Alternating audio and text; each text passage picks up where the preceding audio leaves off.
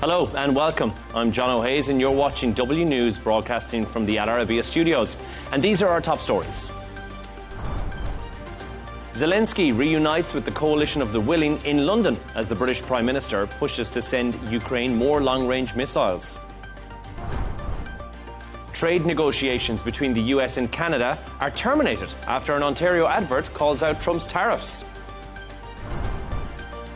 And President Trump prepares for his tour of Asia, kicking off at the ASEAN summit in Malaysia.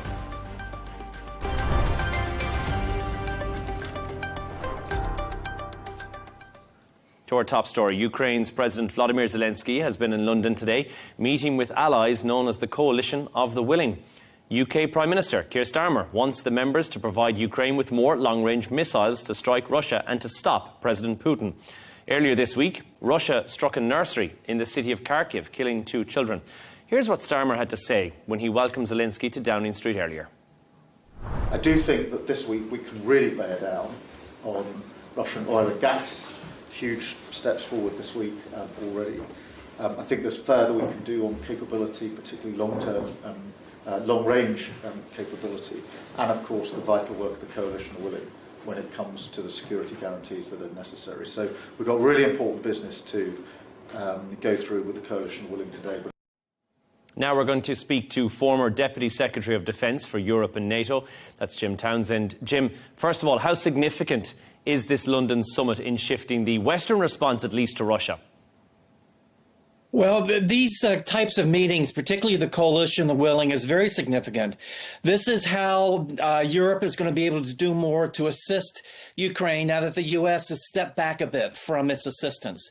And this is particularly important when it comes to sanctions, to make sure that Europe is not importing Russian oil and that they really bear down on those ghost ships, those tankers that are moving Russian oil around. So this is an important group to meet and to act together.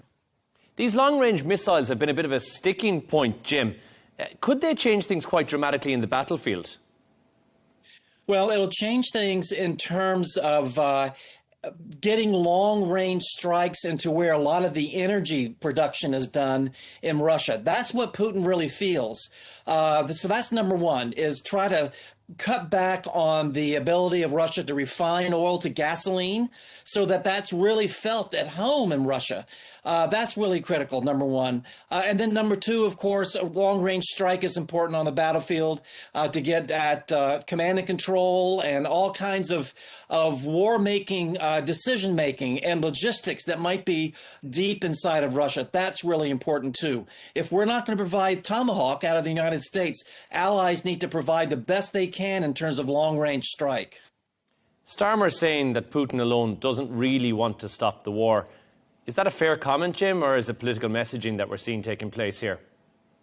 No, I think this is something we've seen with Putin time and time again. There's an assumption in the West that Putin would love to sit down at a table, try to negotiate something in his favor.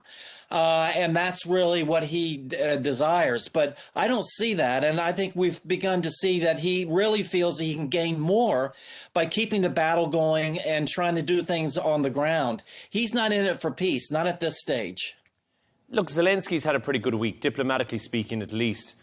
This that we're seeing right now in Keir Starmer and Zelenskyy on the door at Downing Street, is it showing a renewed Western unity? Or maybe there's a short-term coordination that's going on here? Because we've seen support before, but it seems to wane off after a little while.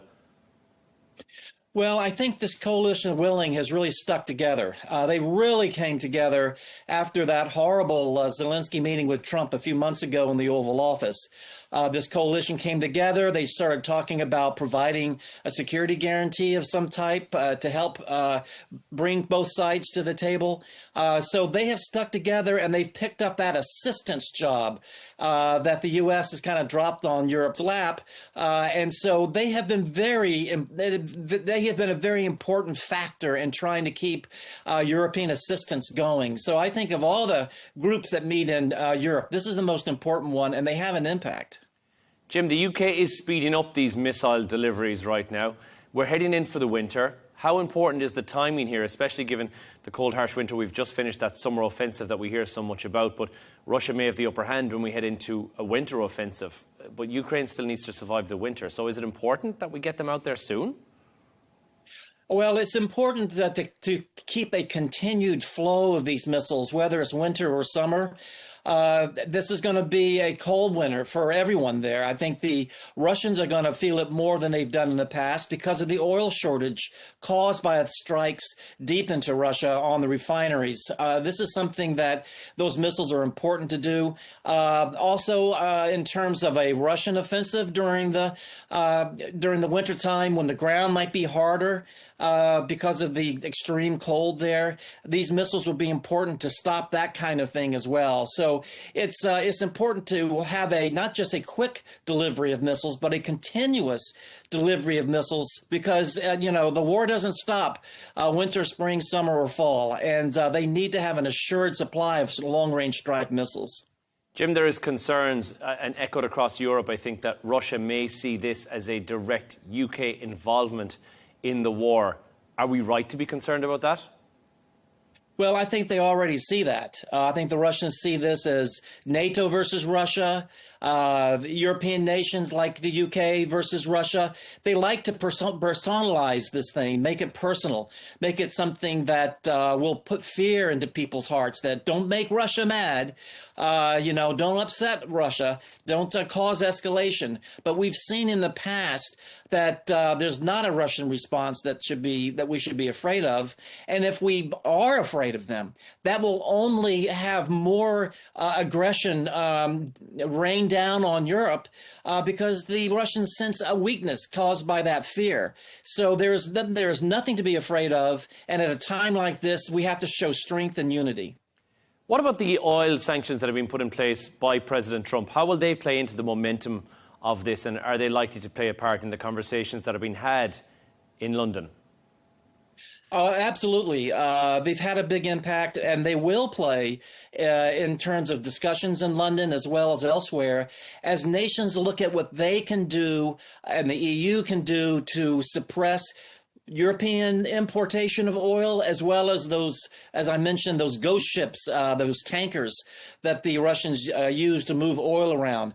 What these sanctions are going to do it imposes cost to India and to China for importing Russian oil. And my understanding is already in India, a lot of the importation has been cut back quite a bit to avoid running into these sanctions and this cost.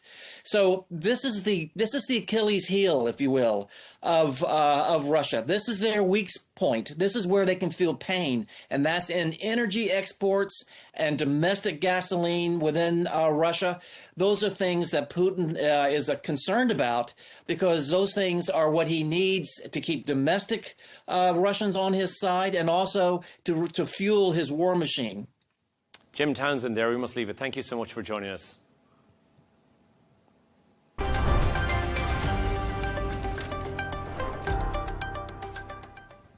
Now, trade tensions between the United States and Canada have flared again today as President Trump announced an immediate end to all trade negotiations between the two countries. It's after a Canadian advert endorsed by the Canadian government went live. The ad includes a quote from President Ronald Reagan that said that tariffs hurt every American, something Trump has called fake. Take a listen to this. When someone says, let's impose tariffs on foreign imports, it looks like they're doing the patriotic thing by protecting American products and jobs. And sometimes for a short while it works, but only for a short time. High tariffs inevitably lead to retaliation by foreign countries and the triggering of fierce trade wars. America's jobs and growth are at stake. For more on this story, we are going to speak to our correspondent in Washington, Sarah Firth. Sarah, thanks for joining us. We just watched the advert there. Surprise, surprise, President Trump appears to have reacted quite personally to this. But it's unusual, I guess, for a US leader to halt trade talks over something like this. I don't think we've seen something like this before.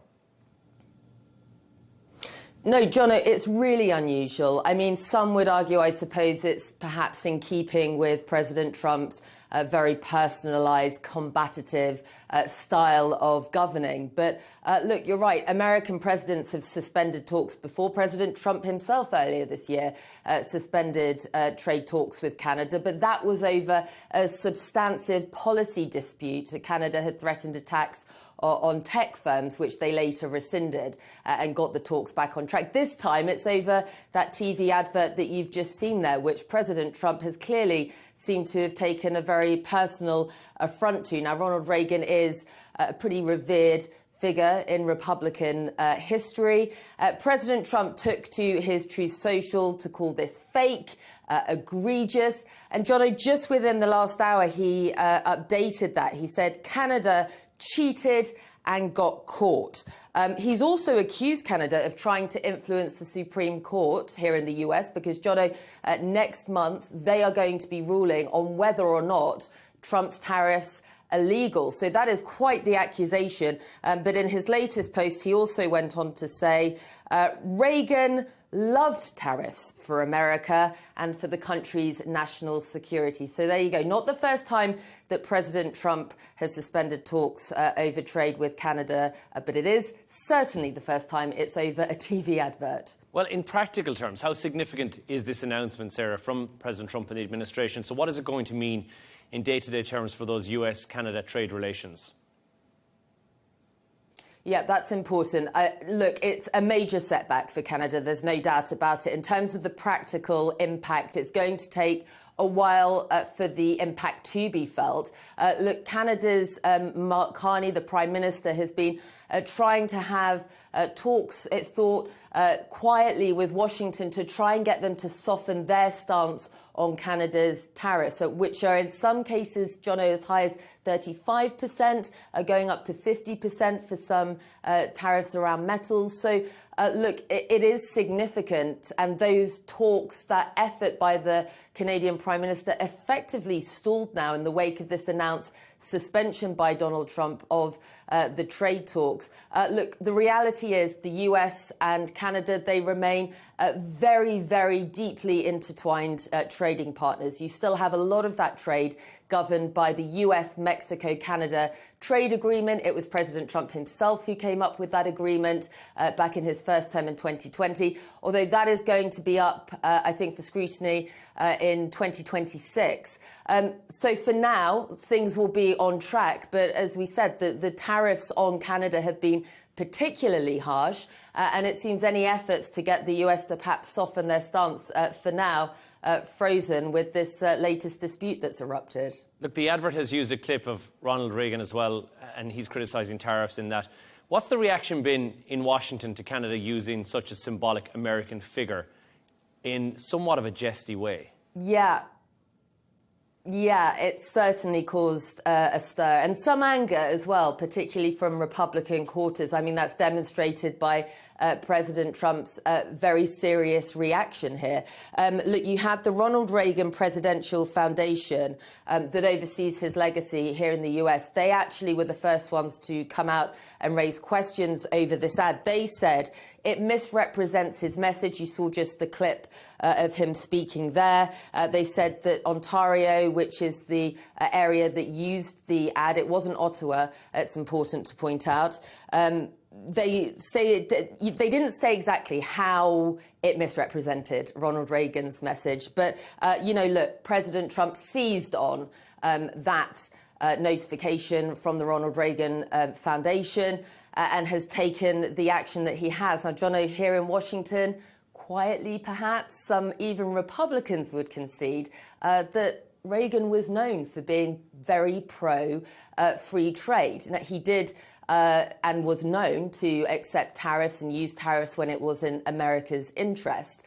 But, you know, it's a little bit of a controversial dispute that has erupted. And, you know, President Trump clearly in his message feeling that it's not representative of what Reagan stood for. But look, he is such a revered figure, as I said, in particularly Republican history. So there is a sense that the Ontario government officials who okayed this ad that ran here in the US You know, it was sensitive timing with the upcoming US Supreme Court ruling on the tariffs. It was very provocative. A lot of people here in DC are seeing the action as provocative, and just perhaps the timing and the optics of it not the best. And the impact and the reaction from the president has been swift and severe, with the suspension of all trade talks for the time being. We've seen President Trump do this before, not over something so personal. So I think no one's expecting the tone to be softened anytime soon. Well, the tone between both parties seems to be a very toxic relationship almost. Palsy-walsy 1 minute, the next minute we're butting heads once again. So if we're looking ahead at this, what are the chances that these trade talks are going to be revived? Or is there going to be a bit of a deeper breakdown in the relations between Ottawa and the White House now that we've something like this, which seems to be, and has been felt by President Trump, as almost a personal attack? Yes, I mean, a personal attack is certainly how a lot of people here in DC that I'm speaking to is saying that President Trump has perceived this. It's difficult to make predictions with President Trump, isn't it? Because we have seen him, particularly when it comes to the tariffs, sort of go to and fro with his decision making. He is known to take these sort of swift actions, make these types of threats, suspend talks. As I said, he did suspend the trade talks with Canada earlier this year, but they got back on track fairly quickly. And that, as I said, was over a policy issue. This time it's a little bit tricky because of that personal impact. I mean, that ad that you watched there with the clip that was chosen by Ronald Reagan talking about how tariffs can be harmful for Americans, you know, promoting that free trade policy that Ronald Reagan was, that's factual. He was known to be pro-free trade. That goes against President Trump's narrative. You know, he's really cast himself here as the protector of American manufacturing and American businesses. You know, this whole America first narrative. That ad runs completely counter and challenges that narrative. And it's coming at such a sensitive time with next month's Supreme Court ruling. So no question, President Trump has taken this very personally. He's taken that action. Would I like to predict where this is going to go? I'd say the people that I'm speaking to right now about this are saying that it is unlikely, because of the sensitivity of the timing around this, that you're going to see any immediate softening of President Trump's stance here. He's got the trip that he's on at the moment. Of course, that's going to be all important and taking up his time. But we have seen him reverse these policies and these decisions in the past. No question, Canada's Prime Minister Mark Carney is going to have perhaps a little grovelling to do to President Trump if he wants to get those trade talks back on track. Let's see how it plays out. Sarah Firth, our Washington correspondent and AI expert, thanks so much for joining us.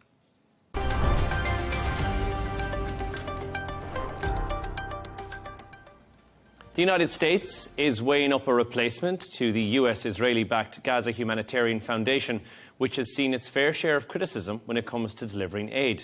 It says Washington seeks to find an improved way of providing assistance to the war-torn Strip. The ceasefire between Israel and Hamas has been in place for 13 days, with more aid entering Gaza as a part of the deal. Earlier, US Secretary of State Marco Rubio visited Israel's Civil Military Coordination Center, saying Israel must feel comfortable with the countries joining the International Stabilization Force for Gaza. Have a listen to this. Obviously, as you put together this force, it'll have to be people that Israel's comfortable, or countries that Israel's comfortable with as well. Let me just say that I think there are a lot of countries that are expressing interest right now. I'm not going to get into a list of who they are. The journey to sort of get through the 21 points of the plan, to get through all the things that we're trying to achieve, is not going to be a linear journey. There's going to be ups and downs and twists and turns. But I think we have a lot of reason for healthy optimism about the progress that's being made. One of the reasons why I wanted to come today is sort of get a sense of the workflow, get a sense of the organization, and get a sense of the needs. We can now cross live to Tel Aviv and talk to our correspondent, Blake Sifton. Blake, Rubio and Vance in the region so soon after this flare-up of violence that we saw in the last couple of days. How stable is this ceasefire realistically?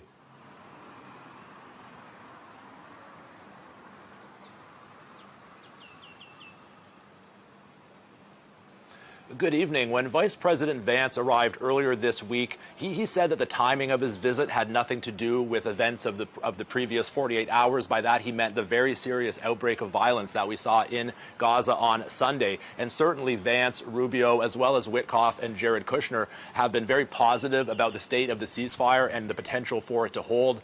They've referred to any flare-ups of violence as essentially peaks and valleys, or as we heard just now from Marco Rubio, twists and turns. But their presence so soon after that flare-up of violence is being seen as a sign that the Trump administration is concerned by the threats to this ceasefire and that they do need to work hard to keep it on track, especially amid concerns that Prime Minister Benjamin Netanyahu could be considering abandoning the ceasefire if he comes under the pressure from his far-right coalition partners. Now, there are also reports that the United States was very upset with Israel for their response on Sunday to the Hamas attack that killed 2 of their soldiers in Rafah. In response, they carried out a wave of airstrikes across Gaza, targeting some 20 locations and killed 44 Palestinians. And there are reports that when Vance spoke to Prime Minister Netanyahu, he delivered a firm message that the ceasefire must continue. Blake, the plan mentions disarming Hamas. Is there any international appetite for taking on that role, especially because Hamas have been, well, so steadfast against that one point?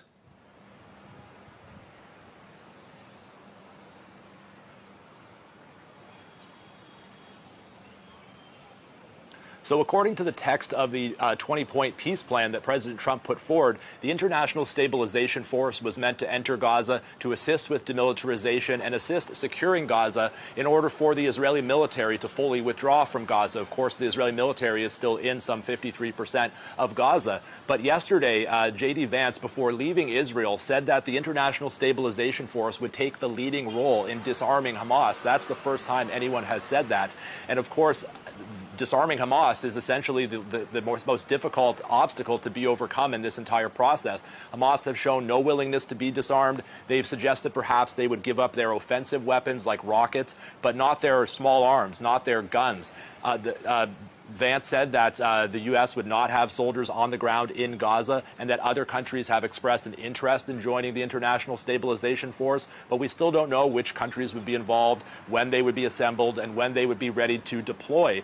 There are reports that Indonesia and Azerbaijan have expressed interest, but they want it to be a UN-mandated peacekeeping force. And this idea that this force could potentially come in direct conflict with Hamas by trying to disarm them, perhaps against their will, could very well see many countries think twice about participating in this force. We need to remember that the Israeli military fought Hamas for 2 years and has fought multiple wars against Hamas, and they've failed to pacify the group, let alone an international peacekeeping force. Speaking of points on the ceasefire deal, Israel promised for more aid to enter into Gaza. Why is Israel not honouring those commitments, especially when it comes to allowing the influx of aid right now?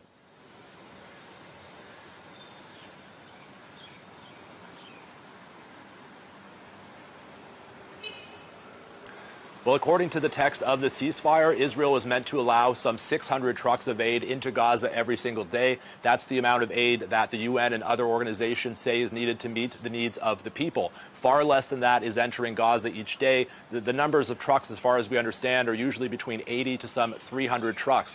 Now, the UN has said that the situation on the ground in Gaza is catastrophic. We've heard from the WHO. They've said that the effects of malnutrition will last for generations, and that at least a quarter of Gaza's population is still suffering from food insecurity. So the need is great, and the United Nations is calling on Israel to open all of the crossings into Gaza so that aid can flow freely into the Strip.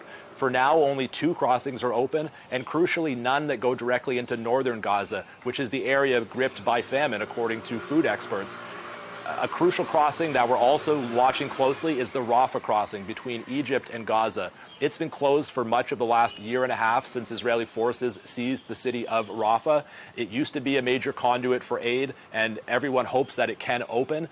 We understood that on Monday it was supposed to open to pedestrian traffic to allow people in badly needed medical care, as well as badly injured, to leave Gaza and others to return to Gaza. And then after that, hopefully it would open to truck traffic. However, following that outbreak of violence, there is now no timeline for Rafah to open. Let's talk about this idea, Blake, of a humanitarian hub and also the so-called Gaza humanitarian belt. What exactly would that look like if it were to come into play?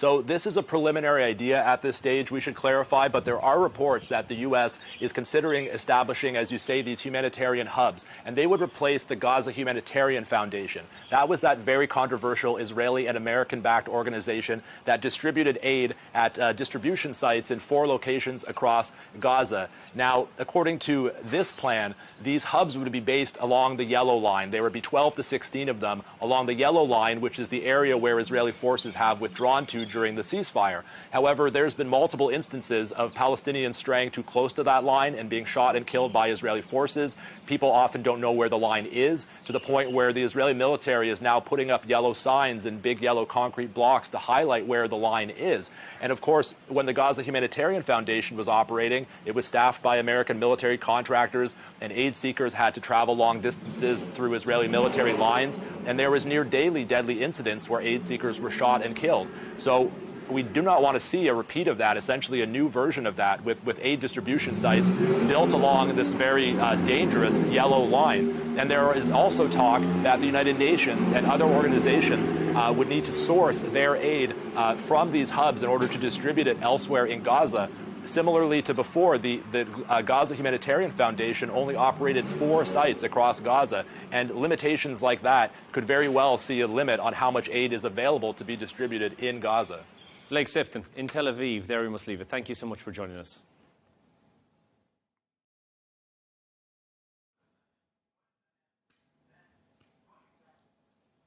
Thank you so much, Blake Sifton.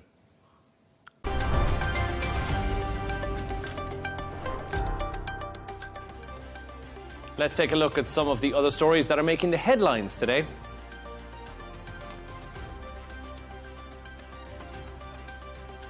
At least 19 people have been killed after a bus caught fire when it collided with a motorcycle in southern India. The crash triggered an explosion when the bike's fuel tank ruptured, engulfing the bus in flames. Eyewitnesses say passengers screamed for help as locals pulled out the survivors. A man armed with a knife has been arrested near the US Embassy in Tokyo. According to local media, a riot policeman was injured when police investigated the motive behind it. The incident came just days before President Donald Trump's visit is due to Japan. Voters in Ireland are heading to the polls today to choose their next president. With around 3.4 million people eligible to vote, the contest has been narrowed to Heather Humphreys, a former government minister, and independent MP Catherine Connolly, backed by Sinn Féin. A third candidate, Jim Gavin, remains on the ballot. That's despite the fact that he withdrew after the deadline. The results are expected to be announced on Saturday afternoon. A 13-year-old boy in New Zealand needed surgery after swallowing up to 100 high-powered magnets that he bought online from the website Temu. Doctors have said that the magnets, which are banned in New Zealand, cause tissue death in his intestines. Surgeons have removed the magnets and the damaged tissue, and the boy has been discharged from hospital.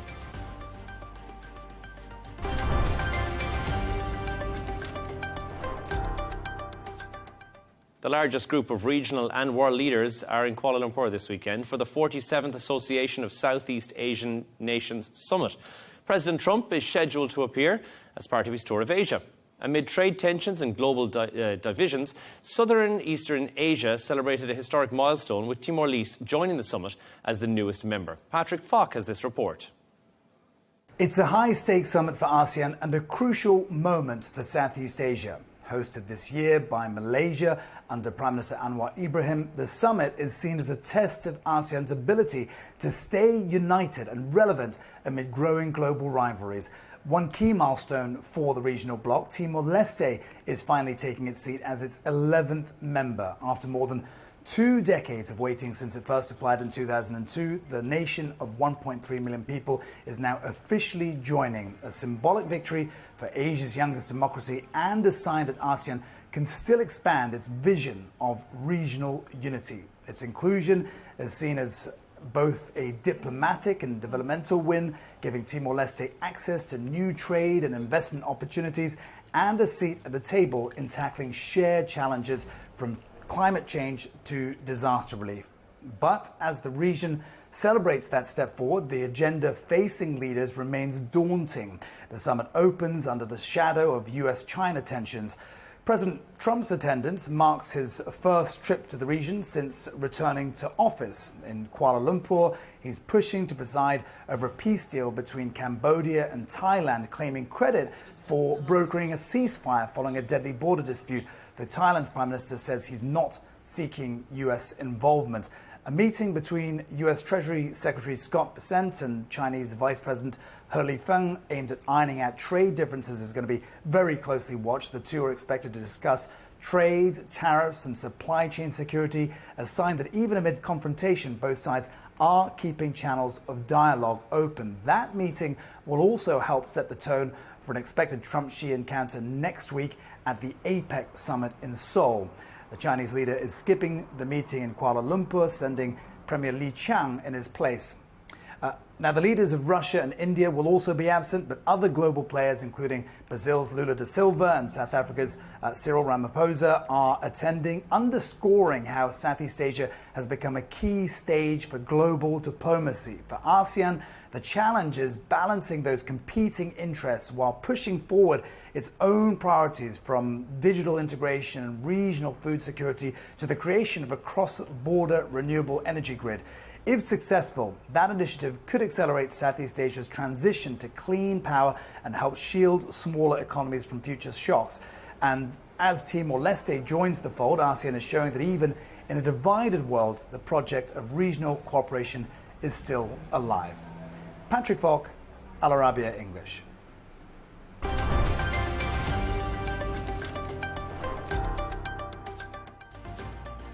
Let's take a look at the top business news. A German company is cashing in even in unexpected fame after its lift was used in the Louvre hoist. Bocker launched a playful ad showing the machine that helped thieves escape with €88 million in crown jewels. The company said it used a touch of humour, and social media has praised the move as a marketing genius. Gold prices fell more than 1% today, ending a 9-week winning streak. Easing US-China trade tensions and anticipation of the US inflation report reduced demand for the safe haven metal. Spot gold was down 1.5% at $4,063 an ounce, while silver, platinum and palladium also slipped. Turning to sport now. Marcus Rashford says he hopes to stay at Barcelona after his loan from Manchester United ends this summer. The footballer can be signed permanently for £28 million. That is below the £40 million United would normally ask for. Rashford, enjoying La Liga, credits the move with reviving his career and will play his first El Clasico this weekend. Tom Aspinall and Cyril Gane are set to clash at UFC 321 in Abu Dhabi this weekend, both making weight under the £265 limit. The card also features a women's strawweight title fight, plus key bantamweight and light heavyweight bouts as well. Fans are counting down to Saturday night's action.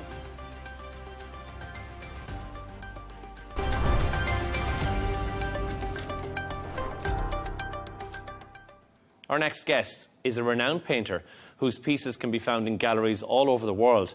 Born in Damascus to a Syrian father and a Lebanese mother, Sarah fled civil war in Syria in 2015. Her artistic work takes inspiration from the Syrian conflict, channeling it to portray her subjects. Sarah, we're going to speak to you live now. Sarah Shahama, who is with us from Damascus. First of all, your art often reflects conflict mixed with emotion for those who have seen it. How has Syria's war shaped your creative voice from what we can see? Hi, thank you for having me. The Syria's war is a big event in the life of all the Syrians. So it's normally that it will affect your whole life. So for me, I was inspired a lot by this war. I was not affected as many people who were really affected in a bad way. But of course, all the Syrians were affected. So it was normal for me to react to this war. So I did a lot of portraits inspired by this war. And I did an exhibition in London in 2015. I called it World Civil War Portraits. So that's how my main inspiration behind the war. Sarah, you said that your work is a bit from life and a bit from photographs. How do you balance reality and the reality that you've experienced with imagination to create these amazing works of art? For me, there's no big difference between imagination and reality.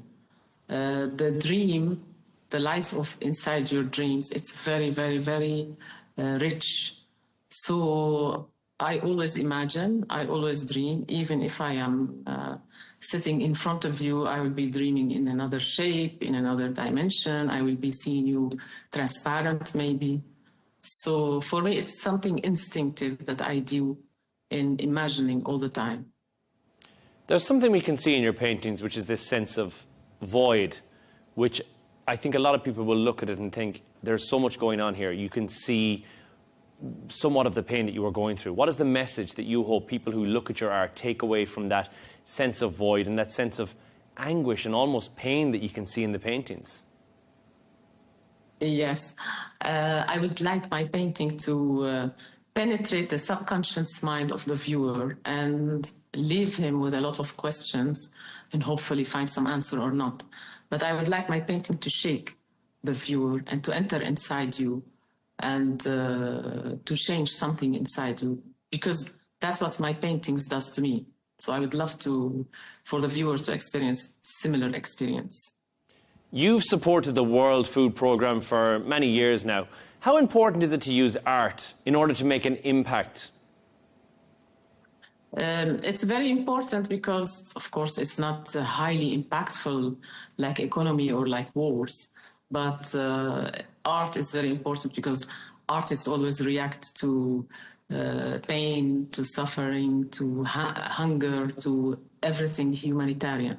So for me, it's natural to try to support any kind of humanitarian act. But of course, that will not change the world. At the end, art is not capable to change the world. And just to pick up on that, art is different for every person who looks at it. It means something entirely different. I'm always fascinated by one person's interpretation can be so wildly different than another. You're dealing with audiences in London and you're dealing with audiences in the Middle East. Do they respond differently to your work because they've had different experiences which may resonate with what they can see in your artwork? I think geography doesn't form the way how people react toward the art. It's something very personal. So you see the same reaction sometimes from a person in the street, from a policeman, and the same reaction from a very sophisticated man in London, maybe. So I don't think people react to art depending on their geographical state or depending on their identity. It's very, that's how I discovered in my art. It's very personal and it's very deep in the same time. So it's related to the subconscious mind of the viewer. Speaking about your art, just yours specifically, as we hopefully move towards some level of peace going forward, and if we do get to that point, do you think that that will have an impact on the art that you're making and how you portray your art? Or is it too difficult to move on from that intense personal experience that you've had and there's enough material in there for you to continue to paint like this? There's no peace. If you go back to history, there's no peace. It's always have been war.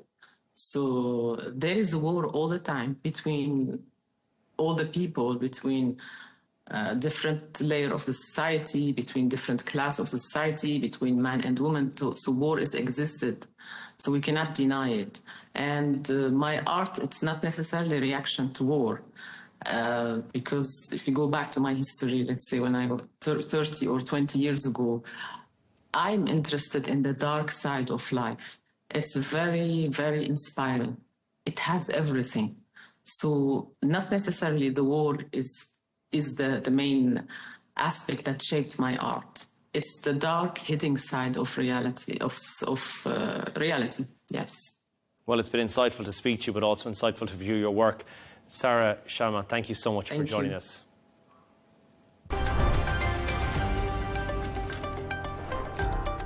And a final reminder of our top stories. Zelenskyy reunites with the coalition of the willing in London as the British Prime Minister pushes to send Ukraine more long-range missiles. Trade negotiations between the US and Canada are terminated after an Ontario advert calls out Trump's tariffs. And President Trump prepares for his tour of Asia, kicking off at the ASEAN summit in Malaysia. And that's all from us on W News. Don't forget to subscribe to our YouTube channel. You can follow us on X. And we're back in just a couple of hours with W News Extra Best Bits. Goodbye for now.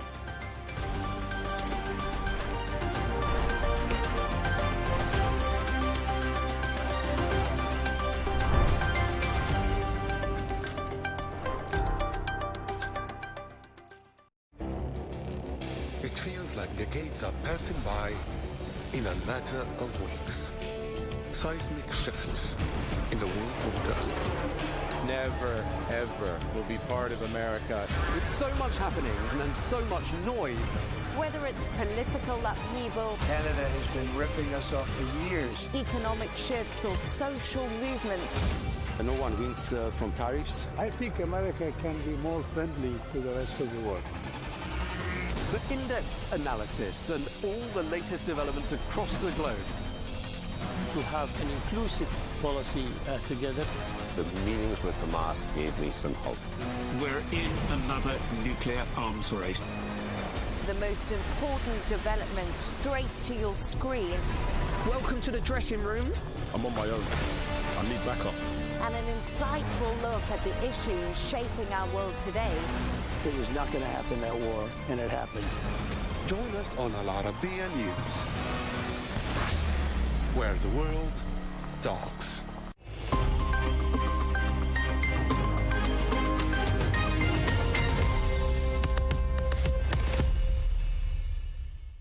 Hello and welcome to the Dailies.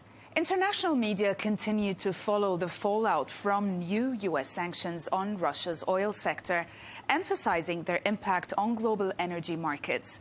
Also, the Knesset's preliminary approval of West Bank annexation bills also dominated global headlines, drawing strong diplomatic reactions and raising concerns over regional stability. Meanwhile, rising tensions in the Caribbean, including increased military activity and territorial disputes, kept U.S. domestic coverage focused on challenges close to home. International media largely framed the new U.S. sanctions on Russia as a major escalation targeting its energy sector, especially key oil companies. Coverage highlighted global economic ripple effects, including rising energy prices and pressure on buyers like China and India.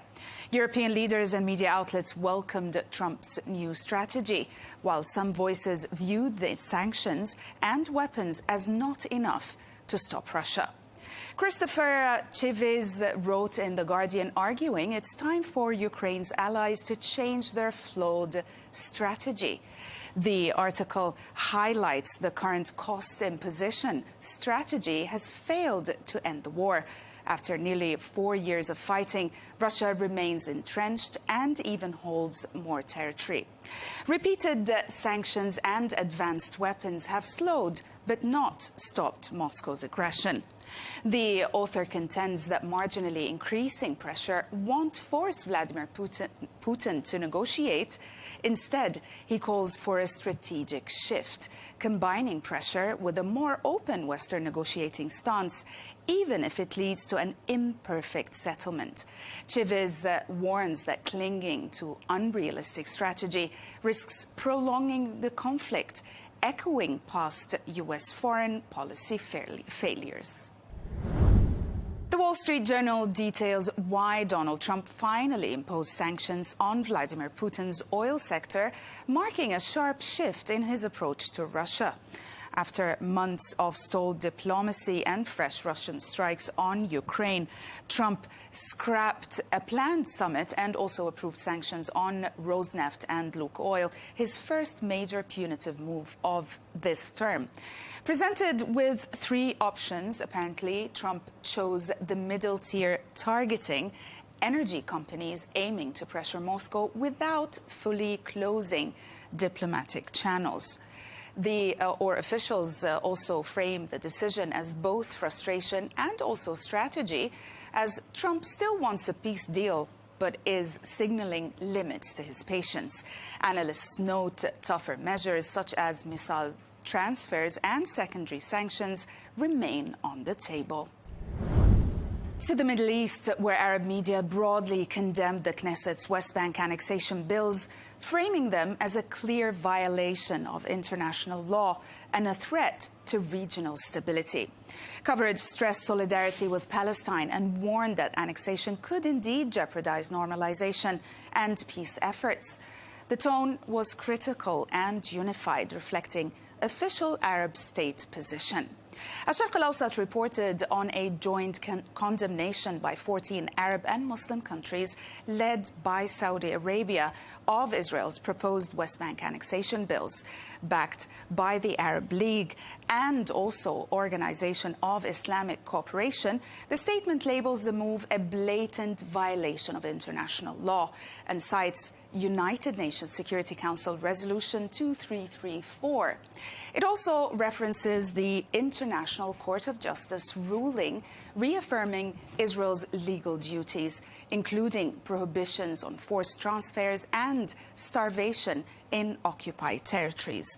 The statement calls for international action to stop Israeli escalation and supports a Palestinian state along the 1967 borders with East Jerusalem as its capital. Israeli media portrayed the West Bank annexation vote as politically provocative and diplomatically risky. Reports stressed that the bills passed only parliamentarily and lacked government backing, with Netanyahu calling it a political stunt. Now, coverage focused on U.S. backlash and also fears of damaged ties with Washington and Gulf states.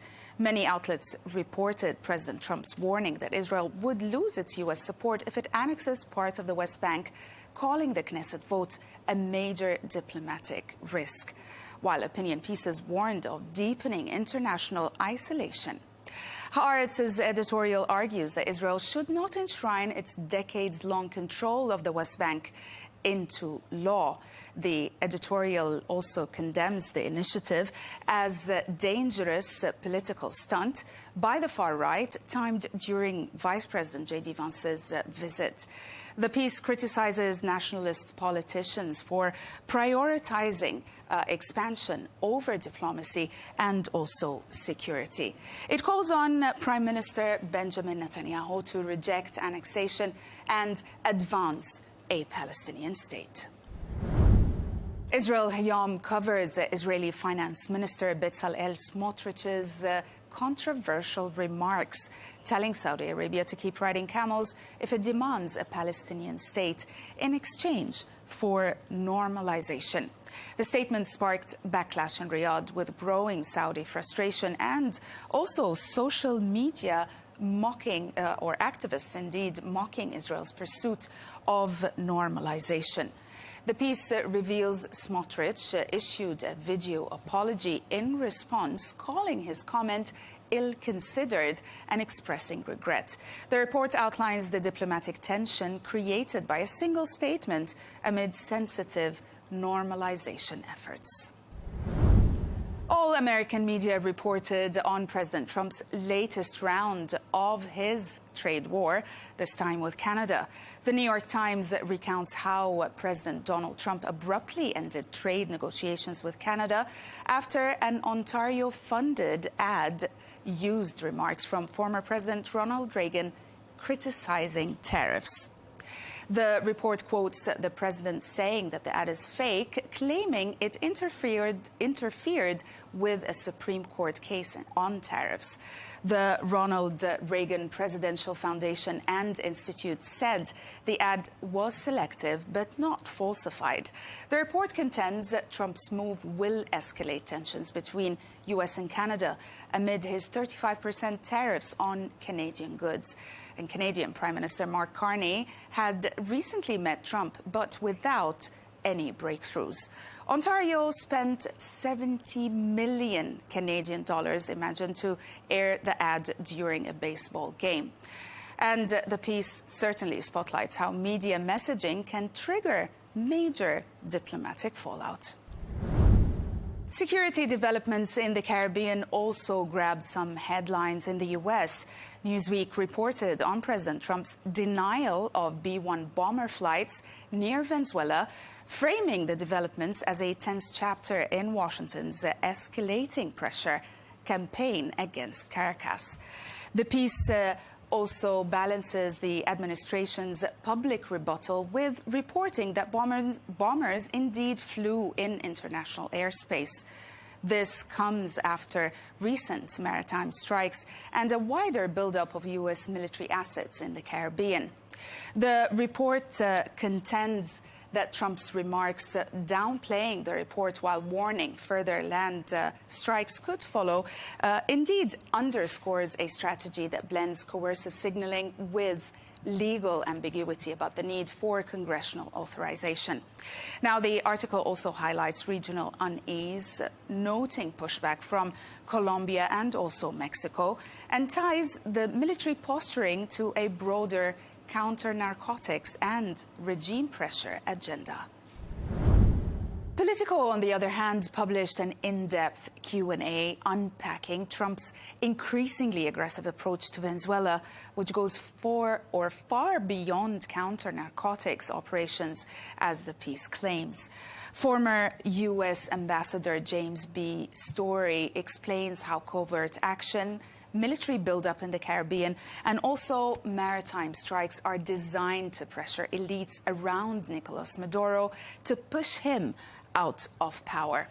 Unlike earlier policies focused on sanctions and diplomatic isolation, the new strategy leans on the threat of force to destabilize Maduro's inner circle while avoiding a full-scale invasion. The piece also links U.S.-Venezuela tensions to deteriorating cooperation with Gustavo Petro in Colombia and highlights how criminal networks, migration, and regional stability shape Trump's calculations.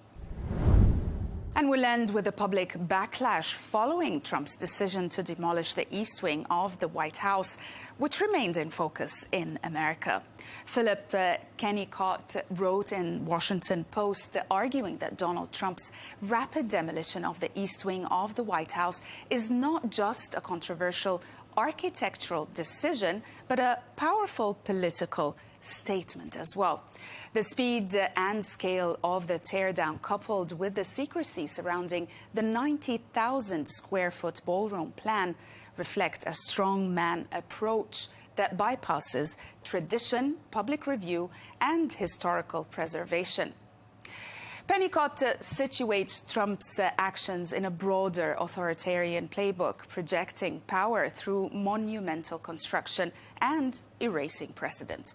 He warns that this disregard for transparency and civic process sets a dangerous precedent, turning public architecture into a tool of personal legacy rather than democratic stewardship.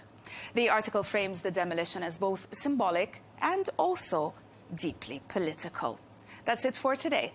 Thanks for watching.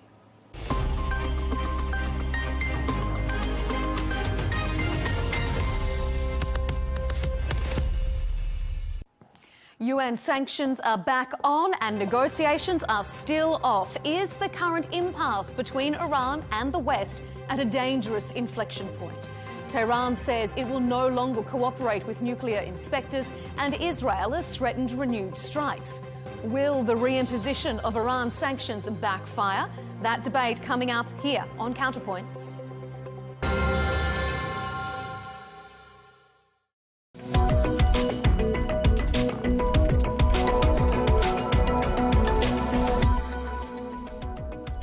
Hello and welcome to The Real Deal, coming to you from the Arabiya English studios. This is your weekly bulletin, bringing you all the latest business news headlines and analysis from Saudi Arabia. Coming up, another week, another upgrade. The IMF raises its 2025 economic growth forecast for Saudi Arabia and now expects 4% GDP growth in 2025 and 2026. That's up from earlier estimates. Saudi Arabia rises up Mercer's annual global pension index and gets an upgrade from C+ to B grade rating. We ask why and what needs to be done to get an A grade. And hot on the heels of Saudi Arabia's first Nobel Prize for Chemistry, we discuss academia's place in Vision 2030. Meanwhile, the kingdom has just risen up the world university rankings in one major survey. And a new era of off-road racing has begun in Saudi Arabia with the world's first hydrogen-powered race car, which emits only water vapor. Now to our top story. The International Monetary Fund has announced that it is raising Saudi Arabia's 2025 economic growth forecast. Citing a quicker than expected rebound in oil production, the IMF now expects GDP growth to the tune of 4% for the kingdom. That's up from a 3% projection 6 months ago. Well, the IMF has also raised its 2026 outlook fractionally to 4% as well. Well, Saudi Arabia is the world's top crude exporter, but the kingdom is in the midst of a vast economic transformation plan aimed at diversifying revenue sources. Well, for more, I'm joined now by Jamil Ahmed, who is the global markets commentator and chief analyst at GTC. Thank you very much indeed for joining us, Jamil. As we were saying in the introduction, another week has gone by and we've got another upgrade for the Saudi economy, this time the IMF upgrading GDP forecast growth. I mean, what has the IMF said in its World Economic Outlook about Saudi Arabia? So essentially, if we compare what the IMF were looking for back in April, they were expecting growth somewhere around 3%. That got upgraded at that time to 3.4 and 3.6%, around that range. This week, they've come out in their World Economic Outlook to expect 4% growth GDP for 2025 and 4% growth in 2026 as well. So we've seen another upward revision. And actually, this is successive weeks that we're talking about further upgrades for the Saudi Arabian economy. Only last week, we were speaking about the World Bank.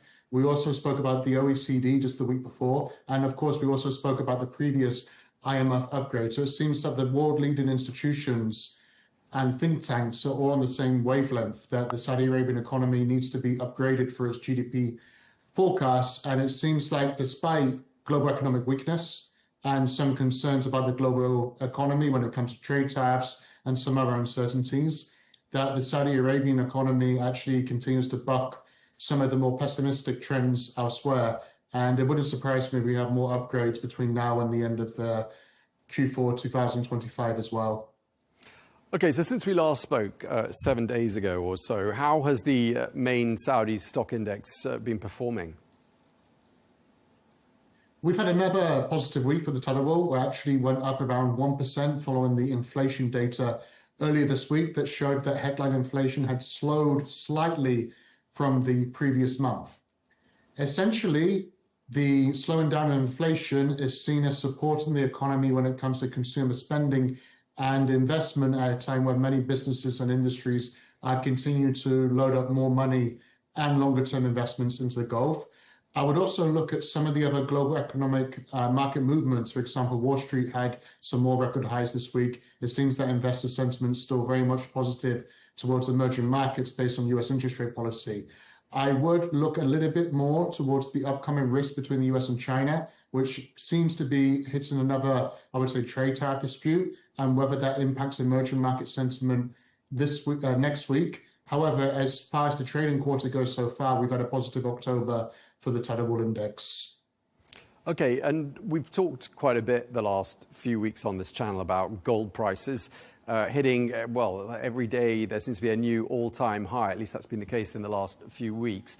What about silver? Is silver catching up, do you think? Silver is catching up, and it was only a couple of days ago silver hit its highest level in around 10 years, and that's now been followed by historic highs for the silver price too. I think essentially that investors are diversifying more in towards metals. Of course, we've talked about the gold rally. Gold price is up another near 10% since the last time we talked, and as of today, it was nearly $4,400 US.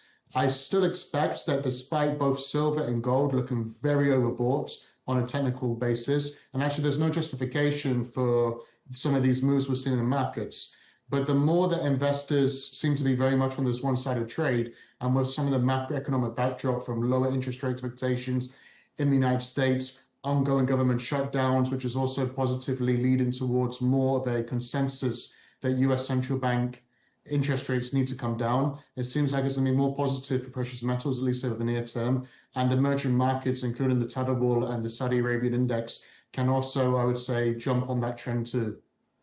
Okay, and just lastly, I mean, you mentioned the US government shutdown there. We've had 3 weeks now of this shutdown, more or less. I mean, could this have any impact, do you think, on the Saudi Arabian economy? It could do in terms of the financial market. There's two different ways to look at this. Firstly, if this government shutdown actually does continue into the third trading week, which would be next week, the expectations are going to increase even higher that it's going to impact the US economy. Therefore, it's going to impact the pressure that the US central bank are already under to cut interest rates. Should the interest rates continue to go down in the US, that means they will continue to go down in the region, including in Saudi Arabia. And at the same point, historically, lower interest rate policy and just that narrative is actually a positive for emerging market sentiment. Of course, Saudi Arabia is an emerging market, so that is also going to help matters. And let's see whether the government shutdown does conclude. But at the moment, it seems like it might go on for the rest of October because we have no positive headlines yet that is set to conclude in the United States. Okay, well, we appreciate you taking the time to talk us through that. Thank you very much indeed. Jamil Ahmed, Global Markets Commentator and Chief Analyst at GTC. Thank you very much for your time. Let's take a quick look at some of the other stories from the past week. Saudi Arabia's Crown Prince Mohammed bin Salman has unveiled plans for a massive new development in Mecca, adjacent to the Grand Mosque. Well, the project, named King Salman Gate, will span 12 million square meters and include residential units, hotels, commercial spaces and capacity for 900,000 worshippers.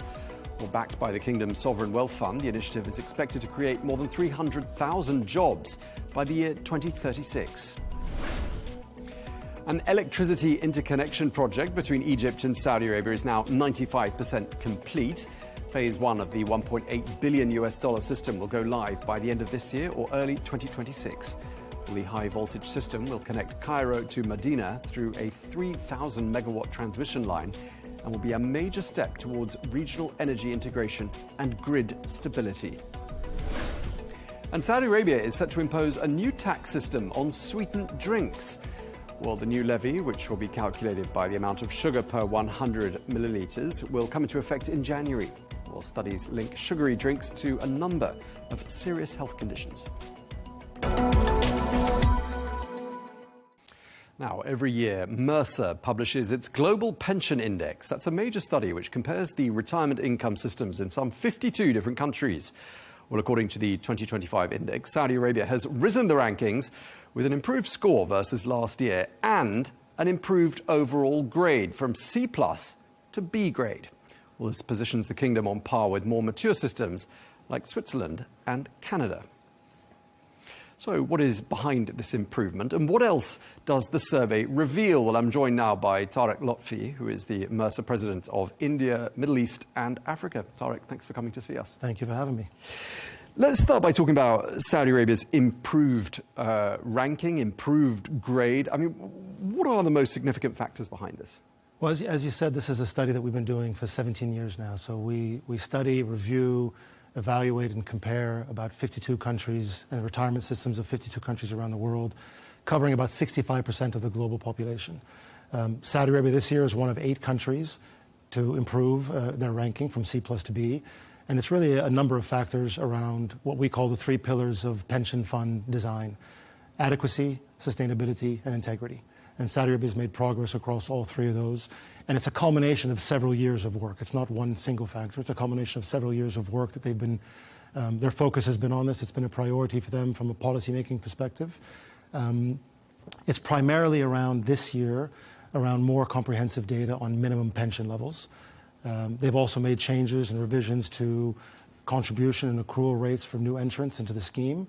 And over the course of the last 18 months, there's been a number of legislative actions around the state pension age, which is now 65 in Saudi Arabia, as well as a variety of other things that have contributed to the strength of the system.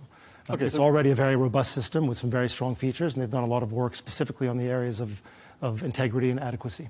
Right, so reforms have been a factor in this improved rating over the past 12 months. Absolutely. And the work that we do at Mercer is not just assessing and rating these pension schemes in a moment in time, but it's also providing really valuable insight around what reforms are needed and how those reforms can have an impact on improving those scores and the sustainability and the adequacy of those systems.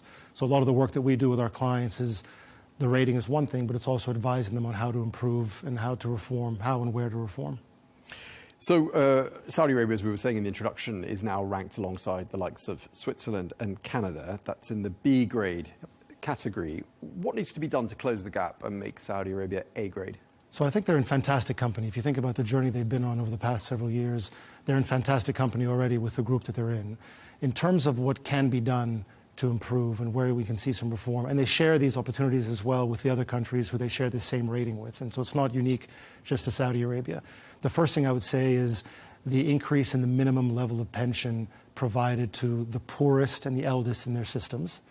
The second would be to increase coverage to include employees in occupational schemes. And the third, along with longer lifespans, would be to drive more participation rates, particularly in the older segment of the working economy. And so there's a few things that they have at their disposal in terms of reform or in terms of things they can focus on. Again, it's not unique just to Saudi Arabia, but they share this with a number of other countries and mature systems around the world. And what about the region? How does Saudi compare to the other countries in the region that you look after, namely this region? Well, this was a really exciting issue for us because Saudi Arabia is now in its 8th year in our index. The UAE is in their 5th year. We had Kuwait and Oman debut this year. And so we're starting to get a broader representation from the Middle East, which is exciting. And really, it's reflective of the conversation that's taking place on the ground. And so if you look at the priorities today from an economic and a societal perspective, retirement, savings adequacy, financial security is top of the agenda. And we're seeing that not only in the reforms in the existing members of our index, but also in the new entrants in Kuwait and Oman. So the narrative is changing across the region, and it's an exciting time to be doing this kind of work. But of course, Saudi Arabia always looking to attract top talent in multiple sectors, especially the sectors where they're aiming to grow and achieve the greatest results. How much does a pension package feature in the sort of the list of desirable factors inside an overall remuneration package? Yeah, it features pretty high. And so you have this incredibly well-articulated and ambitious Vision 2030. And it's fantastic to see the way the public sector and the private sector has rallied around Vision 2030 and the progress that the kingdom's made over the past several years. A big part of their ability to be successful is their ability to attract and retain talent.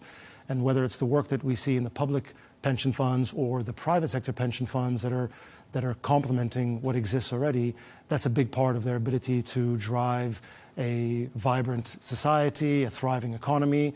And if you look at a lot of the tenets of Vision 2030, empowering individuals, fostering social development, a stable and productive and engaged workforce, a lot of these require a robust pension system, again, that goes back to being adequate, sustainable, and having integrity. And they've made massive strides in that area.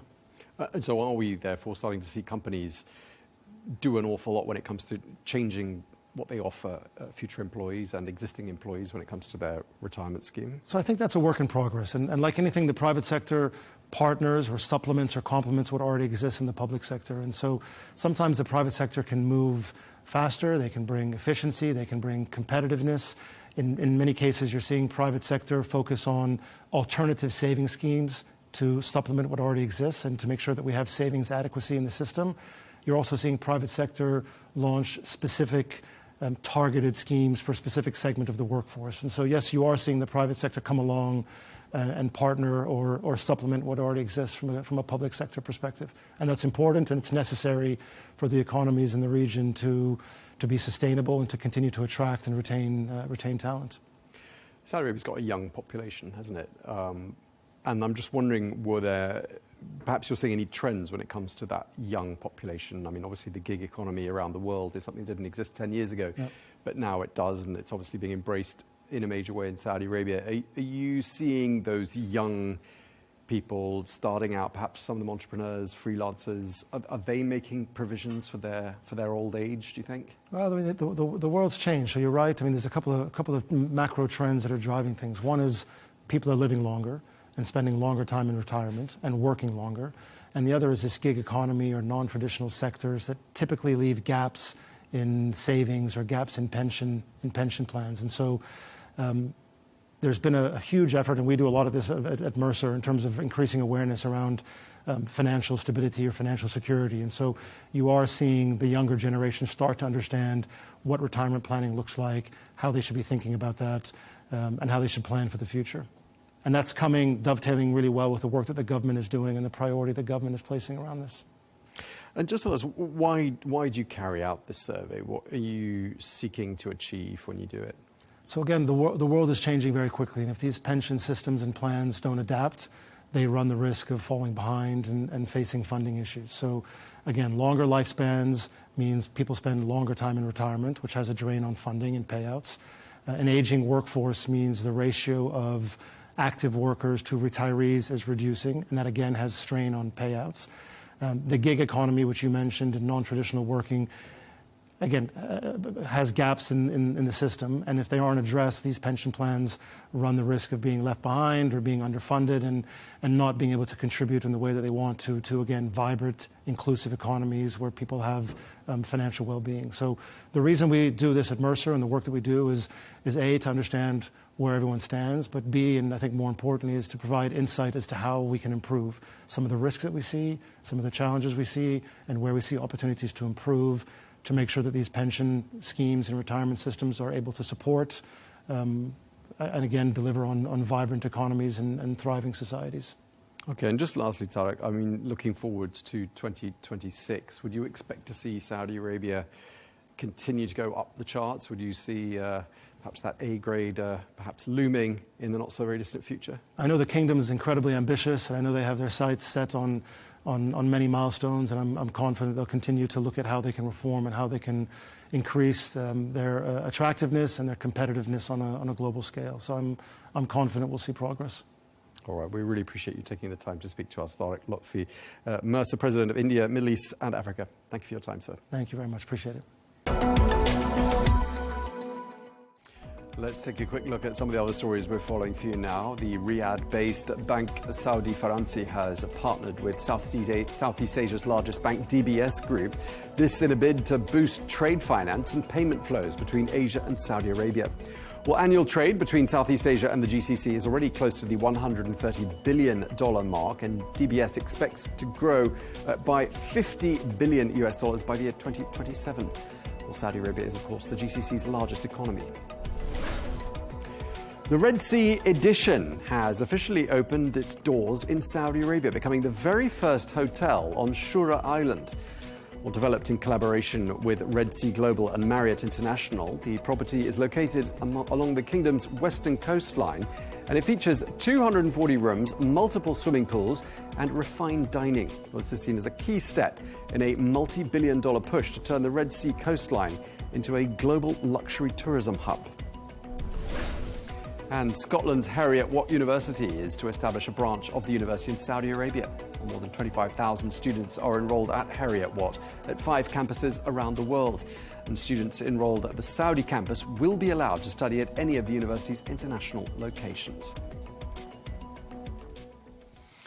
Well, that leads us neatly into our next segment, a focus on academia and the kingdom's rising global status as a research hub. Well, Stanford University has just named 14 researchers from Saudi Arabia's Al Faisal University as being among the world's top 2% of scientists. Well, this news comes hot on the heels of the announcement of Saudi Arabia's first Nobel Prize winner for chemistry, Professor Omar Yaghi. Well, his groundbreaking work is already powering technologies that generate water from air. Well, Professor Yaghi is calling on young Saudis to embrace science and innovation. Let's listen now to what he told Al Arabiya's Fatma Fahad.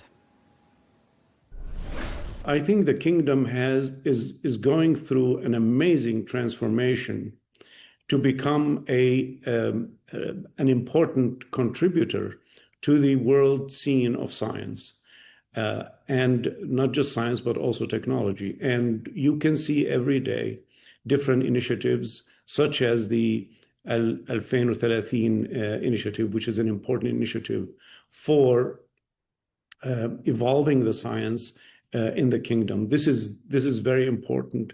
The kingdom has a lot of smart people, and especially in universities. And these initiatives are very important at providing them opportunities, opening the door for them to experience and achieve their potential. The Nobel laureate, Professor Omar Yaghi, speaking there. Now, Kwakweli Simmons, also known as QS, is the world's leading provider of services, analytics and insight to the global higher education sector. They've just released their annual World University Rankings. Well, in the Arab region, 35 Saudi institutions feature in the QS ranking, with Saudi Arabia's King Fahd University of Petroleum and Minerals in the top spot across the region. Well, to discuss this further, I'm joined now by Ashwin Fernandez, who is the Executive Director for the Middle East at QS. Thank you very much indeed for taking the time to speak to us, Ashwin. And just want to start by asking you, why is it that Saudi Arabia is so dominant on the regional landscape when it comes to higher education? Is it about investment, do you think? Indeed, Tom. So it's a fascinating time for higher education in the Arab region as a whole. And we've seen Saudi Arabia, with the focus on the Saudi Vision 2030, has placed importance on research and innovation. And one of the pillars of rankings, and in this case QS rankings, is looking at academic reputation, also looking at research excellence in the higher education sector. And we can see that the focus, and we've just seen the Nobel Prize coming out and awarded to a Saudi scientist, and that just shows the focus which the kingdom is having to build those global powerhouses which are going to transform the nation into a knowledge economy, actually has started to reflect in the rankings. And the Arab region ranking, which we just launched yesterday, is a testament to that success of Saudi universities already creating a mark for themselves on a global stage. So do you think it's fair to say that there is a direct correlation between investment and excellence when it comes to these academic institutions? Indeed, Tom. One of the areas where institutions around the world do well, and we've seen them, is the investment they would put into infrastructure, into research, into innovation, into student learning outcomes. And the rankings are a byproduct of what happens at the institution. So definitely investment in these key areas would mean that they will start to reflect in the rankings in due course. Now, I want to ask you about the top performing university in the region, which is Saudi Arabia's King Fahd University of Petroleum and Minerals. It's ranked first for 3 years in a row. And I just want to ask you, what makes that institution, do you think, stand out amongst all the others? Fascinating results for King Fahd University of Petroleum and Minerals. And the top 10, there are 3 Saudi universities. King Fahd particularly does very well with employer engagement.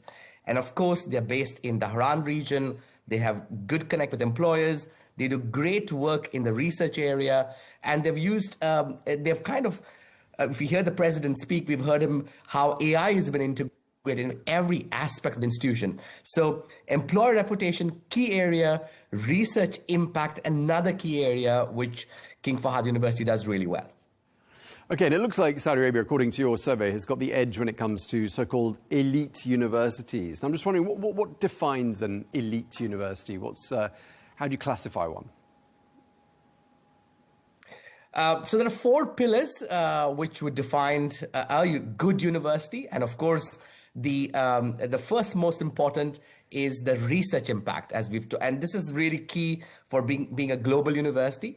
The second is having the connectivity with the employers. What do employers feel about your institution? Do they value the graduates coming out? And the third is the teaching. Are you providing good quality teaching? You have the right pedagogy in place. And the fourth is internationalization. And Saudi Arabia has understood what it takes very early on and has put that in a strategic plan of the institutions. The Saudi vision further enhanced that and propelled that forward by putting a target for institutions to get at 5 Saudi institutions in the top 200 of the world. And today we have 3 in the QS World University ranking, 2 more to go. And now the government is seeing how they can have more institutions being represented in the World University rankings. The Saudi presence in the Arab region ranking has got 35 institutions, and we can see that they are, of course, not one of the highest represented countries, but they do really well in the 4 areas, the 4 quadrants which I'm talking about. Okay, so just before we crossed you, we were talking about how Stanford University has named 14 researchers from Saudi Arabia as being, some of the world's top scientists there at Al Faisal University. I mean, I'm assuming that looking at your rankings and your report and everything you've told us, I mean, that surely comes as no surprise. Indeed. There was a time where, Saudi Arabia, of course, even now attracts international faculty. But over the last many years, those international faculties have upskilled the faculty in Saudi Arabia. There has been a push in the last decade to send students abroad to go and study their postgraduate programs and come back into Saudi Arabia to give back to the nation. And they are the ones who are actually transforming the research landscape. So I'm not surprised that Saudi Arabia has a great representation, especially Al Faisal University, in the Stanford's 2% list. And of course, Vision 2030, seeks to make the kingdom a global hub for innovation and education. I mean, by the sounds of what you're telling us, I mean, it's already there, isn't it? So in QS ranking, we already have 3 in the top 200. And there is, of course, desire to have more because there's a direct impact of top universities with the knowledge economy and with economic prosperity. So if Saudi Arabia wants to be a knowledge hub in the region, move away from the dependency on oil, have the services sector, higher education will play a really vital role. So while we have 3, how do we get them in the top 100 is the next question, because we already have one institution, and KFUPM is already in the top 100 at rank 67. So we need to see how we can push that forward, how these institutions which we have, which are 3 in the top 200 and 35 in the Arab region from Saudi Arabia, can make their way up, not just for the ranking, but the contribution they would make to the society and to the economic prosperity of the Kingdom of Saudi Arabia. Ashwin, just before we crossed to you, we were talking about how Saudi Arabia has had this first Nobel Prize winner for chemistry, Professor Omar Yaghi, and we heard a clip from him as well. I'm just wondering whether you think we're going to be seeing more people like that winning Nobel Prizes from the kingdom. Indeed. I have visited almost many of the top universities. I mean, right from the main cities of Jeddah, Riyadh, or Dammam, and also beyond that, and some great work happening there, which actually impacts the community. And a lot of researchers in the kingdom are working how they can resolve matters which are related and are close to the people.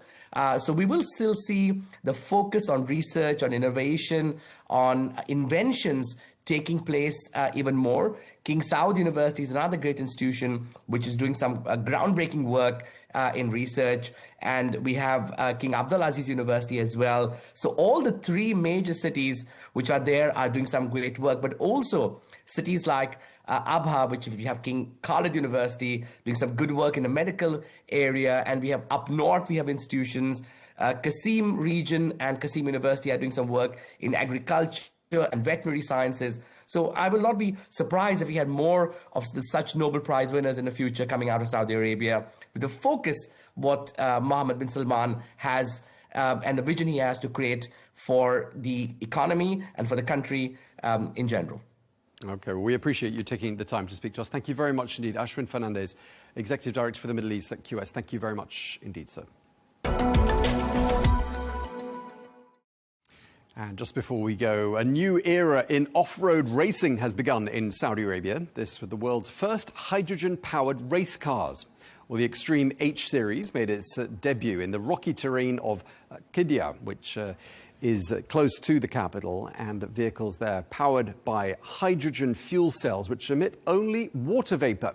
Well, these vehicles are designed for tough terrain, and they offer us some glimpses of what racing in the future might look like. Well, let's listen to what Mark Grain, the technical director at Extreme H, had to say about the sport. So we want to push on for the next energy source, the next level of technology, and we we thought that hydrogen was the right way to go. So we've developed an all-new car. It looks similar to the previous Extreme E car, but actually it's very, very removed. Suspension geometries and so on, and all those great lessons we learned in Extreme E have been carried over to Extreme H. Yeah, the future there of motor racing. Well, that's all we have time for. Thank you very much indeed for watching The Real Deal here on Al Arabiya English. Thanks for watching. See you again next week.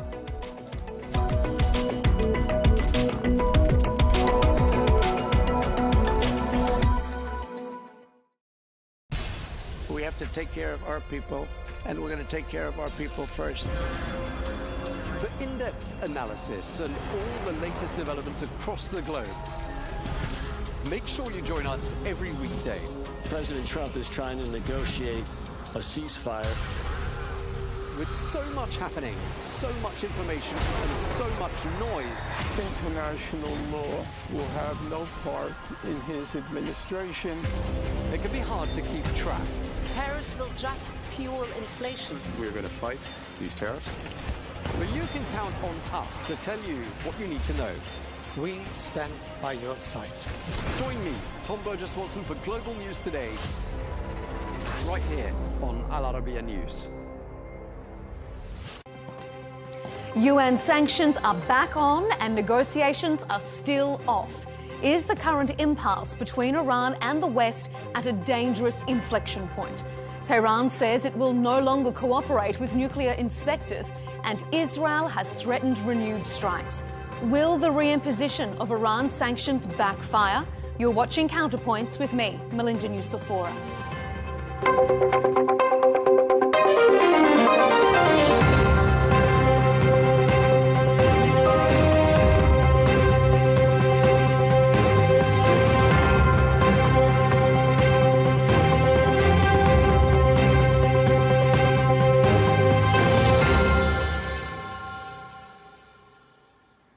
It's been 3.5 months since the bombing campaign between Iran and Israel ended, but the crux of that conflict was never resolved. Iran's nuclear program remains a contentious issue, except now, unlike before, there are limited diplomatic channels open, and Iran says it has no plans for renewed negotiations. They have now resorted to the snapback mechanism, and look at the outcomes. Nothing has changed, and the issues remain unresolved. In fact, it has made diplomacy even more challenging and complicated. That snapback mechanism the foreign minister is referring to are UN sanctions.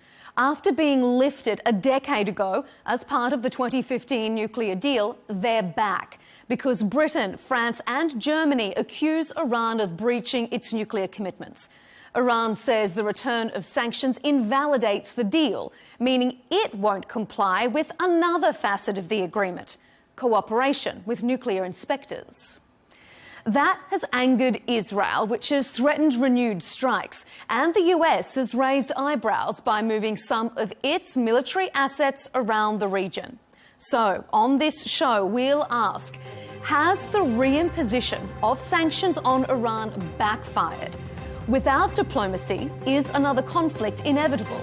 And at a time of heightened regional tension, is a spillover a real danger? Stay with us.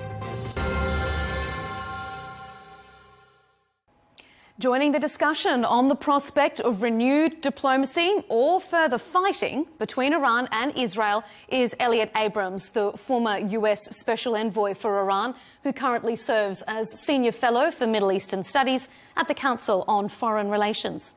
Jonathan Shaw is back with us, a former head of the UK military's Special Forces and a former British military attaché in Israel. And rounding out our panel is Kurt Mills, the Executive Director of the American Conservative magazine. Gentlemen, thank you all so much for being with us here on Counterpoints. Now, when UN economic and military sanctions against Iran were lifted in 2015, it was considered a landmark victory for international diplomacy. 10 years on, that is a distant memory. Britain, France and Germany have accused Iran of violating the agreement, triggering these snapback sanctions. They came back into force at the end of September, prompting Iran to dig his heels in and withdraw cooperation with UN nuclear watchdogs. Mr. Abrams, Elliot, let's start with you. Has the reimposition of sanctions backfired? Instead of pressuring Iran, has it made it more steadfast and effectively put an end to the prospect of diplomatic agreements? I don't think so. I think Iran has been engaging in so many violations that the sanctions were warranted. The IAEA reporting over the course of 2025 has listed all of the violations. I think negotiations are still possible. I don't know if the regime in Tehran really wants them, because in a negotiation, they would need to give up a good deal. So I doubt that you'll see much in the way of serious negotiations, at least in what remains of this year. Kurt, what do you think? Does Iran not want negotiations, and do you think there's still a possibility? To the extent that we understand it, I think Iran is a two-track society. You saw the statement by the Supreme Leader while Iran's more moderate faction was in the UN in New York last month, who basically tried to seemingly thwart any sort of unplanned run-in with U.S. officials that might have happened at the UN. And of course, hardliners in Trump's administration also worked to prevent that. So I think it is not super clear what the Iranians want. I think the leadership, Pezeshkian and Araghchi, do want to do a deal. But since the needless aggression that started in June of this year, it's not clear how committed the Trump administration is to reopening it. I think factions on both sides are interested in this, but they're fighting each other. So it's a civil war in each country.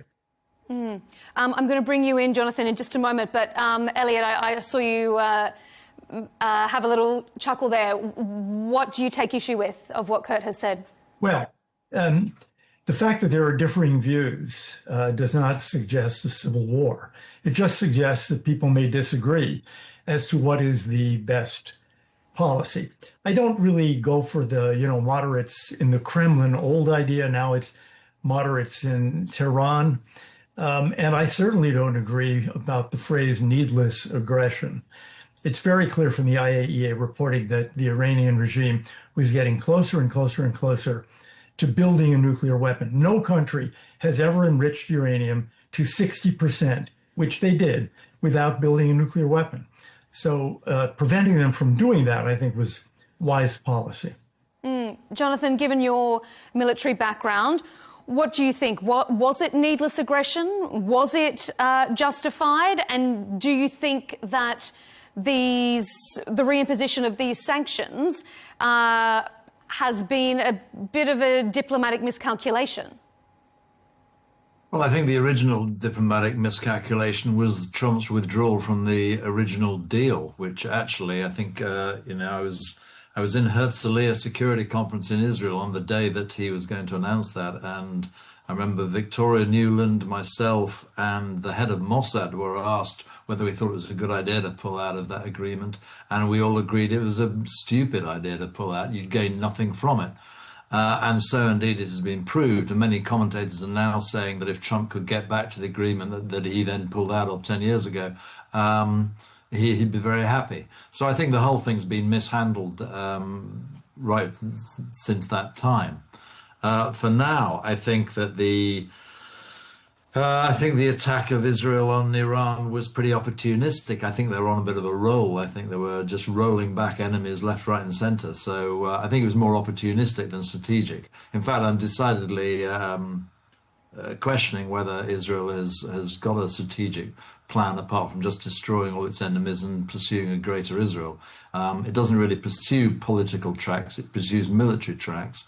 And that's why it's quite hard to have a discussion about political ends when actually all they're using are military means. So I find them quite difficult to read. Kurt, I'm going to come to you and get you to pick up on that. But Elliot, what's your take on what Jonathan's saying, particularly with regards to those comments about Israel's aggression? Yeah. Israel and Iran had been going at each other indirectly for a very long time. Covert actions, for example, attacks on Israeli embassies, for example. But the Iranians changed the script by a direct attack on Israel, something that hadn't happened before. They're the ones who changed the rules and said, no more of this covert stuff. Now we attack each other directly. So I think that is the prerequisite for the Israeli strike on Iran. It wasn't they who changed the rules. It was Iran who did. Kurt, pick up on that. What do you think about what Elliot's saying? And also, with these retaliatory sanctions in place, Iran has withdrawn its cooperation with nuclear inspectors. So what's stopping it now from doing whatever it wishes? Well, I mean, not the most. So that calls into question the entire line of thinking that we've taken the last 5 to 10 years in the United States in both administrations, Biden and Trump. But I just have to say, I disagree with the entire cast of mind, and this is no surprise, I assume, to him, of Mr. Abrams. He paints a picture of Iran as this menacing, all-powerful entity in the Middle East, and Israel as a besieged, an isolated country. The reality is that Iran is quite weak, and that it is a desperate state that obviously has a few cards. And if we are really concerned about nuclear proliferation, there was a deal forget the JCPOA, there was a deal on the table in April, which is better than JCPOA. The enrichment levels were nowhere near 60. They were below 4, and the administration could have taken it. And frankly, activists within the United States play on the president's, I'd say, phobia of details about this. There is a clear conflation by the White House of zero enrichment with no nuclear weapon. 3.5% enrichment is not nuclear grade. It's not nuclear weapons grade. And that was a deal that was on offer. There were better offers than happened under the Obama deal, above ground inspections. The Iranians want to make a deal. Yeah. Are they autocrats? Do they have their own reasons for doing certain things? Sure. But the reality is a pragmatic wing exists within Tehran, and they were willing to ink a deal with Trump. And Trump, to his credit, got way closer to this than Biden ever did. After, of course, Trump left the first deal, and he allowed neoconservative elements in the United States and in Israel to sabotage it. Elliot, do you want to comment on that in particular? There's a pattern among American, what I call isolationists, even when Donald Trump is president, to say that he and everybody around him is just putty in the hands of the so-called neoconservatives, of whom there are probably 5 alive in the United States at any given time. I think Trump has shown that he's not putty. I disagree with some things he's done and agree with others, but I think it's hard to make the case that he just gets pushed around by everybody around him. There's been actually a great campaign to keep neoconservatives out of this administration, and it's been a reasonably successful one. So I don't see that. And as to Iran being weak, I agree with that today. But I think you'd be hard-pressed to find people who were saying that prior to the Israeli attack that eliminated Iran's air defenses. Prior to that, if you go back, particularly go back 2 years before October 7th, 2023, everybody believed that Israel would never attack Iran because of the existence of Hezbollah and the threat that it posed. Netanyahu and other Israeli leaders had been threatening Iran for 25 years? American presidents, one after the other, had been threatening Iran for about 25, 30 years. But I think the Iranians had become persuaded, as many Americans were, as many analysts were, that this was never going to happen, partly because of Hezbollah. The elimination of Hezbollah, the direct Iranian attack, changed the game a lot. Jonathan, what do you make of that? Yes, well, all these disputes end up looking for the original sin, and everyone disagrees who the original sin was and therefore who to blame. Just an observation. After the France and America and Britain overthrew Gaddafi with American help, I remember visiting some generals in Egypt, and they said to me, looking back over the last few years, what's the conclusion we draw? First of all, if you don't want to get invaded, get a nuclear weapon. Second, once you start getting a nuclear weapon, never stop, because the West never gives you any credit for stopping. And I thought, yeah, well, that's the voice of the region, and I think that's probably right. And I think our policy in the Middle East of the last 20 years has been pretty disastrous, and we're reaping the consequences now. So frankly, I think there's absolutely no point in looking for original sin, because we're all guilty of incompetence, frankly, as far as I'm concerned. And therefore, you've got to look at things how they stand. I think Israel's greatest danger at the moment is rather reflecting something that my IDF chums used to say when I used to deal with them. By the way, I was never the MA in Israel. I was the senior point of liaison from the British military to Israel for something like 3 or 4 years. But it meant I used to bounce around the Middle East. And when I was talking to the Egyptians, that sort of comment came out. So I think what my IDF friends used to say was that, I'd say to them, what's the biggest threat to Israel? And they'd say, ourselves. And I would say that is manifesting itself now in Israel, that the extremists in Israel are holding the rest of Israel hostage. And I think the Ben Gvir Smoklik, right-wing religious nationalists, are doing Israel untold damage. And just to show an example of an article in the Financial Times, normally quite supportive of Israel, called Israel Alone. And I think what we're seeing here is the threat of Israel being very isolated on the world stage, particularly after its attacks on Qatar, which then led to 50 representatives of 50 Muslim countries gathering to discuss what they're going to do about Israel, who are now, I think, widely seen in the Middle East as the greatest threat to their security. This is a major strategic blow by Netanyahu, I would say. Kurt, I could see you sort of nodding along. Yeah, I mean, isolationism is, of course, a slur, and look, I'll call anybody what they want to be called. So if Abrams doesn't want to be called a neocon, then by all means. But clearly, there's disagreement within the United States about how to approach this. Clearly, there's disagreements within the right and within the Republican Party how to approach this. The level of opposition to not only the strikes in Iran in June, but also to the ongoing military and diplomatic support to the atrocities in Gaza is picking up in the Republican Party, both in the media and in senior politicians. People like Steve Bannon and Tucker Carlson are not nobodies in the MAGA movement. People like Marjorie Taylor Greene are not nobodies in the Congress. This stuff is relevant. And I do agree that, there is isolationism, but the only isolationism is being driven out of Jerusalem, and to the degree to which Washington is a co-signer on that. That is what is isolating the United States, not a desire to resolve conflicts diplomatically and without war. Mm-hmm. Your response, Elliot? Well, a couple of things. One, I don't think it's crazy for Iran to seek a nuclear weapon. That is, if you try, in a sense, in a value-free way to look at their situation in the world, I don't think it was crazy for Pakistan to seek a nuclear weapon, for example, since they have and will always have conventional inferiority to India. I don't think it's crazy for Iran to seek one. But that doesn't mean that the United States should permit it to happen. And I think it's now 5 presidents in a row who've said, we're not going to let it happen. And majorities in Congress have repeatedly said, we're not going to let it happen. And I guess I disagree with Kurt on the opinion polls.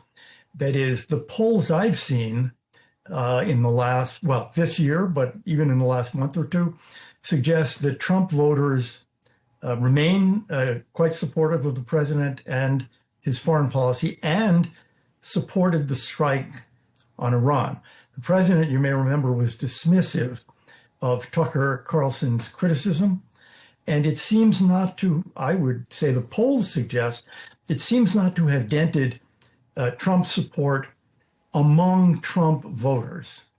That may, you may like that or not like that, but I don't think the polls suggest that someone like Marjorie Taylor Greene has any real impact in Congress.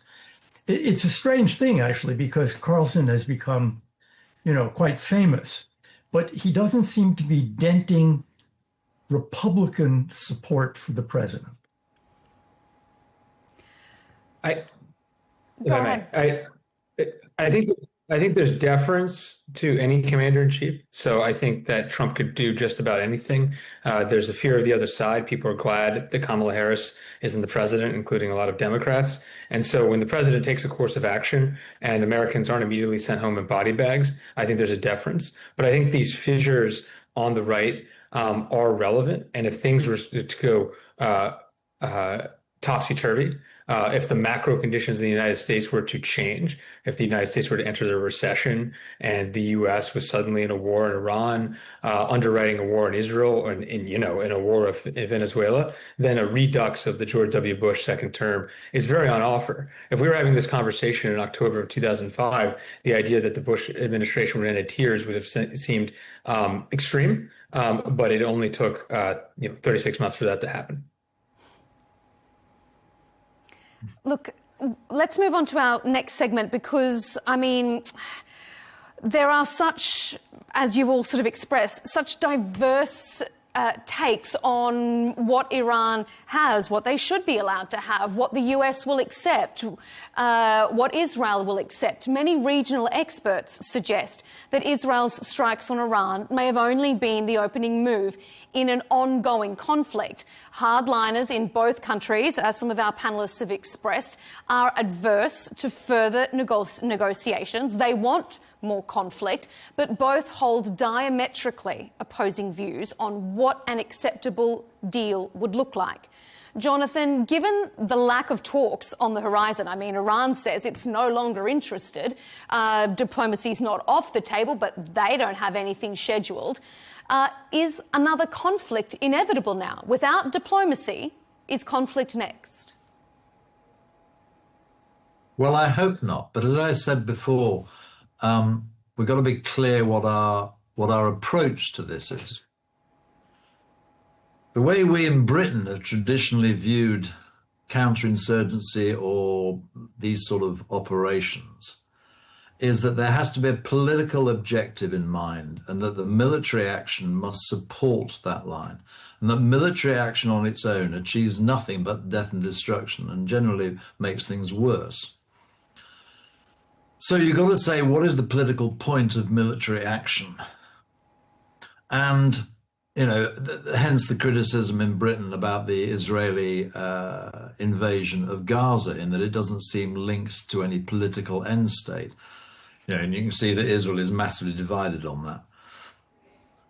So if you're talking about conflict over Iran, you've got to say, what is the political end state that all sides are pursuing? And I think Iran's just pursuing survival at the moment. And Israel, well, I'm not sure what it's pursuing. If it's pursuing regime change, then it shows that Israel has learned absolutely nothing from the regime changes that the United States, with its Western allies, has been embarked on for the last 20 years. This idea that you change the regime and therefore end up with a bright, shiny new government that works to your interests is just disproved by history time and time again. So I'm at a bit of a loss what people think the idea of regime change, which was mentioned by Elliot earlier. I can't see the point. I think it would be self-defeating and I would not support it in any way. Mr. Abrams, Elliot, is regime change the end goal here? Well, regime change is certainly something we should all want. Here I would, I think, disagree with Jonathan in the sense that there's a lot of evidence that the people of Iran would like to get rid of this regime. They never voted for an Islamic Republic. I think it's pretty clear they don't want an Islamic Republic. They want a democracy. And there is no particular reason to think that's impossible in Iran, not with the level of economic development, the level of literacy.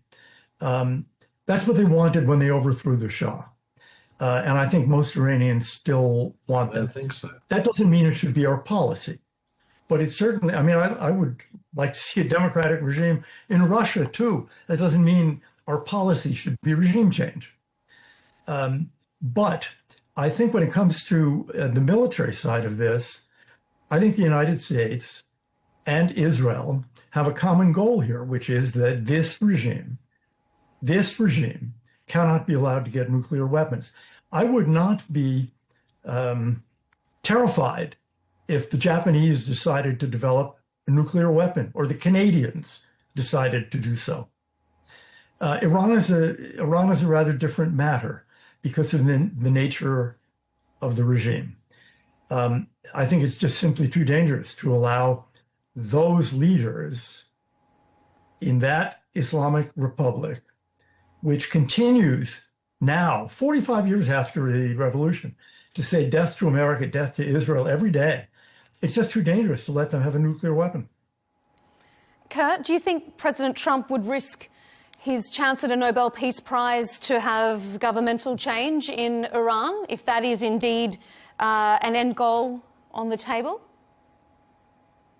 He already has. I mean, perhaps he's getting poor advice and has a poor understanding of what's likely to give him the Nobel Peace Prize. But having been nominated by an ICC indicted war criminal is not exactly the quickest way to impress the Nobel Committee. Having the, some random minister in Pakistan endorse him for the Nobel Peace Prize is not exactly the way to impress the Nobel Committee. That is the sort of rogues gallery he has assembled since June. Unfortunately, the way to do it, because I think the Russia-Ukraine controversy is going to be very controversial in Europe if the war winds up, is to shock the world and resolve the Middle East problem. The Iran problem, which of course is somewhat separate from the Gaza problem, but the Israelis don't see it that way, right? The Israelis see Iran as the head of the snake that supports Hezbollah and obviously Hamas. And so I think that's the only way that he gets it, which is avoiding an all-out war in Iran and reining Netanyahu in. We can talk about how popular the Islamic Republic really is. The fact is that it has survived for 46 years. The fact is that the U.S. shouldn't be involved in picking winners and losers in societies that we don't understand. I don't think that's worked out very well. And this is what I'm sort of talking about, and I don't mean to create a pall of conspiracy about this, but there's a lot of loose talk, right? I mean, this happened in the mid-June crisis where Trump tweeted out, MIGA, make Iran great again. And why not regime change? That was clearly an element of what was going on. And all the reporting, and I will compliment the Israelis for this, they have a great media. All the reporting was that the Netanyahu administration was obviously flirtatious at minimum with this kind of talk. And so that is the real pretext. That is the real justification of what we're doing here. And I just don't think it will, serve the Iranian people to have a military overthrow of their regime. If they want to change their regime, they could do it themselves organically. And number two, what does this have to do with the United States? Jonathan? Well, 5 presidents in a row have answered your question and have said, we are not going to let Iran get a nuclear weapon because it is too dangerous for the United States. So they disagree with you, presidents of both parties. All right, Jonathan. Yeah, I mean, the American voter has thought the country's going in the wrong direction for decades now. So, and Trump himself is not exactly a normal guy who gets elected president. I think we definitely need a paradigm shift in this country. Whatever that means. So, listening to American commentators on America's attitude to Israel, which is, by the way, according to all the figures I see, shifting, and there's less and less support for Israel, certainly its action in Gaza. People are answering your question, Elliot, about the 5 successive presidents. The impression comes across that that's because AIPAC tells them to do that, and that no president would survive who opposed the AIPAC vote. So I'm not putting too much credibility on that. I'm going to ask you an interesting question that, it seems to me pertinent. Why shouldn't Iran have a nuclear bomb? Is the Iran regime necessarily more bonkers than, say, Pakistan or India or any other country that illegally has, nuclear weapons? What is so fundamentally, I've had this discussion with IDF people at length, and they accept the military logic that if Iran was to launch a nuclear missile against Israel, it would be suicide for Iran. So the question the assumption you would seem to be making is that Iran is necessarily suicidal and would sacrifice itself in order to wipe out Israel. And I just think that's straight wrong. I mean, I see no evidence for that. Elliot? Yes. Iran is a different and much more theologically based regime than the military dictatorships that come and go in Pakistan. And if you would be willing to risk the survival of your country on that, that's fine. They don't say death to Britain every day. They were quite hostile to Britain, actually. And it was only 5 years ago that they last invaded the British embassy. They keep doing it every 5 or 10 years. But they're more hostile to the United States and to Israel. And I believe it was Rafsanjani who once said that Israel was a one-bomb country. So that's a risk that I think Israelis are not willing to take. And I guess I'd go with our last 5 presidents rather than with Kurt on the definition of what is the American interest here. It's not in the American interest, for example, that North Korea have a nuclear weapon. And we tried to stop it. We tried to stop it through diplomacy, and we failed. I think it would be a much more dangerous world if the non-proliferation efforts that have been made since World War II, which have not really failed. I mean, there aren't that many countries that have nuclear weapons. And it's, atomic weaponry is about a 100-year-old technology now. Well, 80-year-old technology, let's say. It's remarkable that so few countries have managed to get atomic weaponry. And it's not going to be a safer world if more get it. I do believe the Saudis, the Egyptians and others, the Turks, when they say on and off the record, if Iran gets a nuclear weapon, we are getting a nuclear weapon. Mohammed bin Salman said that in so many words. That's not going to make the world safer, I think, particularly, again, when you're dealing with a theocracy here in Iran that continues to say death to America, death to Israel. Now, maybe you don't take that seriously. I take it a little more seriously. Kurt, do you want to weigh in on any of that? Sure. I mean, I think, though, it's a false choice. I mean, so while I kind of agree that the Iranians getting a nuclear weapon might not change the world, we also don't have to take that gamble, right? There was a deal on offer in the spring, right? And so if we're really just committed to nuclear nonproliferation here, a U.S. administration should drive a hard bargain and then sign a deal. And that's what Obama did. And Trump thought he could do better, and that's what he cited for tearing it up in the spring of 2018. And then he didn't sign a new deal. Then he got reelected president in 24, and he tried to sign a new deal. Clearly, when he announced those negotiations, he was seated next to Benjamin Netanyahu, who was unhappy with that. So what are we really talking about here? We're talking about that the Israelis have an inordinate amount of influence in our politics that I think are unacceptable. And the Israelis don't want a deal, or the Netanyahu administration doesn't want a deal, but he's been in power on and off for 25 years. So it's really hard to distinguish. Let's talk military movements, Jonathan. Iran says the movements of US military assets to the region is provocative.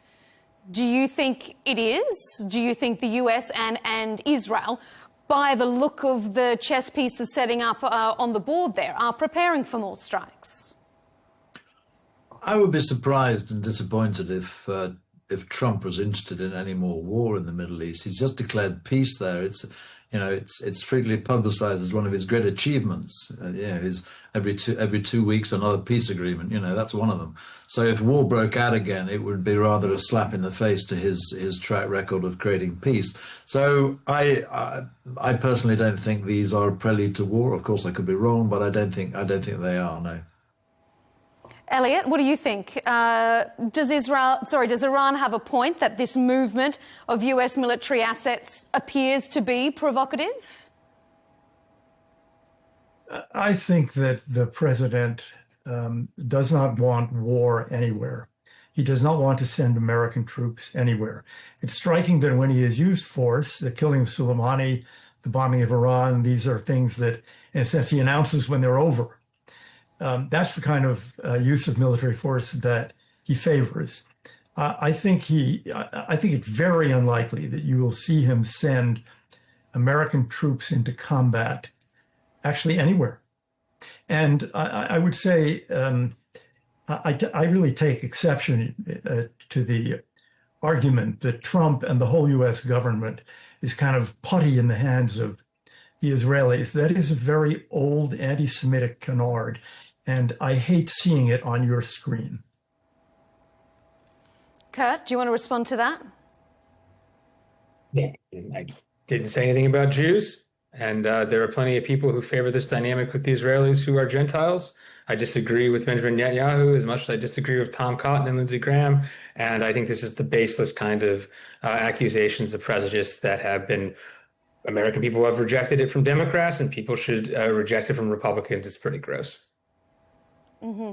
It is pretty gross to see an American saying that your government is not in the hands of your elected officials or your elected president. They're all really in the hands of the Israelis. I think that is. I think it's nuanced. I think it has a very sophisticated lobby that has clear initiatives on foreign policy. I think Trump, veil of ignorance, wouldn't care about the Middle East, but is pliable to aggressive persuasion and perhaps opportunities for business interests for his family in the future. I think we've seen that throughout the Middle East region, frankly, and I think that is a confounding and infecting variable in all of this. I think that I am optimistic and hopeful that the better angels of him will win out, that he doesn't want a deal. I think you're right that he has a hesitation to put troops on the ground anywhere, but man, we can get a lot of trouble without putting troops on the ground. And then we've talked about this before, and then troops come in on the ground.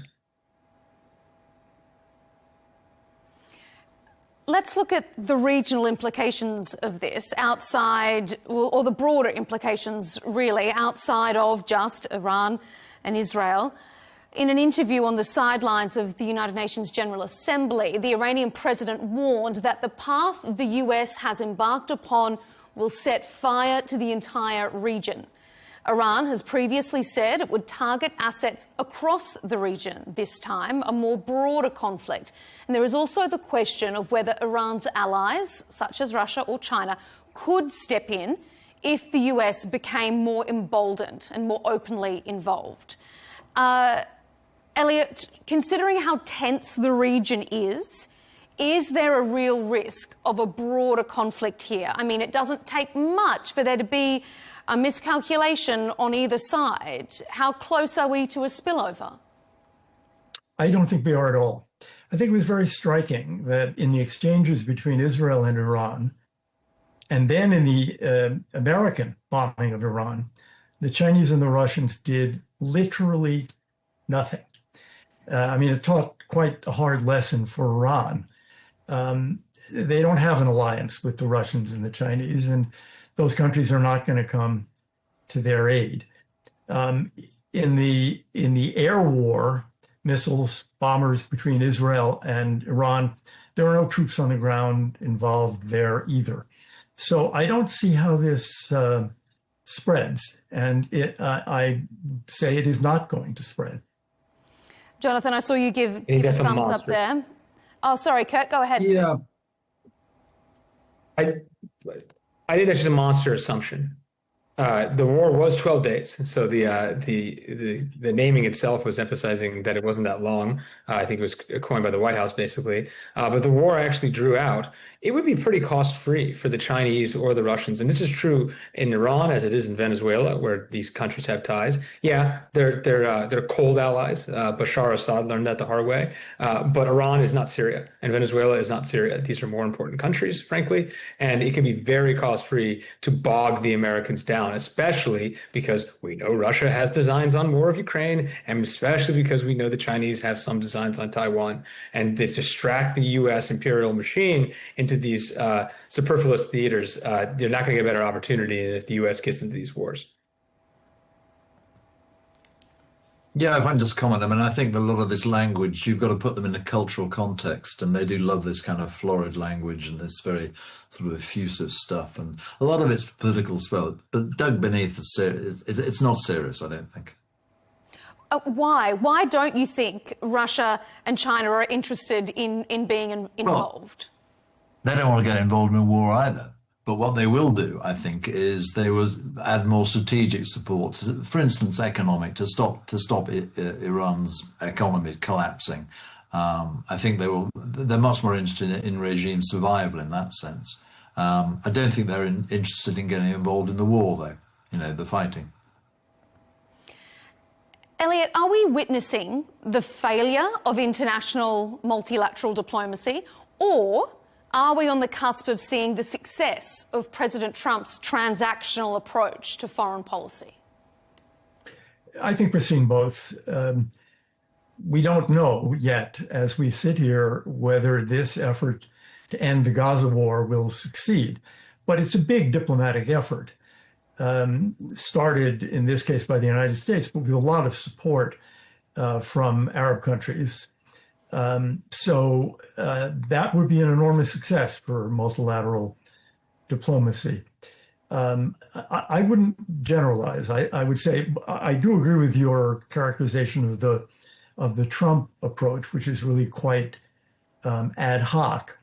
But in this case, he's decided to make the effort. He's decided to jump in.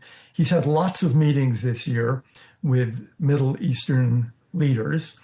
And, Rubio and Witkoff and others have been all over the Middle East. So this is an effort that he's willing to make. And I think we all hope that it succeeds. Kurt, what do you think?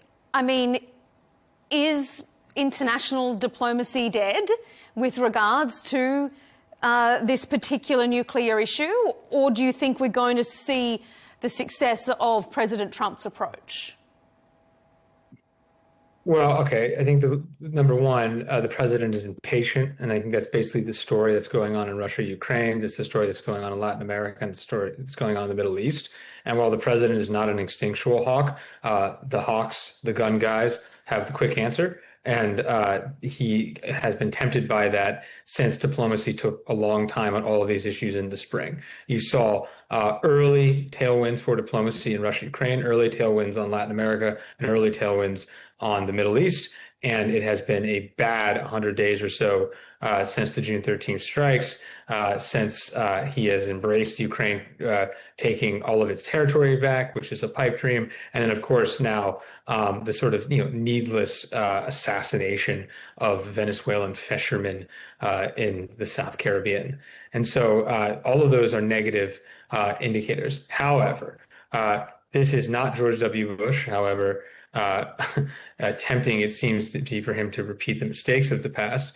And I do think there is still the possibility that he calls the bluff on the various people that want to keep the war going. I think the Hamas deal over the weekend, which various I'll say hardline hawks in the U.S. and Israel immediately messaged against, Trump seems like he wants that deal. All things being equal. And the question is whether or not he has the courage and patience to tell the leadership of Israel and the hawks of his own party no. And if he does, that's promising with Iran. But I do think base case and everything I'm hearing and the moving of U.S. military assets back into the region, which happened in late spring this year, I think that augurs a sign of renewed Israeli hostilities on the Iranians. And it's just a question if the U.S. Joins, because we saw last time the Israelis can't get what they want in Iran without U.S. support. And the Trump has to say no, or he's going to find himself in a war.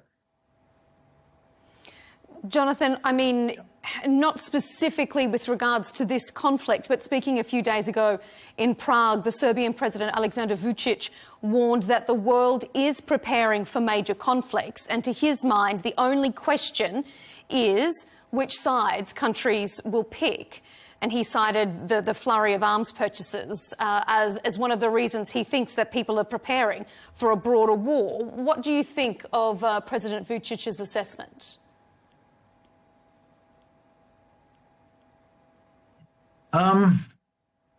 Well, if he's concerned about people preparing for the war, he should look closer to home, I think, for the reason why certainly European nations are ramping up defense.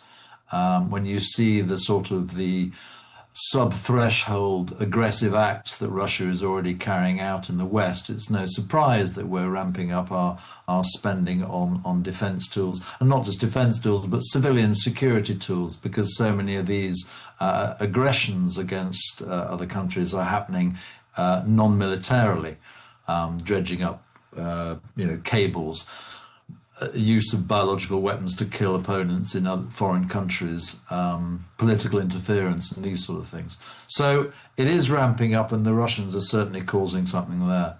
I don't get a sense that the world is heading to a major conflagration. I don't think NATO wants a war. I don't think Putin wants a war either. I think there's an awful lot of saber rattling to play to a domestic audience.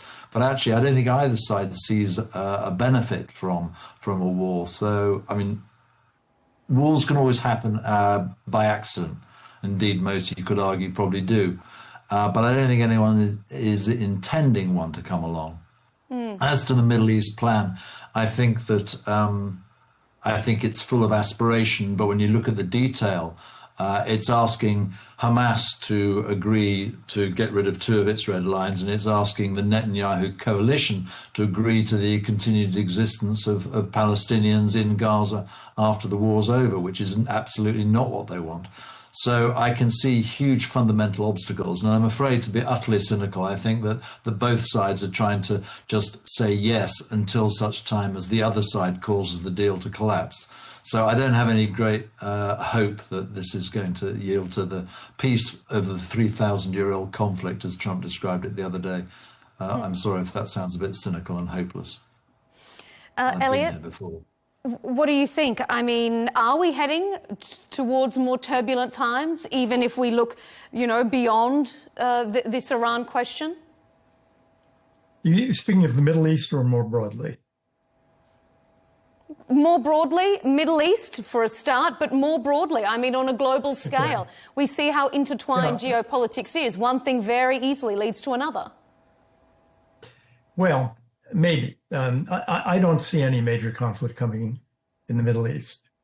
Even if there's another exchange between Israel and Iran, another 12-day war, that's not going to spread. And neither country will have boots on the ground in the other. And none of the neighbors are going to want to get involved, nor will the Chinese or the Russians. I hope Jonathan's right about Putin. My fear would be that he'll try to test NATO. He is already testing NATO. I mean, these drone flights, which started with the Baltics and Eastern Europe and then moved central and now are tying up airports in Western Europe. Those are tests, and we have to see how NATO responds to those. The only thing, it seems to me, that could really lead to a major conflict would be a Chinese effort to take Taiwan by force. Then you have a major war. That's the only one I really see on the horizon. Mm-hmm. All right. Do you still believe that the United States would fight on behalf of Taiwan? My reading says he would. Well, we're pledged to do so, and we're certainly preparing to do so. And if we don't do so, boy, it's really quite a different world, because what you've proved there is that American guarantees and pledges are not worth the paper they're printed on. I think that's what we in NATO already think. Well, I understand the fear. I certainly understand the fear. But neither under Biden nor under Trump has the United States done nothing, or even close to nothing, to support Ukraine, to which we have no treaty commitment at all, none. And in fact, I would say, and I know Kurt thinks this is an awful thing, and I'm not quite sure who he thinks persuaded Trump to support Ukraine more. Maybe it's the Israelis again, or the neocons. But the fact is, Trump has not abandoned Ukraine, and Trump is trying to figure out ways, the $90 billion arms deal. He is trying to get the Europeans to cut off Russian oil, and he seems to be trying to get the Europeans to freeze, to take the Russian bank deposits in Western Europe. So he's being quite supportive of Ukraine. Kurt, round us out. Are we heading towards more tumultuous times, Middle East and globally, or is it saber-rattling? Yeah, I mean, Elliot, I think the gratuitous attacks on my character, which are unfounded, are beneath your accomplishments as an American civil servant and political operator. But that notwithstanding, I think that it is very dangerous to divide the world, as seemingly elites in the West, quote unquote, want to do, into a liberal democratic order and an axis of autocracies. And I think this kind of, again, loose talk that we're doing so creates a potential fait accompli where this occurs. I don't know why that people in NATO countries would be that anxious. The reality is, I do actually agree with Elliot. We've done a lot for Ukraine, a ton for Ukraine, which is not even in NATO. Taiwan itself, I think, is a complex situation. But the reality is the last president of the United States committed explicitly to troops on the ground. And I'm not at all convinced of the three theaters that one's going to happen. But if it is going to happen, and I think it will occur in a dynamic in which everybody's overstretched and everybody's overcommitted to each other. I mean, that is the lesson of the World War I dynamic. We're suddenly in all these treaties and we're fighting because of implied contractual or literal contractual obligations to faraway lands. And I just ask, what is that really doing for the American people? When did we vote on this? Why should we let it continue? Elliot, do you want to respond to that before we wrap up? Well, just listening to Kurt, here's something he and I would probably agree on, and that is that the president's executive order saying that the United States would defend Qatar, to which we have no treaty obligations, was very poorly thought through and does not seem to have any support or much support in Congress. That really came out of nowhere as far as I was concerned. I think very few people in the government were really expecting that. Yeah, I think both presidents, Biden and Trump, have desired to do defense compacts to solve the issue of today. So the one that was bigger under Biden was the potential U.S.-Saudi compact. And I think because Qatar has now been bound by both Iran and Israel, so if the idea that Qatar is this master manipulator behind the scenes, I think is kind of a joke. They're the only country bound by both of them this year. I think Trump is trying to throw them a deal in order to put a Band-Aid over the bullet hole. But I think that's also not great for the United States. And yeah, I oppose that. Well, it'll be interesting to see how that particularly plays out, especially as tensions continue. That executive order could be put to the test. Gentlemen, we are out of time, so we will have to leave it there. But Elliot Abrams, former US Special Envoy to Iran, Jonathan Shaw, the former head of the UK military's Special Forces, and Kurt Mills, Executive Director of the American Conservative magazine. Gentlemen, thank you for your contributions here on Counterpoints.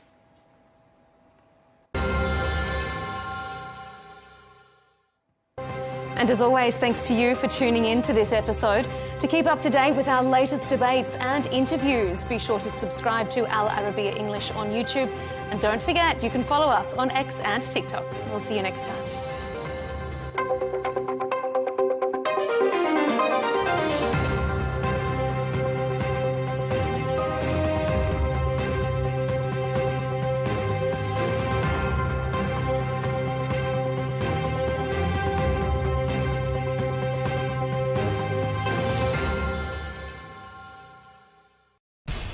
We have to take care of our people, and we're going to take care of our people first. For in-depth analysis and all the latest developments across the globe, make sure you join us every weekday. President Trump is trying to negotiate a ceasefire. With so much happening, so much information, and so much noise, international law will have no part in his administration. It can be hard to keep track. Tariffs will just fuel inflation. We're going to fight these tariffs. But you can count on us to tell you what you need to know. We stand by your side. Join me, Tom Burges Watson, for Global News Today. right here on Al Arabiya News.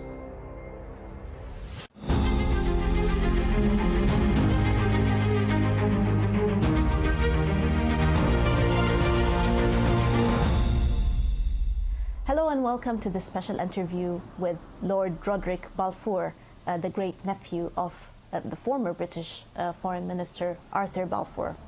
Lord Roderick, thank you for your time and for this interview. I'd like to first start by asking you about your family legacy and the history of the name of the family of Balfour. Being a descendant of former Foreign Minister Arthur Balfour, how do you think that carrying the name shaped your own perception and understanding of the declaration and the impact, given its significance and to the whole world, I would say? Good. Well, listen, thanks for your interest. The Balfour Declaration, you may have read before, hung on the back of the lavatory door in our house in France. Nobody ever talked about it. It was just not a feature through the 50s and the 60s and the 70s when I was growing up.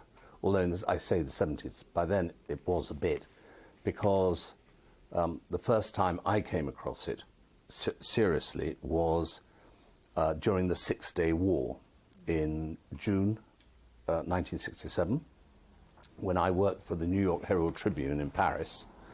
And unlike today, you'd be amazed, all of the Champs-Élysées and all the area around was completely pro-Israeli. Bizarrely, that wouldn't be the same today at all. And then I really, when it first sort of mattered and people wanted to talk about it, I would say was really around the centenary. So really quite recently.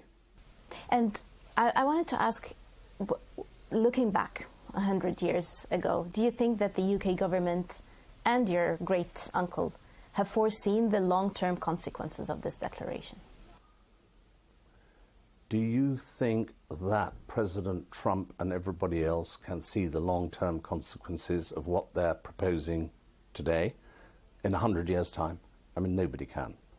And I think it's very important to stress, I mean, a lot of people who talk about this talk as though it was a problem 100 years ago. It wasn't. I mean, there were only 700,000 people in the whole of Greater Palestine and Cisjordania and I think the south of Syria. 700,000. There are now, 12, 13 million people inhabiting a smaller area. We hadn't had the Holocaust, which made a huge difference. And no, I mean, Arthur Balfour and the rest of the cabinet. And I mean, I think it's important to stress that this document was not typed out by his secretary dictating to him over breakfast. I mean, this was, he was the foreign secretary, and somebody else might have been the foreign secretary. In fact, somebody else did say somebody else should be writing it, I think. But anyway, it ended up with his name on it as the foreign secretary. And before moving to, I will ask you a bit more about the declaration itself, but before moving to that part of the conversation, I have a question about how you talk about the Balfour Declaration in your own family. Is it usually a source of pride, or is it usually a source of controversy? I think in its original form, and for the reasons it was written, I think that there is pride. But I mean, I think we very much see Arthur as having done it as the foreign secretary. Admittedly, he was, particularly through my great aunt, a great friend of Chaim Weizmann and Theodor Herzl and people. And he was, he was a great philosopher and he was a great humanitarian. And so obviously he was very influential within the cabinet and as the foreign secretary, because you had, what goes around comes around. You had the Tsar expelling all the Jews from Russia who ended up here and in America, not being able to speak English, with their strange habits and everything else. And that preyed on people to say, and they wanted to, go to the land of their forefathers, to the land of Moses. And that meant Palestine. So it was very much a humanitarian gesture, but I mean, it's not as definite in here as a lot of people would like to think it is. And moving on to the declaration itself, and I think this is a question on everyone's mind in the Middle East, as you may know. Why do you think that it was a promise to one group of people, a homeland for one group of people, but did not promise the same for another group of people who were inhabitants of the land at the time? Well, because the Palestinians, if you like, for want of a better word, were not under persecution. Nobody was chasing them. Everybody was, I don't wish to demean them, but I mean, I think when I read about the history, it was basically an agrarian economy with sheep and goat herds, no sophistication, very few people, as I say, and therefore I think they thought if a few Jews wanted to go and live there peaceably, all the Abrahamic faiths, Muslim, Christian and Jew, why would there be a problem? So, there was no sort of contentious arguments over the breakfast table about how can you do this? Everybody was coexisting peaceably. But a lot of it obviously has to do with the Holocaust, population explosion, that there isn't room for everybody. Do you think the declaration, now looking at it, fulfilled some of its goals? When you say its goal, I mean, I have it in my hand because I always want to get it absolutely right. I have much further we have a declaration of sympathy, that's all, with Jewish Zionist aspirations, which has been submitted to and approved by the Cabinet. His Majesty's government view with favour the establishment in Palestine of a national home for the Jewish people. So there's no, we will support the creation of a state of Israel, as is, under pressure to create for Palestine at the moment. And this is the strong bit. Everything else is what I think in the lawyers call precatory. It's a wish, okay? But the next sentence is the one that gets me into trouble in Israel. It being clearly understood that nothing shall be done which may prejudice the civil and religious rights of existing non-Jewish communities in Palestine. So I leave anybody listening to think what is going on today is not what he or the government of the day would have wished. But do you think that the UK government has done enough for that clause to protect non-Jewish communities? That's a very good question. I mean, when you say done enough, I mean, I felt for many years the United Nations, who've got involved in the Congo, in Sudan, in all these other places, never really got sufficiently involved in the Holy Land. And I call it the Holy Land for all three religions. And I've never quite understood why not. And particularly as, one has to say it, but Israel has never attacked anybody else. I mean, they've gone off and done these missions in recent times, but they've never wanted to wipe out the Palestinians. I mean, the occupation of the West Bank and these settlements under the very right-wing Israeli factions, is not something. I mean, that goes completely contrary to this, as well as to United Nations resolutions and things like that. So, what could we do, just Britain? I mean, it wasn't a, we came out of it after the mandate finished in 1947-48 and the State of Israel was announced, recognized by the US, recognized by the United Nations. They were a sovereign nation by whatever other means you want to call them. So, it wasn't up to us to say, you are contravening the declaration. I would have liked it if they had, and the United Nations had said, we're going to come in here and sort things out, because it's contrary to the declaration. I'd like to move to the UK's historical decision to recognize Palestine last week.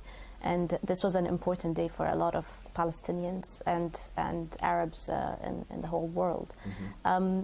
What do you think of this recognition? And do you think that it was a step taken too late?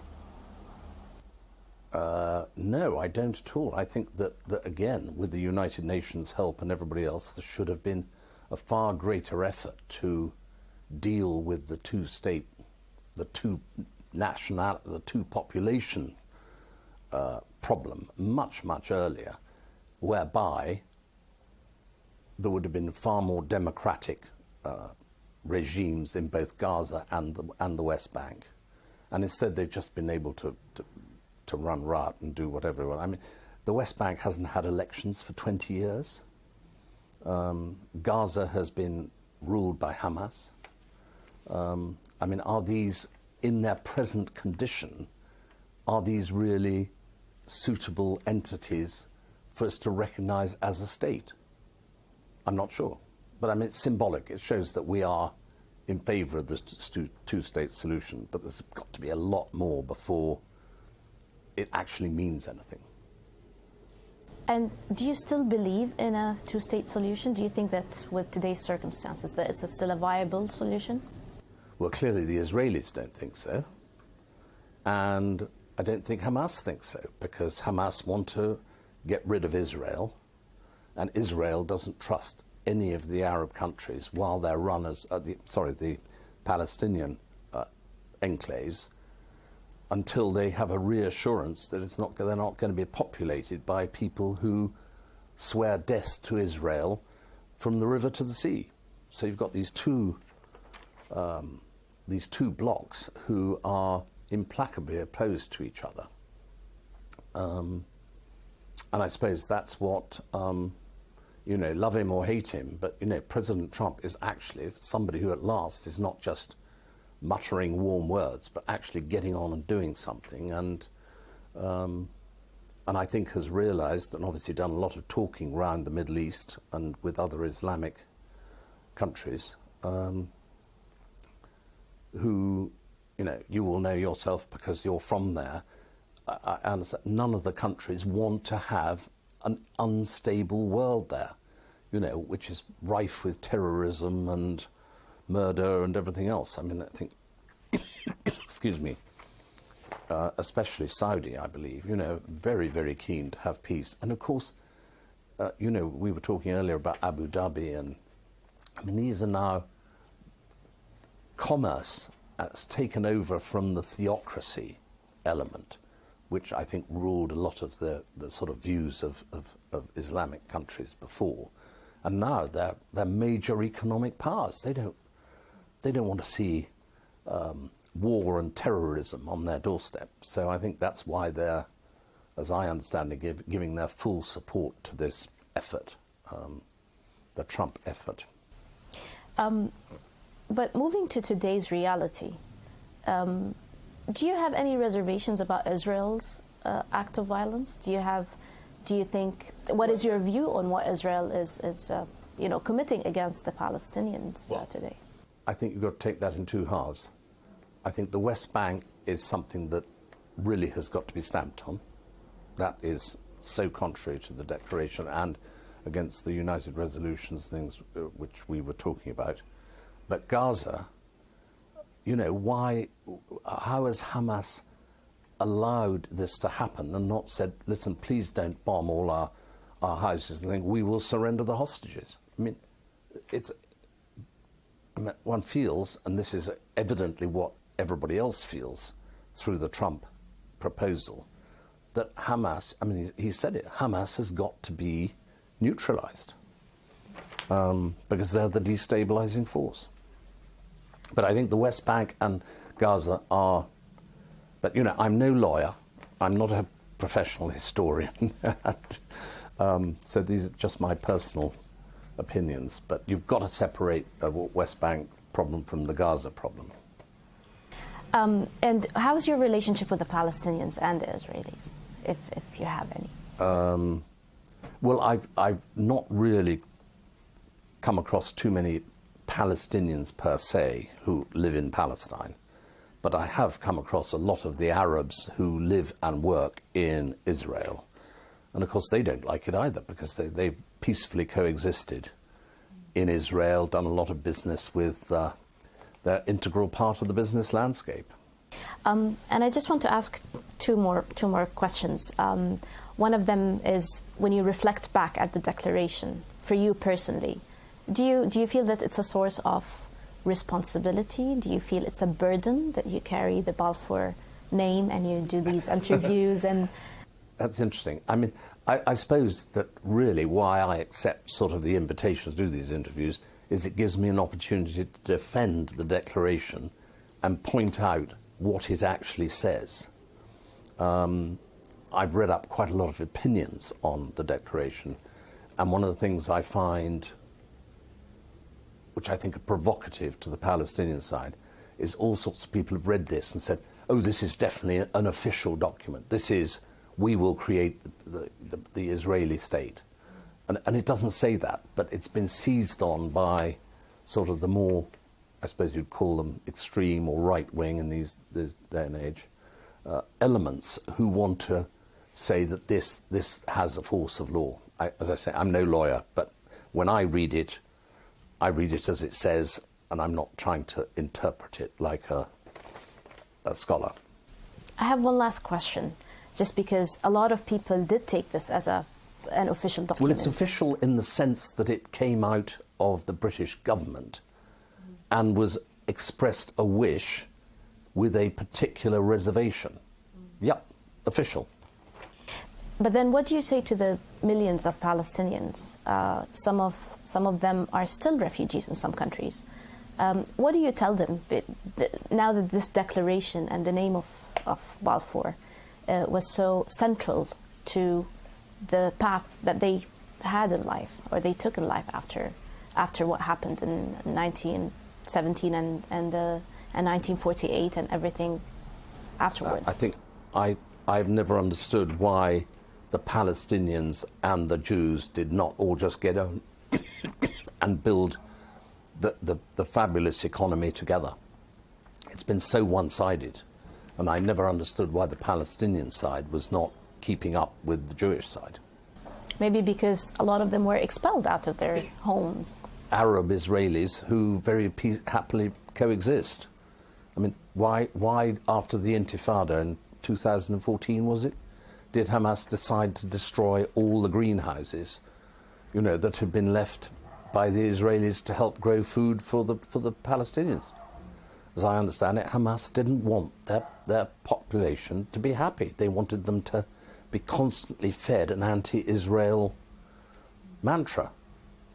Not good for peace. Thank you, Lord Roderick, for granting us this interview and for your time. Thank you for watching. This was an interview with Lord Roderick Balfour, the great-nephew of former British Foreign Minister Arthur Balfour. Thank you for watching.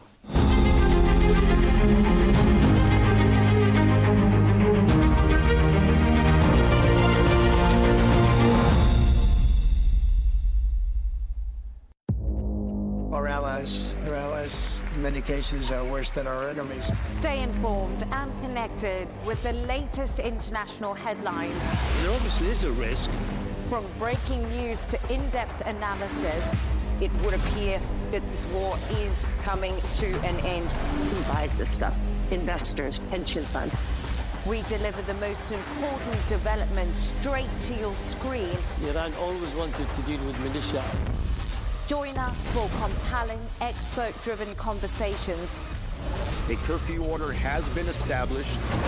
And an insightful look at the issues shaping our world today. There are lots of proposals about European architecture for security. I'm Leigh Ann Gerrans, and this is W News. We dealt with this when I was Chief of Staff in the first term. Where you don't just hear the headlines, you get the full story.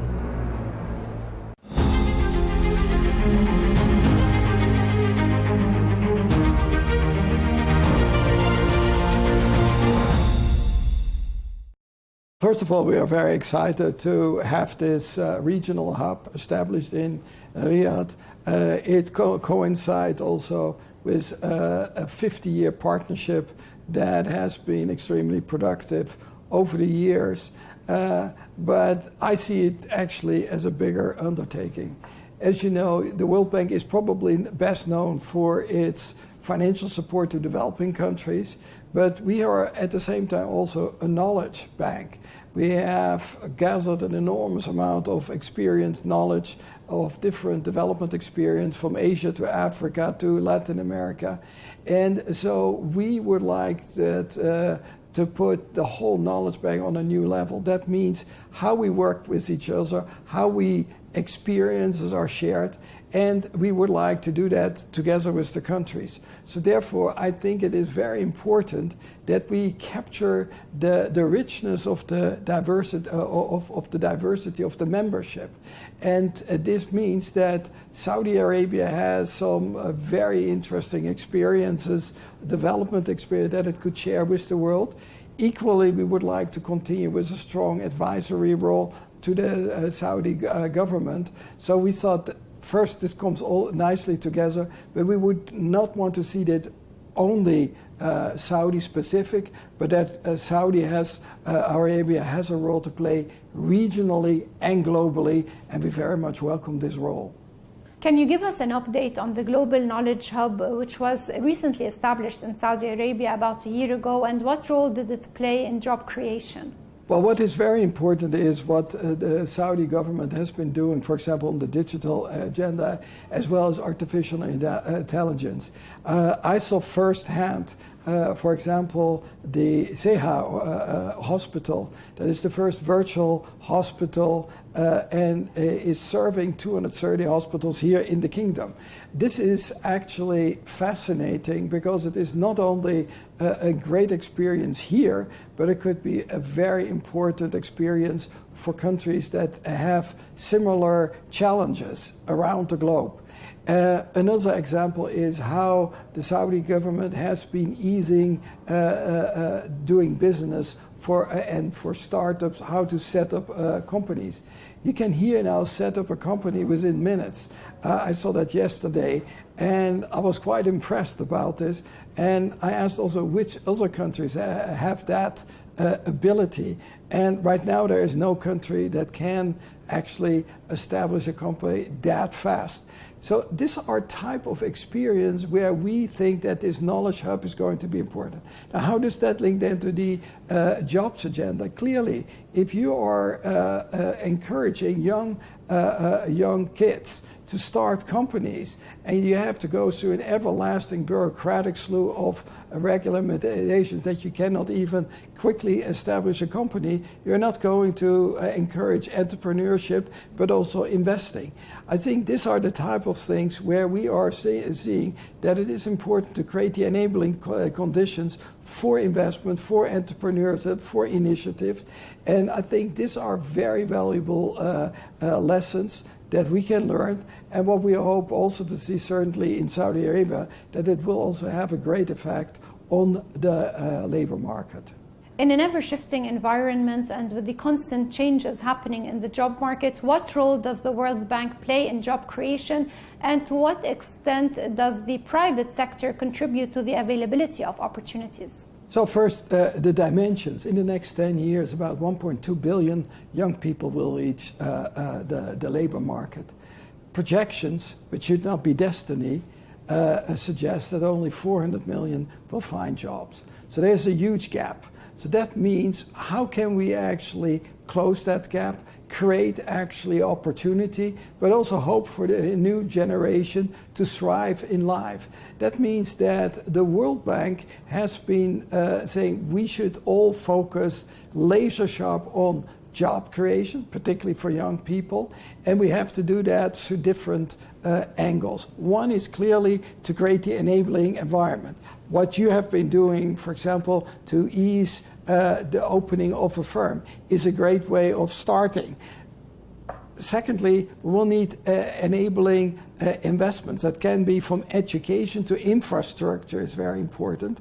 But then certainly the public sector will not create the jobs that are needed. It will be the private sector. So there we need to see what is actually prevented the private sector to actually do even more than what they are doing now. And that means to look at issues that constrain their activities, but also to see how can we actually encourage them to embrace digitalization, AI, discover foreign markets. So those kind of things will need to be done. We are actually active in all of those three areas. The World Bank is also actually a World Bank group, so we have two strong private sector arms and two public sector arms. They will need to have to work together with governments, but also with the private sector to make it happen. We are actually quite optimistic that if we actually encourage this collaboration cross-border, but also across sectors, public and private sector, we have a good fighting chance to make progress. But we will need to work together, and we need to actually really use great experience across the globe, including in Saudi Arabia, to learn, adapt, and actually good experience. How can we scale that not only here, but elsewhere in the world?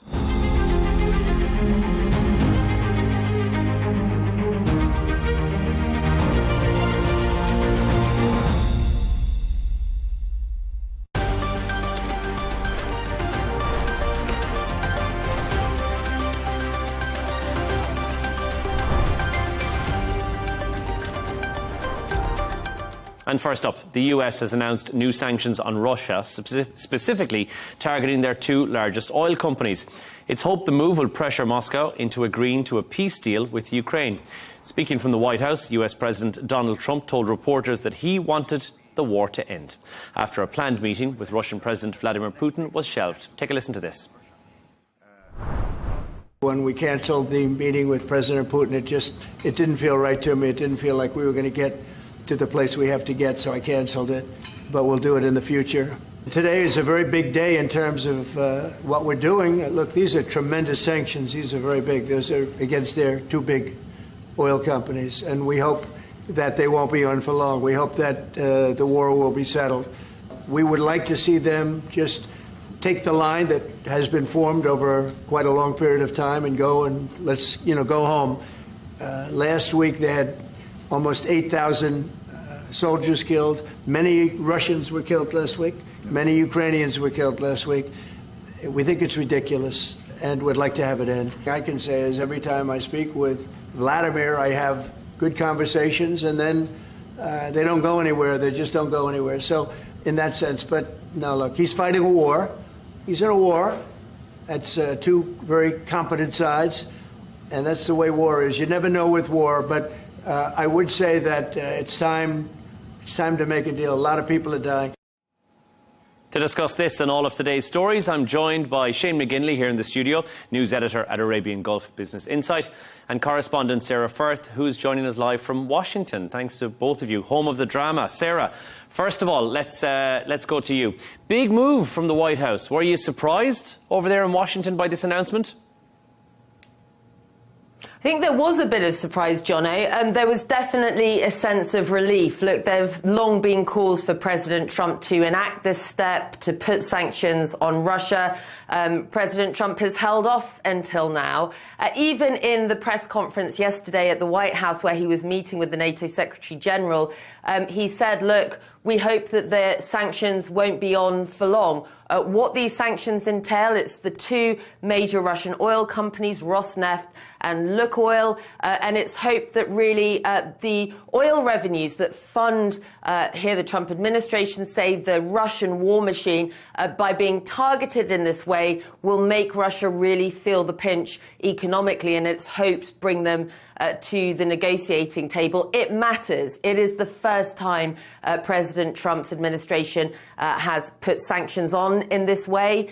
They are major sanctions. The Treasury Secretary absolutely not mixing his words when he said that the sanctions have happened because of Russia's refusal to end what they call a senseless war. Look, here in Washington, guys, there has been a growing sense of President Trump's frustration with Russia, with Vladimir Putin himself. He said in the press conference again, the calls that I have with him don't go anywhere, and I felt like it was time. So it's a big announcement. It's hope that eventually Russia will feel. It's not the first time we've been here. In 2022, the US put sanctions on Russia. Russia found some workarounds, but there is a feeling here in DC that the sanctions, along with other measures like military supplies to NATO countries that are then being passed to Ukraine, that maybe this will change the calculation for Russia moving forward. I guess, Shane, the question is, and we'll go into what Vladimir Putin has said in a few minutes, is it really going to hurt the Kremlin? Is it going to bring the Kremlin to the table on this, and will Putin actually fold? There's a lot to unpack in terms of like with the impact that the sanctions will have on oil revenues, and so I looked at a lot of reports the last couple of hours, and there's one interesting comment from Rystad Energy, which is an Oslo-based sort of independent analysts, and they've said that so far the sanctions over the last 3.5 years have had very little impact on the volumes that have been produced or the revenue that Moscow has earned. And at the same time, the Kremlin has been downplaying the potential impact of this. They've said that oil and gas revenue is only about 27% of their budget. So they said that percentage has been dropping. So they're kind of saying that their budgets are diversifying, and this is not really going to have a huge impact. The market, if you look at today, the oil price went up 5%, so that kind of indicates that they do think that the big receivers of Russian oil, which is India and China, will adhere to what Trump wants. And I think if you first look at India and the two Russian sanctioned companies, 60% of the oil that comes from Russia comes from these guys. So that's a big impact from India. And there's reports saying that India is going to comply with what Donald Trump wants, which is the official Indian side. And then what benefits that as well is that the privately owned refiners in India are also looking to move away from Russian oil.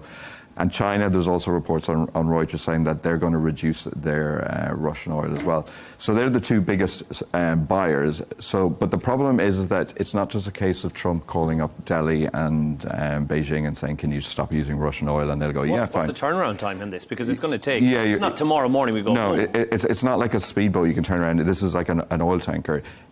So it could take up to like 2 months. Some of the reports I said could take up to 6 months. So the war is still going to go on for like weeks and months before this is all sorted out, because a lot of the sort of deals and contracts that are in place with these Russian companies, they go well into sort of November. So this is not going to be something that's just going to happen instantly. You're still going to have the soldiers dying for the next couple of months, as Trump said. So.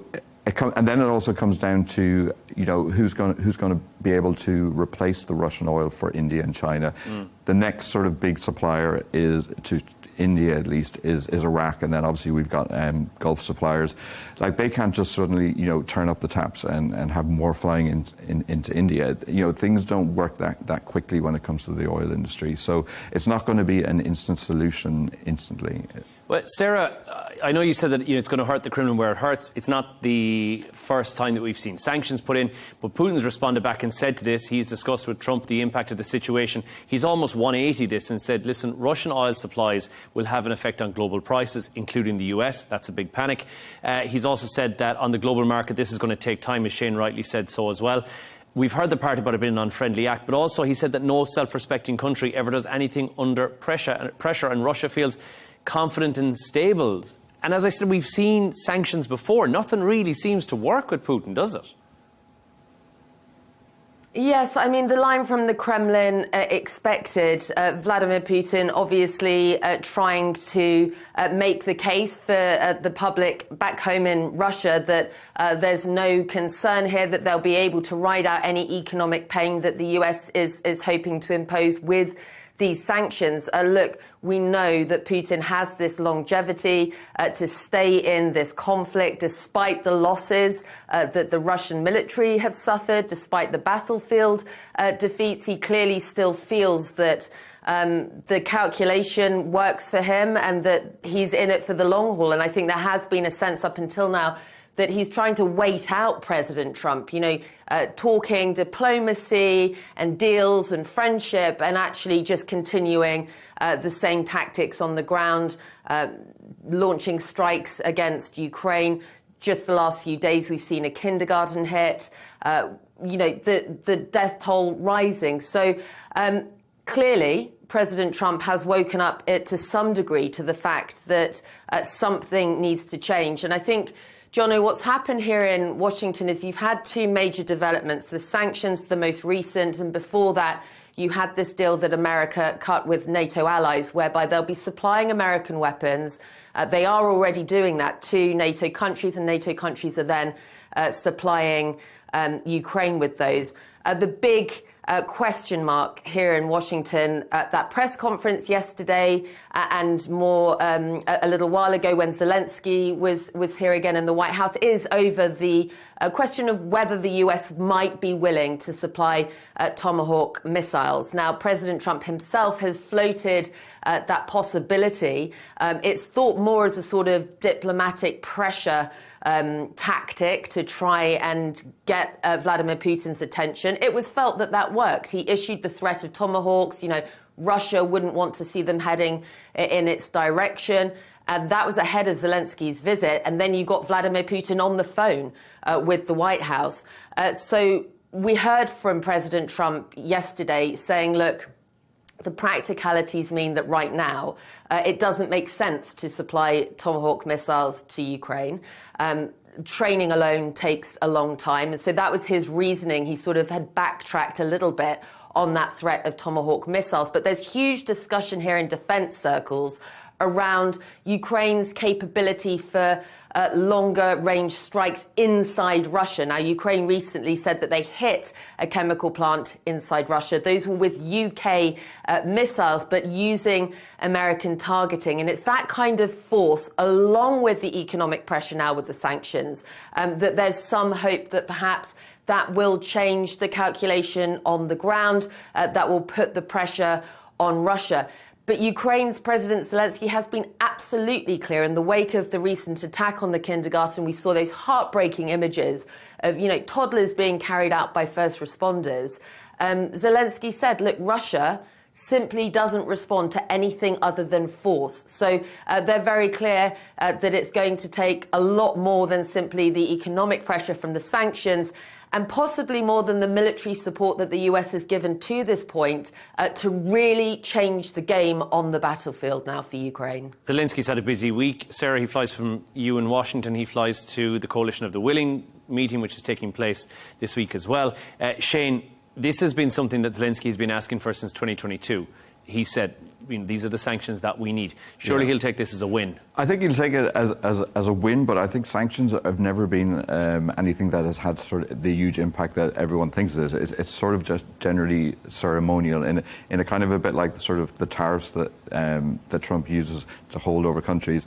I think he needs to go even further than this. It's not just like the oil revenue. He needs to look at a lot of the sort of grey market in terms of crypto that Russia uses to get a lot of its revenue. And he's kind of like the crypto digital president. So I think he needs to sort of use his contacts in that industry to maybe clamp down and cut out some of the revenue coming from that sector. So I think the sanctions need to be a lot wider. But as they said, in the Rystad Energy sort of analysis, that so far over the last 3.5 years, they've had very little impact. But he's the rollback president, isn't he? He always goes in with the really harsh one and then kind of rolls it back a little bit to something that's more palatable for everyone concerned. Go in like with 100% tariffs, pull it back to 50, and then it's just the art of the deal, I guess. So this is kind of like to bring sort of Vladimir, as he calls him, into to call up and maybe do something. But it does definitely sound like Trump is just getting frustrated with a lot of sort of these negotiating partners. You've seen the same in Israel with Netanyahu. So I think now he seems to be coming to the end of the line in terms of Putin as well.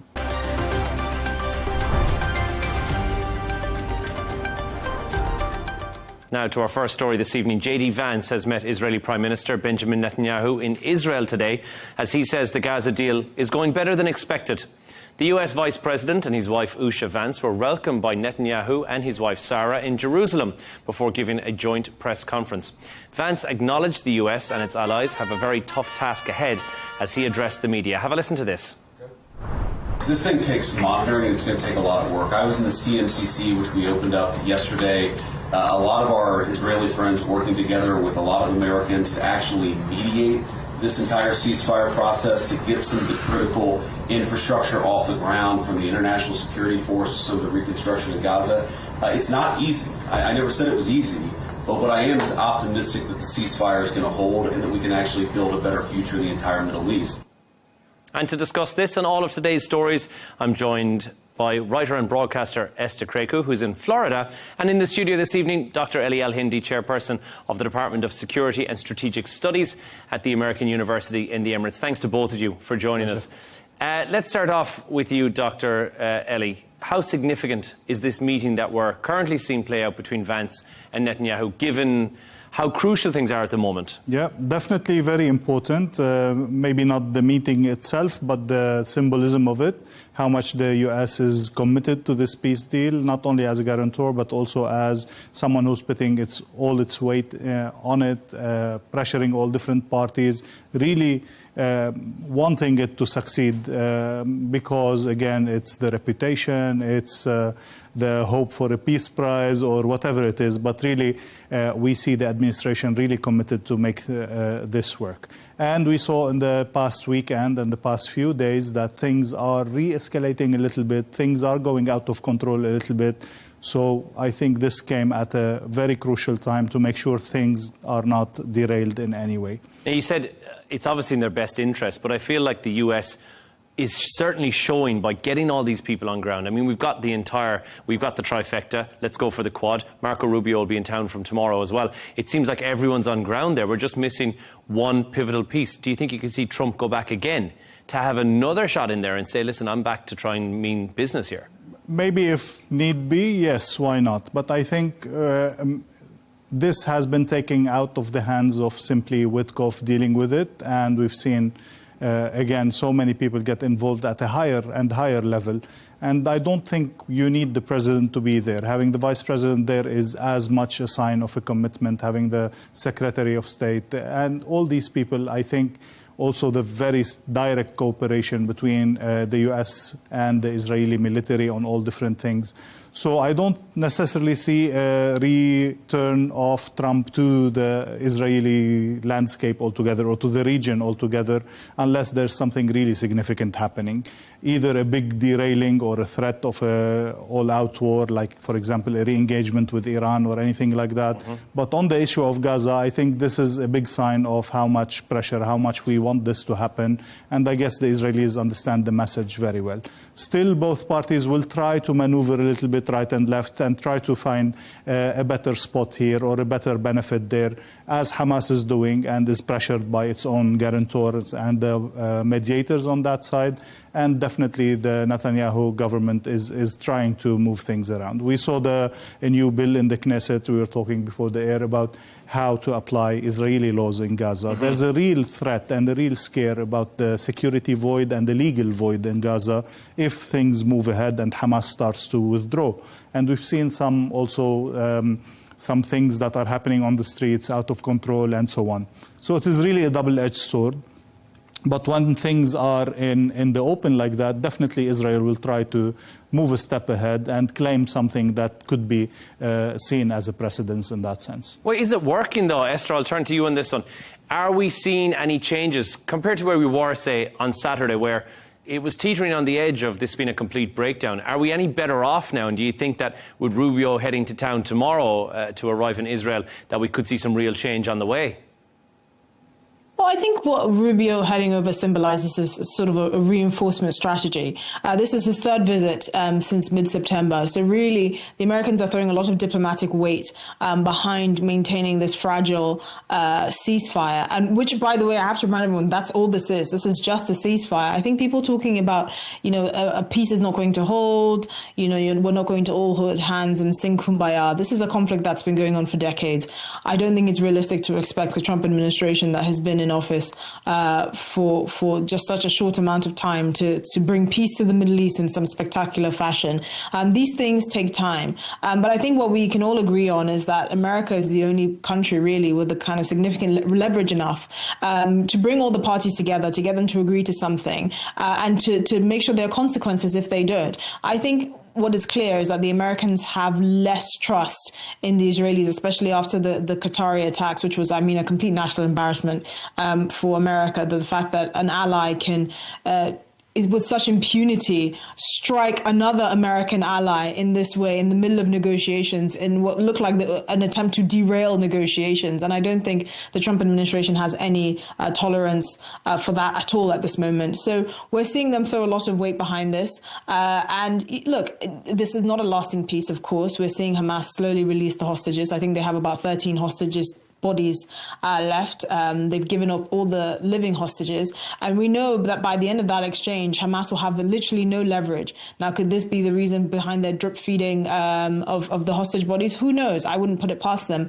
But one thing is very clear is that the Americans are not going to allow anything to derail this up until something more tangible comes of it. And they've also made it clear that, you know, whatever kind of peace plan moves forward and in terms of governing Gaza, they are not going to be directly involved in it because, like Trump said, no more forever wars. He's going to get local leaders in the region to handle it, of course, with financial support from the Americans and to a lesser extent Europeans. But they're going to try and patch this together with chewing gum and duct tape and then set everyone on their merry way. Well, just to take on what you said, Esther, Dr. Ellie, the US have said no boots on ground, no US boots and troops will be on ground there. But they've definitely said that we do need someone to be there. And the question is who? Because aside from Indonesia, I don't know who's put their hand up and said, listen, we will send people in, we'll help you out here. Definitely there was this signal from Indonesia that they're willing to do it. But again, so many things are so unclear. And when there's so much uncertainty, you wouldn't put your soldiers in, you wouldn't put your assets in, you wouldn't put your credibility in. Definitely no other government has shown interest in sending troops. The Europeans have said we might send technical assistance to whoever is going to be controlling. But I truly believe if it is not Saudi Arabia or Egypt, like the big players in the region, really weighing in that and sending soldiers, troops, boots on the ground, then things are going to be much more difficult to control in Gaza in the coming period. And both countries have clearly shown no interest so far. Maybe with Egypt, if a broader agreement is done, could be more interested. Saudi Arabia so far has not shown any willingness. But that's maybe a phase 2 or even a phase 3 step, right? So we don't get ahead of ourselves. Again, all what we're talking, as Esther saying, is just a ceasefire, but even it's the first phase of a ceasefire. And we've just declared with President Trump the general framework. There are so many things that are still to be discussed. Even when we say disarmament, to who, when, how, and this is what Hamas is playing in. The humanitarian situation, the legal and security void, as we spoke about, the reconstruction, the new government that's going to be formed, or the new authority. Is Hamas going to be able to participate in naming these people? Will these be considered as Hamas or not? There surely are so if they're many going things. to be intrinsical in actually naming the governing body behind it, that's the chickens running KFC. That's surely not possible, right? Well, again, where are you going to get these people from? They're going to be either Hamas or Fatah, or people who are purely technical and who has been living outside Palestine. And we know that this is not going to work if it is completely who are not in touch with the ground, who don't know how to do things, who don't know how to practically control the ground in that sense. So we do need some real people holding on to the real power that is on the ground. Can this happen without Hamas's approval, or at least positive reinforcement in that sense? This is where the trick is. And then again, the Palestinian Authority, who has been completely left out, while it is the legitimate, and where the government is recognizing Palestine, they are actually recognizing the Palestinian Authority. But then there's that phrase in the agreement that says after its reform. What does that mean? How long is that going to take? What's going to happen in the meantime? All these are questions that have no answers. Esther, looking at what happens, as we said, after that, and there is this tug of war, I guess, over Gaza's future that we're seeing, which is continuing. Israeli Parliament and in the Knesset today, and narrowly might I add, there was a vote in favour of passing this bill, which sees a preparation for a West Bank annexation. Now, that's loosely what's been termed. Obviously, that's not the correct, but it will see Israeli law be enforceable in Gaza. At this stage, would you view that as effectively what people are saying it is, views to make it an annexation of the West Bank? Well, I think we have to be careful about how we see this, because, of course, there are many ways you can view this, depending on where you lie ideologically. The point is that this is practically speaking, this is the first of many stages that the bill has to go through to actually be approved by the Knesset. Of course, this is a provocation because in the middle of these kind of fragile peace negotiations with Hamas, the last thing you want is to aggravate the Arab leaders in the region, like the UAE, for example, which has said, that is a red line for us, annexing any part of the West Bank. So clearly, I think this is a concession to the more fervent right wing of the Israeli parliament. But whether I actually think this is going to become law, I highly doubt it. Again, this first stage of many stages only passed by one vote. It was an extremely narrow vote. I think it's an extremely poor taste that this is happening now. But you're basically walking a tightrope. We're waiting to get Hamas to release all the dead bodies of the hostages, which is a condition that Israel has insisted upon, and that America's been very vocal that they're going to make sure that happens regardless. I mean, if Hamas need to dig it up with their fingernails, so be it. They're not letting them have excavation equipment, but they are saying you need to release all these dead bodies. What happens after that? I mean, I think it's important to not look too far into the future because, again, this situation that we're in right now is already so incredible that we don't want to count our chickens before they hatch. But another thing to bear in mind is actually getting Hamas out of the region is much more complicated than that. It's like really uprooting a cancer. Hamas is as much an ideology as it is an organization, and you cannot unthink an idea. I believe there was an IDF official who said that at the height of this Gaza offensive, that Hamas was recruiting new militants at a ratio of 5 to 1. And you have to ask, why is that possible? How is that possible? Hamas, using its people as human shields, as the IDF will say, but basically treating them with such impunity and not having any regard for their lives. They're still managing to recruit so many young men. And regardless of what you think, the incentives they use, whether it was food or money or whatever, there is clearly still a pull of the extremist ideology that is fueling Hamas, that is quite deeply embedded into Gazan society. I don't even know where you would begin to de-radicalize this population, let alone, actually getting rid of Hamas. What's the point of cutting the head of the snake if 3 more pop up? You can get rid of Hamas on a technicality, but if you're dealing with a deeply radicalized population that is looking at their home that has been reduced to rubble, that certainly don't see Israel as any friend at the moment, how are you going to get over that? And so, I think that the conversation about having local leaders that the Gazan population can trust, getting a de-radicalization campaign, offering the people a better deal, because if they're looking at, dirt and rubble and still pulling many of their dead from underneath this rubble. Those are other conditions for peace, regardless of what Israel says about it.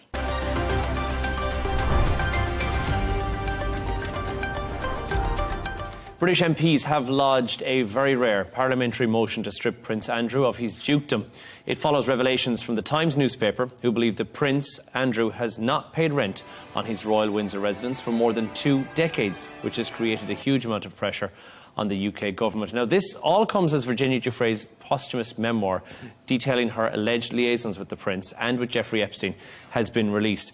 Michael, straight to the point in this one. Prince Andrew, should he be stripped of this dukedom? I want to preface it by saying it's tricky. And it's tricky because from a legal point of view, there's nothing that Prince Andrew has been convicted of. This is all allegations at the moment. Absolutely. That's where we stand. And the accuser is dead. And so nothing will be able to be resolved in a court of law. But he's damaged his reputation. He's damaged his family's reputation. He's damaged his country's reputation. And I would argue that in the court of public opinion, there is no way that he would be able to rehabilitate his image, which tells me that it would be a losing battle if you are trying to defend Prince Andrew having any advantage over an average UK citizen. So, as things stand currently, and we had the announcement from Prince Andrew, not from the King, which has sparked a little bit of controversy as well, just before the weekend, saying that he will renounce his dukedom. Officially, the Parliament will move to do that. He'll retain the title of Prince, as that is his birthright, but he will lose HRH as he's titling beforehand and will no longer be allowed to use that. Would you see him being stripped even further? Because it is possible under parliamentary rules that they could strip the title of Prince and simply he'd be Andrew Windsor, a commoner. Well, the three of us are in media, and I believe we don't necessarily have to think Prince Andrew is not guilty or even innocent, but it is frustrating that his PR team has not advised him properly. This is one of those situations, it's a story that you want to get ahead of. And you need to be, if you want to slide under the radar, if you want to be able to have a normal life for whatever number of years you might have left, you need to be proactive. He should be saying, I will allow, or I will encourage, or I will support Parliament as they strip me of HRH. He keeps Prince, as you said, because that's his birthright. He is the son of a queen. Fine. But to be proactive, but he isn't being proactive. It seems as though everything that is being talked about is something that he begrudgingly, so it would appear, is willing to maybe have a discussion about. Mm-hmm. That's the impression. And I think when you're not going in proactively to try to make amends for someone who was, even if you had nothing to do with it, this woman died by suicide, and the accuser, and she was treated horrifically. You need to have a little bit more self-awareness that you have been tied to this woman, and you need to be proactive so that you can try to save whatever grace you might have left in your career. Gemma, let's talk about the fact that this, at least Parliament removing the dukedom from this point of view, is to do with Royal Lodge. That's what's been reported in the Daily Mail today. We're hearing that that may be the reason. Talk us through what's actually been paid here, because we're hearing a bit about the rent that's been paid and why this might be such a controversial issue. Yes, so the controversy is that Prince Andrew doesn't pay rent at this 30-room you say the word lodge and you say the word cottage when it comes to royals. These are not lodges and cottages as we would know them. This royal lodge is a 30-room mansion that used to be the Queen Mother's home. Now, he hasn't paid rent on the property for 22 years. And I think this is quite a low estimation, but the rent is said to be in the region of £260,000 a year. Now, it is on royal land. It's near Windsor Castle. You know, there's lots of security. So I would say that that's quite a low ball, to be honest. Yeah. Yes. So when he moved in, he paid £8 million to do renovations. That was part of the deal for him to move in. And he had to come up with that money himself. No one really knows where that money came from back then. But then him paying that was basically, OK, then that's me now for the next 70-odd years. And what they give, in England, we have this thing called a peppercorn rent. It dates back, hundreds and hundreds of years, where you pay an absolute minimal amount. And in this case, it's £1 a year, and he can decide whether to pay it or not. So this is where a lot of, I think, public opinion is swelling, because Britain is still in the midst of a cost of living crisis. You're seeing all the time there's so much immigration is a big thing that's in the media as well. And you have this prince living in a 30-room manor house for £1 a year. So, taking aside the accusations, which of course Prince Andrew vehemently denies those, taking that out of the equation and just leaving solely the not paying for the house for 20 years, we're now seeing William and Kate as well in somewhat get involved here, the new charge, so to speak, of the royal family, and rumours that they may be the ones who are leading this, let's move him along, let's get Andrew out of the firm, so to speak. I don't think it's really a secret that William does not get on with his uncle. The recent Duchess of Kent's funeral, he was visibly uncomfortable with Andrew next to him, when we all saw the photos. So the fact that, Charles is alleged not to get on with his brother, William as well is making it very clear and very public what his monarchy will look like. And that itself started a lot of rumours. Does this mean King Charles's health is failing, even more than is being let on? But William has not been shy in saying he wants an even slimmer monarchy than, even Charles had initiated. Now, I think what's really interesting as well is if all these titles are stripped from Prince Andrew, and he's not allowed to go to Sandringham for Christmas anymore, where he's not allowed to participate in royal life. Anything, right? Or I think right down to funerals, christenings, weddings, nothing. I think this is what's very interesting, because there's going to be a difference between what's a public royal event and what's a private event, because it does bring up the question, will he be able to go to King Charles' funeral as and when it happens? Well, I mean, that is a twofold, isn't it? I mean, we saw that much like with the Queen's funeral, we saw a private family element to it, and we saw a very public element to it. So I guess there's a distinguishing part there, because if the taxpayer is paying for it, that's a public funeral. That's true, but do you remember Andrew made himself quite front and centre at the Queen's funeral? And it was said that King Charles was very unhappy with that. This is a man, as you've said earlier, he is not used to hearing no. He probably doesn't listen to his advisors anyway, because he's been raised, I'm a prince, you know, this is my birthright. So will it be embarrassing when people are trying to keep him away from things and he's insisting on turning up? What's going to happen then? It does seem like a sense of entitlement, Michael, and I think the King, it's going to be one of those, at the end of the day, they are a family, and you've got an older brother who's now trying to chastise his younger brother. He didn't publicly come out and say anything last week. It was Prince Andrew's office which had penned the letter. Should King Charles have handled this differently? He should have, but you have to think that a man of his age is probably not doom scrolling on social media. He probably doesn't know what the average person is thinking about when it comes to the reputation of Prince Andrew. And I'm going to go out on a limb and assume that the King's team is probably closer to his age than, say, to his son's age.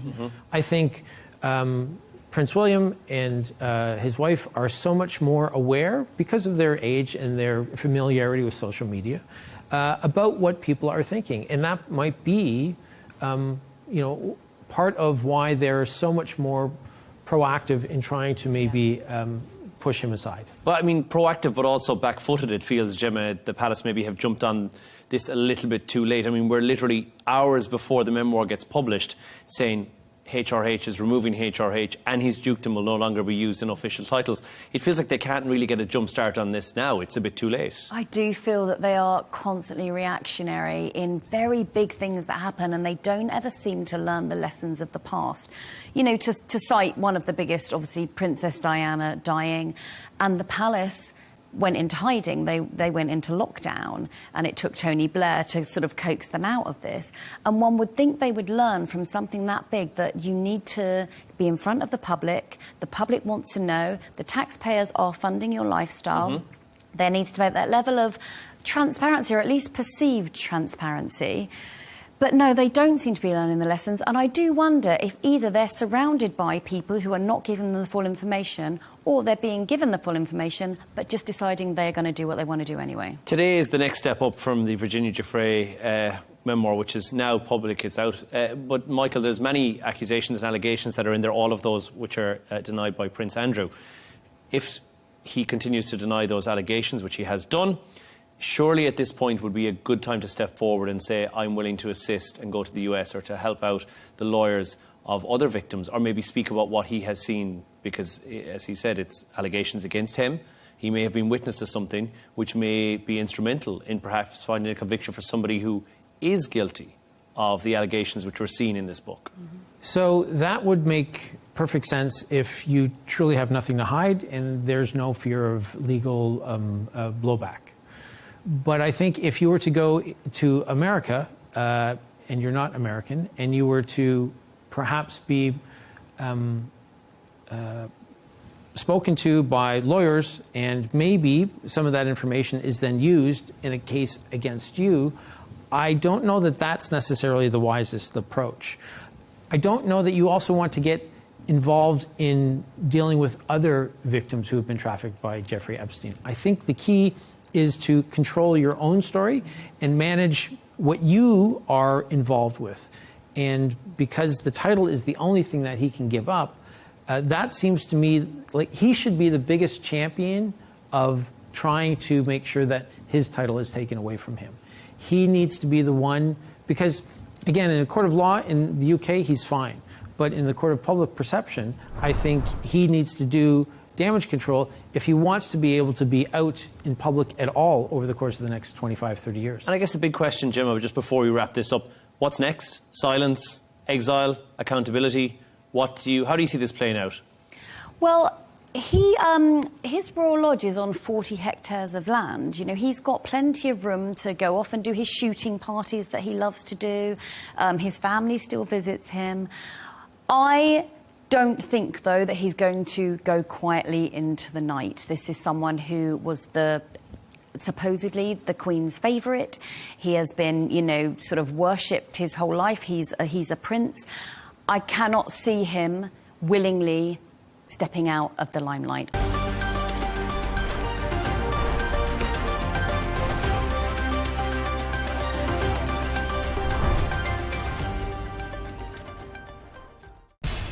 We have to take care of our people, and we're going to take care of our people first.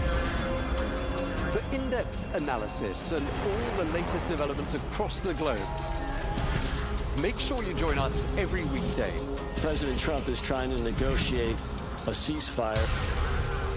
With so much happening, so much information, and so much noise, International law will have no part in his administration. it can be hard to keep track. Tariffs will just fuel inflation. We're going to fight these tariffs. But you can count on us to tell you what you need to know. We stand by your side. Join me, Tom Burges Watson, for Global News Today, right here on Al Arabiya News. Now turning our attention to Ukraine, and President Volodymyr Zelenskyy has been trying to get his hands on Tomahawk cruise missiles, but so far without success. Well, unlike drones, these missiles can fly low and hit deep into enemy territory with precision. And they're also relatively affordable at around $2 million each. Well, President Zelenskyy says they will help Ukraine strike further into Russia, but President Trump is holding off, saying that the US needs them first. Well, that's a problem. We need Tomahawks, and we need a lot of other things that we've been sending over the last 4 years to Ukraine. We've been, we gave them a lot. Now we have a different situation. We send it to the European Union. They pay for it and all that, and they have plenty of money. But it's beyond the money. We need Tomahawks, and we need a lot of other weapons that we're sending to Ukraine. And one of the reasons we want to get this war over is exactly that. Well, let's get more now. We can speak to General Joseph Votel, who's a retired four-star general and former commander of U.S. Central Command. He joins us from Minnesota. Thank you very much indeed for speaking to us, General Votel. Just before we talk about Ukraine, I just want to ask you briefly, since we were talking about it with our earlier guests, I mean, how fragile is the ceasefire in the Middle East looking to you right now? Well, I think first of all, it's good to be with you, Tom. And I think the situation is fragile.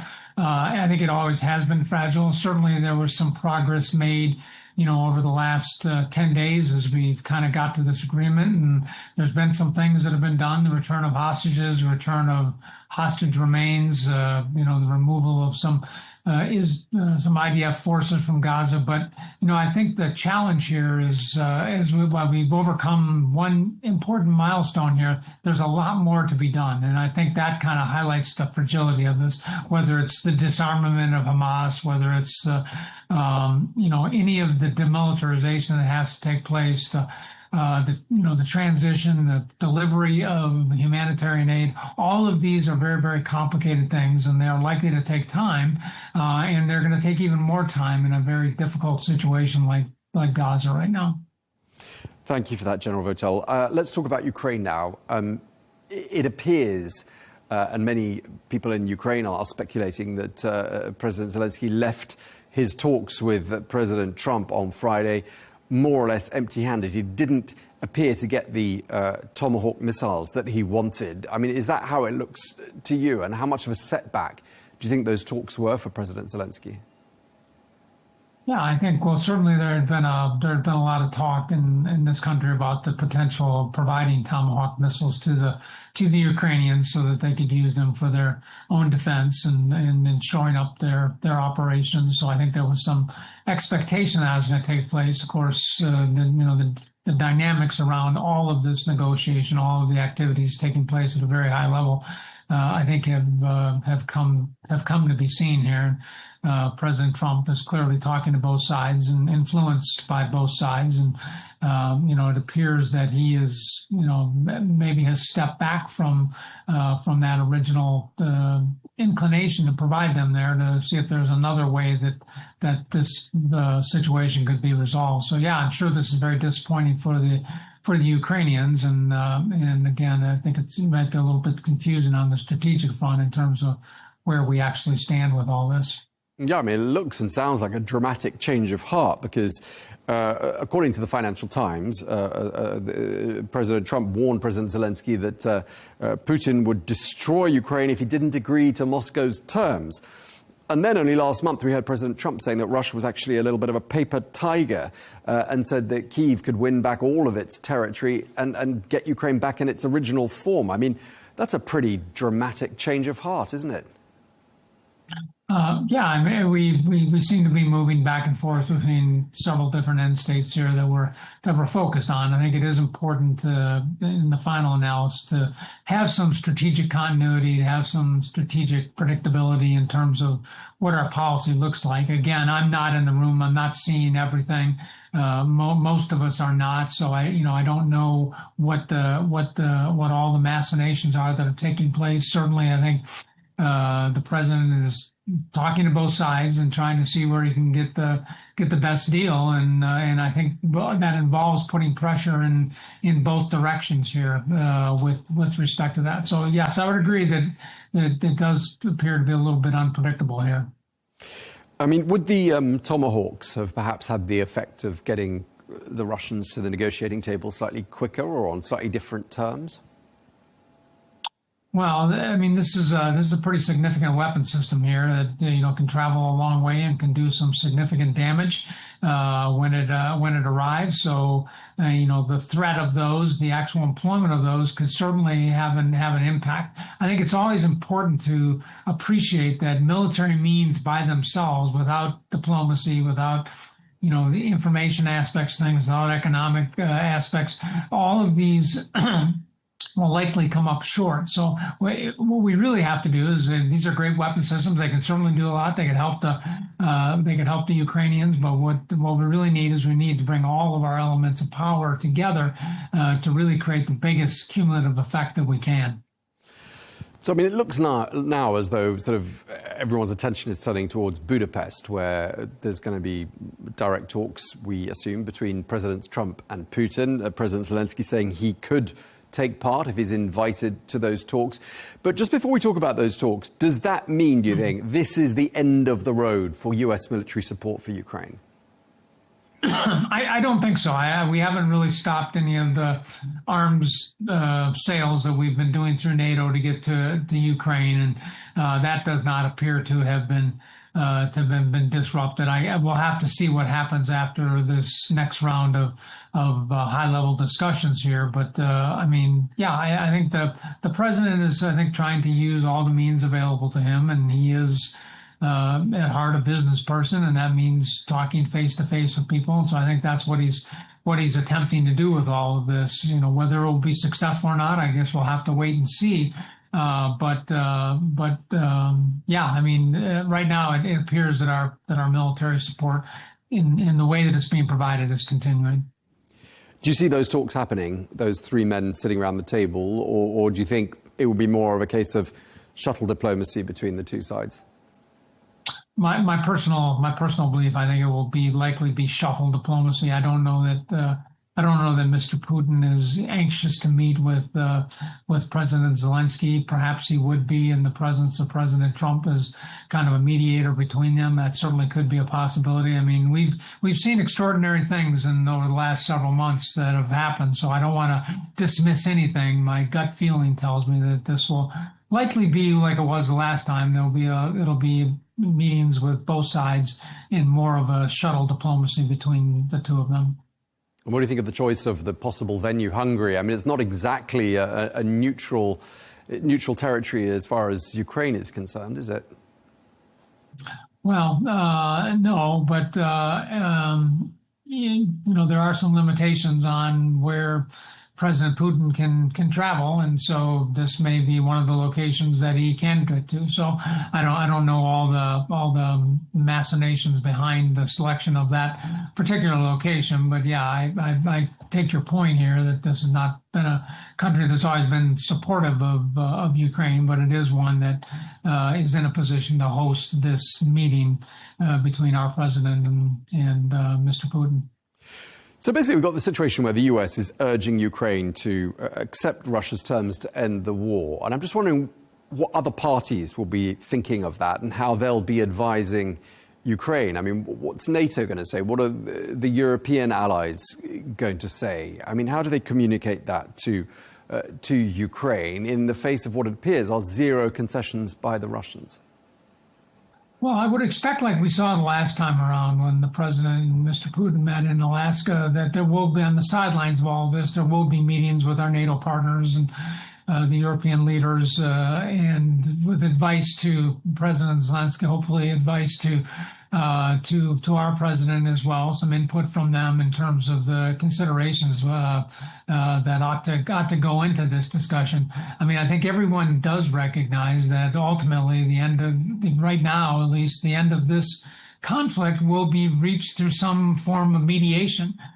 Whether that involves giving up territory or something else, I think that's all to be decided. I think the Europeans, certainly the NATO, has been very pro-Ukraine and is very keen for them not to give up any type of their terrain or land. So we'll see where that goes. I mean, these are really, really difficult challenges here, and of course the president is stepping into this, trying to bring some coherence around an approach to this, and I'm sure he'll be getting input from a lot of different sides, and a lot of that input will most undoubtedly be conflicting with each other. General Vogel, we heard from Britain's most senior military officer, Field Marshal Lord Richard, saying that Ukraine cannot win this war with Russia, and said that Ukraine should negotiate peace. I mean, is that how it looks to you? And what's your assessment of what's actually happening on the battlefield right now? Well, my assessment is that neither side is in a position to exact a military victory in this. I mean, it's been stalemated. There's been some gains by the Russians here, and certainly some of their attacks across Ukraine have been pretty devastating to the infrastructure. But Ukraine has also exacted some costs on Russia as well. And so neither side can get to a decisive point. And that was my point earlier, is eventually this is going to have to be negotiated and mediated out. And it's going to be a discussion that ends this, not necessarily a fight here. The Ukrainians are up against a lot of challenges. They are a smaller country population-wise. They are very dependent upon NATO and the United States and others for a lot of their material, and there's some challenges with getting all of that to them. The Russians, on the other hand, are making use of Iranian drones, are making use of North Korean soldiers and North Korean artillery, and they've kind of got the acquiescence of China in supporting this. So both sides have had some challenges associated with all of that. Neither can achieve a military victory at this point. So yes, I think at some point there is going to have to be a negotiation. I think what we're really talking about are what is the framework for that? Does it involve giving up terrain? Is it pulling forces back? Does it include some force in between? I mean, there's a whole bunch of possibilities of this. So I think the conflict is going to end around a table. It's not going to end around a military engagement.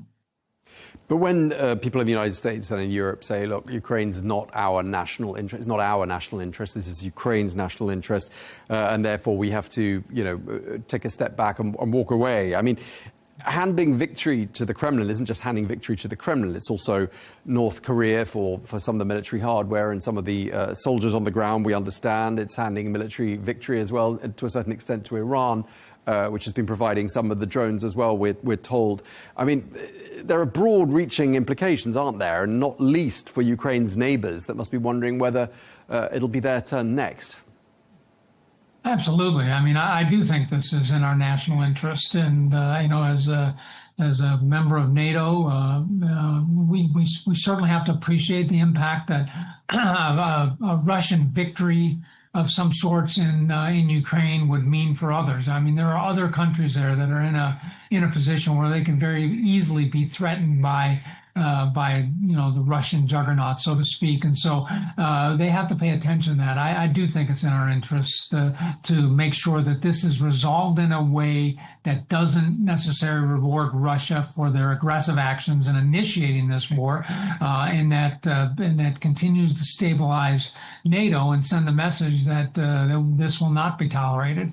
I think we've seen over the last couple months when we saw some incursions of Russian jets into NATO airspace, a very strong response from the NATO countries. So they're definitely on arm, and they understand, I think, what Mr. Putin is up to, and that his goals perhaps don't end with Ukraine, but really end in a much more broader fashion with trying to reestablish the empire that they previously had under the Soviet Union. So I think these are significant interests that are at stake, not just for NATO, but to include the United States here in Eastern Europe. And just lastly, General Votel, just to wrap up with a comment from that same senior military man I was talking about just a moment ago, Field Marshal Lord Richards. He said, what we have done is, in the case of Ukraine, is to encourage Ukraine to fight, but not given them the means to win. He went on to say that Ukraine's allies have failed Ukraine. Would you agree with that?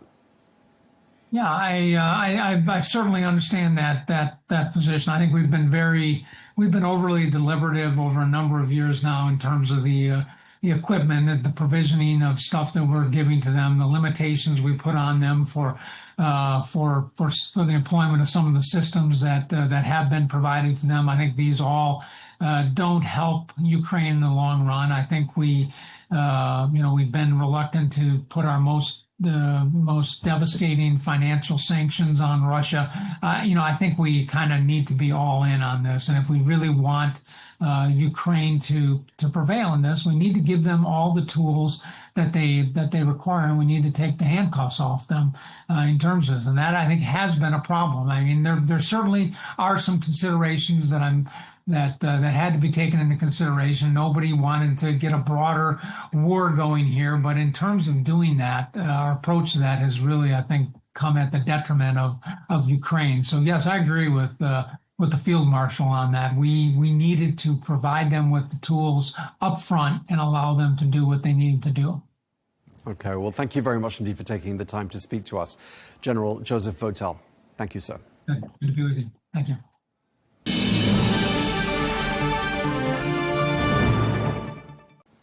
We're joined now by Arseniy Yatsenyuk, who's the former Prime Minister of Ukraine. He joins us now. Thank you very much indeed for taking the time to speak to us. I was just looking at your Twitter account, or your X account, and you said today that we have reached what you said was, quote, an important and long-awaited turning point in this conflict. Why did you say that? Well, you remember, well, first of all, thanks for having me. My pleasure to address your audience. That's for the first time. The second issue is that you remember that President Trump made a verbal U-turn when he posted on his Truth social media that Ukraine could regain its territorial independence completely with the support of the European Union and NATO. And let me remind you that the United States is a dominant player in NATO. So it was a kind of verbal U-turn. This time, President Trump made an action U-turn. So he clearly decided, and he has realized, that Putin played President Trump in Anchorage during that doomed meeting with the red carpet and limo sharing in Alaska in Anchorage. So President of the United States acted in a good faith. He expected to get real concessions out of the designated war criminal Putin. So he was very generous. That's what I know for sure, because a few days ago I came back from D.C. He was very generous in offering quite comprehensive menu to Russians how to cut the deal. But what happened in the end, Putin just rejected his deal, and Putin wanted to humiliate the President of the United States.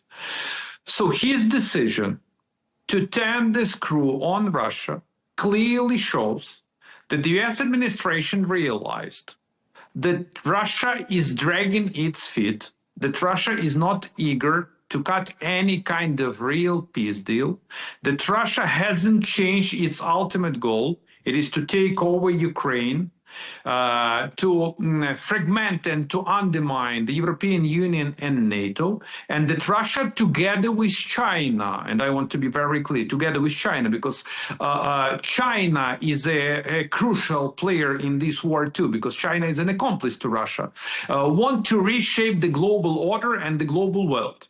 That's my reading of the situation. Okay, and what President Trump has done is to impose sanctions on Russia's two largest oil companies. I'm talking about Rosneft and Lukoil. Now, the Kremlin is saying Russia is, quote, immune to sanctions. And I want to just ask your opinion, though. What do you think the impact of these new sanctions is going to be on the Russian economy? Well, if one believes that the sanction is a silver bullet or a magic wand, so it's a kind of wishful thinking. Sanctions is just a piece of the puzzle, sir. Piece of the puzzle how to bring peace, a fair and just peace in Europe, and how to defend sovereignty and independence of Ukraine, and how to defend the values of the free world. You're absolutely right saying that the US administration imposed sanctions against two dominant oil crude producers, Rosneft and Lukoil. But the US administration imposed sanctions on all subsidiaries of these units, of these two legal entities. So it is a quite bold action on the side of the US administration to deprive Russia of its revenues from hydrocarbons. Where the problem where I see is that Russia managed, and that's true, partly managed to circumvent sanctions. There are two biggest consumers of the Russian oil, which is China and India. China is paying in renminbi, which is far from the control of the Federal Reserve. The same goes with India. It means that the US administration has to undertake the next step, which is to impose secondary sanctions on those who try to circumvent sanctions and to pay for the Russian oil and gas in different currency rather than the US dollar or euro, because I expect that Europeans will follow suit, and Europeans will definitely impose similar types of sanctions on the Russian energy sector. Yeah, I mean, the Europeans have, in fact, announced a 19th package of sanctions on Russia. We'll talk about those in just a moment. But I wanted to ask you before that whether you think the effect of these sanctions on those two large oil providers is going to be to get Moscow to come to the negotiating table and in good faith. Do you think that will be the outcome? Well, with all due respect, sir, I never believed in any kind of good faith in Russia because they don't have this faith. And they never had it. The idea is just to deprive Russia of its financing of the war chest. The idea is to exhaust Russia. The idea is to drain its resources. The idea is to limit Russia's ability to kill Ukrainians because they are literally just killing us, okay? 2 days ago, they launched a barrage of missiles and drones, more than 400 missiles and drones. They hit the kindergarten. They killed 2 kids of 6 months and 12 years old. And this is a never-ending, horrible drama and tragedy. So the US administration decided to laser focus these sanctions on the hydrocarbons. Look at the Russian so-called stock market. These two companies, I mean Rosneft and Lukoil, they lost about 12 billion in capitalization in just 1 day. So Russian stocks are in nosediving. So I do understand that they will try to mitigate this effort. But the thing is that if these sanctions are combined with the similar steps against the new so-called Russian Black Sea Fleet, because the Russian Black Sea Fleet right now rests on the seabed, because we actually sank practically the half of the Russian Black Sea Fleet. But there is a new shadow fleet of Russian that illegally transports crude oil all over the world. These sanctions will be effective. Once again, it is not a silver bullet, but it is a very important step on the side of the US administration, where President Trump, for the first time during his second term, showed that he can bring peace through strength. And he showed and exhibited this strength. Before we address that question, I was alluding to the latest package of EU sanctions, their 19th package. I mean, that's an extraordinary number of rafts of sanctions against Russia. I mean, we do hear from President Zelenskyy sometimes words to the effect that he thinks certain countries need to do more in order to pressure Russia. Which countries do you think he has in mind? Which countries would you like to see ramping up the pressure on Russia? Well, definitely you should ask President Zelenskyy. But we are on the same page with the president because, look, I mean, Ukrainians, we are fighting for ourselves. But we are defending an entire world.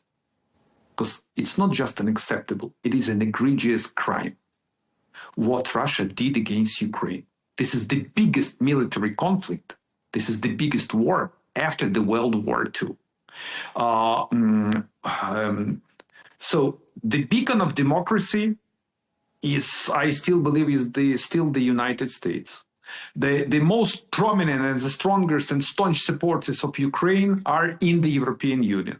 The United Kingdom is just amazing. So they are straight to the point. There is no hot air on the side of the United Kingdom, but just clear-cut deliverables. I wish everyone to realize that they are not just donating to Ukraine. They are investing in their own security, because we as Ukrainians are paying the highest price. This is the price of the human beings, of the lives of the human beings. And there is no way to offset this price, just no way. And in terms of financial support to Ukraine, this is the best ever investment into the national security of NATO member states, and not only NATO member states, those who doesn't want to have wars and conflict all over the world. And if Ukraine wins, and I hope Ukraine will win, this would be the best lesson to those who want to conquer another countries, for those who want to invade and kill independent states and sovereign nations. And they will draw the best lesson that if you commit an act of aggression, you're going to pay for this. And this is my message to everyone. And you are the state-owned channel. And look, I commend the efforts of Riyadh and your country playing a role as the mediator. And we do really appreciate your efforts. You are the dominant player on the oil market. So I hope that your government and your country on the right side of the history. So what do you say to those Americans who say, sometimes we hear people, even in the current administration, this is not our national security issue, it's not a priority for us as Americans, we're going to pull the plug on funding for this war. What's your message to people who think along those lines? This is the exact message that I delivered in DC last week on a number of media outlets. I said, look, this is the best ever investment you had. Due to the fact that you contributed to your own security and provided both financial and military support to Ukraine, Ukrainian military managed to degrade severely by half Russian land forces. We compromised Russian intelligence. We compromised Russian cybersecurity. We sunk the Russian Black Sea Fleet. Russia faced casualties of around 1 million people. Could you imagine? Without any kind of military boots on the ground. I mean, either American or anybody else. And the second part of this message is that it's not just Russia. It is China. It is China that helps Russia, that provides financial resources to Russia, that has thrown a lifeline to Russia, that is an accomplice to this kind of egregious crime that Russia committed in Ukraine, and the China that wants to reshape the global order. And if we fail, this would trigger the domino effect all over the world. China is going after you, my dear American friends. And we, as Ukrainians, are on the front lines in defending the values of the free world. This is my message, and I want to reiterate it once again, because this is the truth. And they do understand. Look at the approval ratings. Look at the latest survey, public survey that had been published a few days ago. More than 70% of both Republicans and Democrats support Ukraine. And could you imagine that more Republicans support an idea to turn the screw on Russia rather than Democrats? Look at the bipartisan support in the US Senate. 85 senators co-sponsored the bill to impose secondary sanctions on Russia. So Americans do understand and realize that Russia and China pose a national security threat to their own interests, and that Ukraine's fight is actually the solution, how to defend not only Ukraine, but how to defend and protect the homeland of the United States. Now, you've mentioned on more than one occasion that you were in Washington last week, and so was President Zelenskyy. And President Zelenskyy held talks with President Trump at the White House. I mean, it's extraordinary when we look at what's happened since those talks took place. Budapest meeting has been cancelled. These latest sanctions have been announced, and it's only Thursday, less than a week since those talks took place. What can you tell us about what happened in those talks? Do you have any insights as to what the nature of the conversation was and how it went? You know, Putin applied the same case scenario, the same pattern that he did before the Anchorage. You remember that he reached out to President Trump. They agreed on this summit in Alaska. President Trump expected to cut the deal. In the end, he played President Trump. The state dinner was canceled, and it went in a kind of debacle. So as designated war criminal, Putin realized that the US administration practically passed the decision to provide Ukraine with the long-range capabilities, I mean Tomahawk missiles. He urgently picked up the phone, so-called red line, and tried to reach out to President Trump, which he did. And he actually managed to convince President Trump to have another Anchorage, but only in Budapest. Just to tell your viewers, Budapest has a very notorious history for Ukrainians. In 1994, Ukraine relinquished its third biggest nuclear arsenal in the world under the Budapest Memorandum, and Russia, the United States, and the United Kingdom provided the security guarantees or security assurances to Ukraine that nobody under any circumstances would invade Ukraine. So in the end, Russia, that actually co-sponsored the Budapest Memorandum, invaded Ukraine, that voluntarily relinquished its third biggest arsenal. The idea that Putin had, that he wanted to have another Anchorage. But President Trump realized that there is no way, just no way. If Putin accepts his peace proposal, and his peace proposal was very clear, is an unconditional ceasefire, so he can get the Budapest. Otherwise, it's going to be another round of humiliation of the President of the United States. So the President assigned a Secretary of State, who is a seasoned politician, to hold talks with contemporary Ribbentrop. This is the Foreign Minister of Russia, Lavrov. In the end, Americans realized that it's another sham. It is another a kind of pretension. It is another way how to drag their feet and how to play the US administration, that there will be no deliverables. So they are just playing for time. And that's the reason why the meeting in Budapest was cancelled. And the US administration realized that they have to pass the decision to impose a new round of sanctions. Okay, so it sounds like you found the whole idea of Budapest insulting for reasons that you gave, historical reasons. And I want to just ask you whether you think, I mean, there has been talk in the recent months of President Zelenskyy having to sit down at a table opposite President Putin. Do you think that is something that is inevitable? Do you think that will happen at some stage?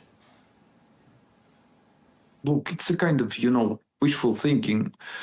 I never believed in this. And you remember that after Alaska meeting, there was even an announcement that they're going to hold either trilateral or bilateral talks, trilateral between my president, President Trump, and suspected or criminal, or bilateral between my president and Russia. Look, it's no way. It's no starter. Look what's happening on the ground. I don't believe in any kind of hot air. I believe only in facts and what's happening on the ground. Russia is not eager to cut any kind of deal. So that's the reason why we need to pressure like hell on Russia, period. Just tell us a bit more about what's happening on the ground. You've painted a picture for us of what the situation is like right now. I mean, obviously the fighting's continuing, winter is approaching, and that's usually a time when not much happens on the battlefield in the cold winter months. There have obviously been airstrikes on Kyiv in the last 24 hours. Just tell us, what is the current situation on the battlefield as you understand it? Sir, it is a war. And that's the description what's happening. With the atrocities committed by the Russian military, with the killing, rape, abduction of Ukrainian children, with the hitting of Ukrainian energy facilities, with the war crimes.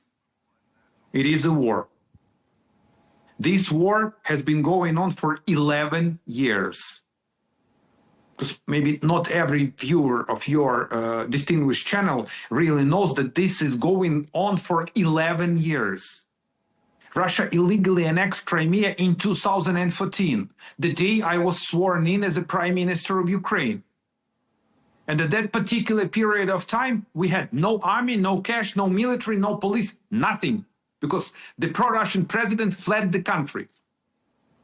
And under that circumstances, we managed to survive 11 years ago. In my treasury, in the state treasury of Ukraine, I had 10,000 euros. Could you imagine? For the entire country. The reason why I'm telling you this is that we managed to withstand armed to the teeth Russia for 11 years. An all-out war has been waged by Russia 3.5 years ago. So he wanted to freeze us. He imposed blackouts during the first winter, and he's going to repeat the same case scenario that winter. We will survive.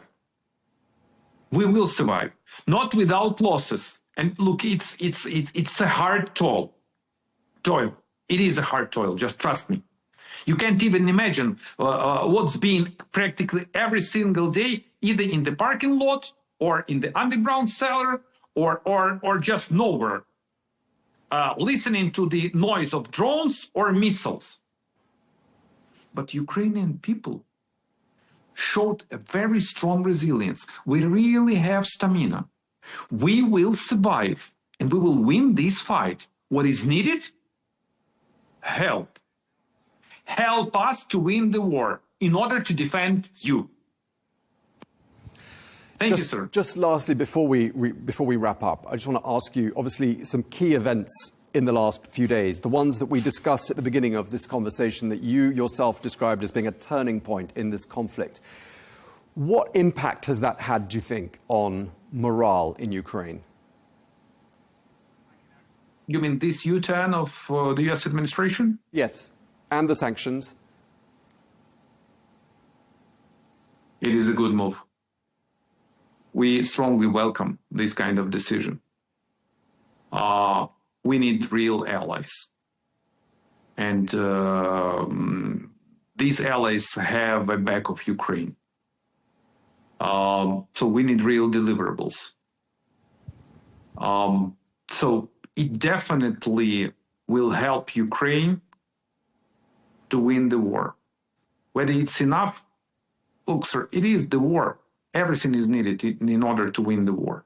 But it is a good leverage, and this is the first step of the US administration under President Trump in his second term that clearly shows that Americans are serious about defending Ukraine and helping Ukraine to get a fair and durable peace. At least I believe in this.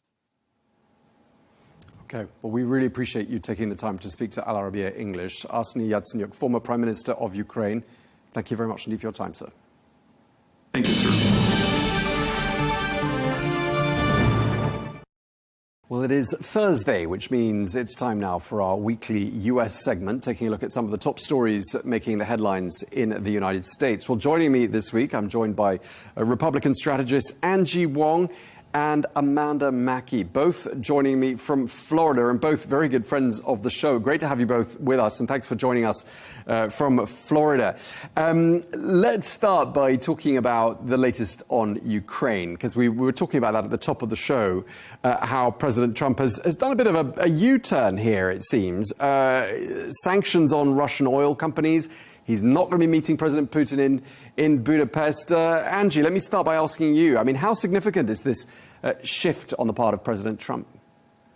No, I don't think it's all that surprising, actually. I mean, Russia got what it wanted, which was, Zelenskyy was just at the White House last Friday, and he was asking for Tomahawk and long-range missiles. He didn't get them. So as soon as that deal fell apart, Russia said, well, I don't think we need to meet anymore, President Trump. So I think that's what's happening. President Trump, he knows he's being pulled from both sides. He's being played by Russia. And now he's saying, well, okay, if you're going to play me and so publicly, I am now going to, do my list of things that I need to do to get you back onto, the negotiating table, including the, putting sanctions on Russian oil companies. We've long known that that is exactly the plan that President Trump wants. He needs to cut off the financing machine that goes to Russia to finance all these wars. And going after the oil companies, that is step number one. Okay, Amanda, what's your take? Well, I think we have to talk about the First Lady here, because I think what she has seen with the most recent bombing of a kindergarten in Ukraine, you can just see that the First Lady is getting tired of the antics being played by President Putin. The fact that President Trump has been trying to work things out with him and it's not going anywhere. So in a way, Putin has been embarrassing President Trump. And of course, the First Lady doesn't like that. But maybe even more importantly, the First Lady opened a dialogue with President Putin on the Ukrainian children, over 30,000 children that were basically taken from Ukraine.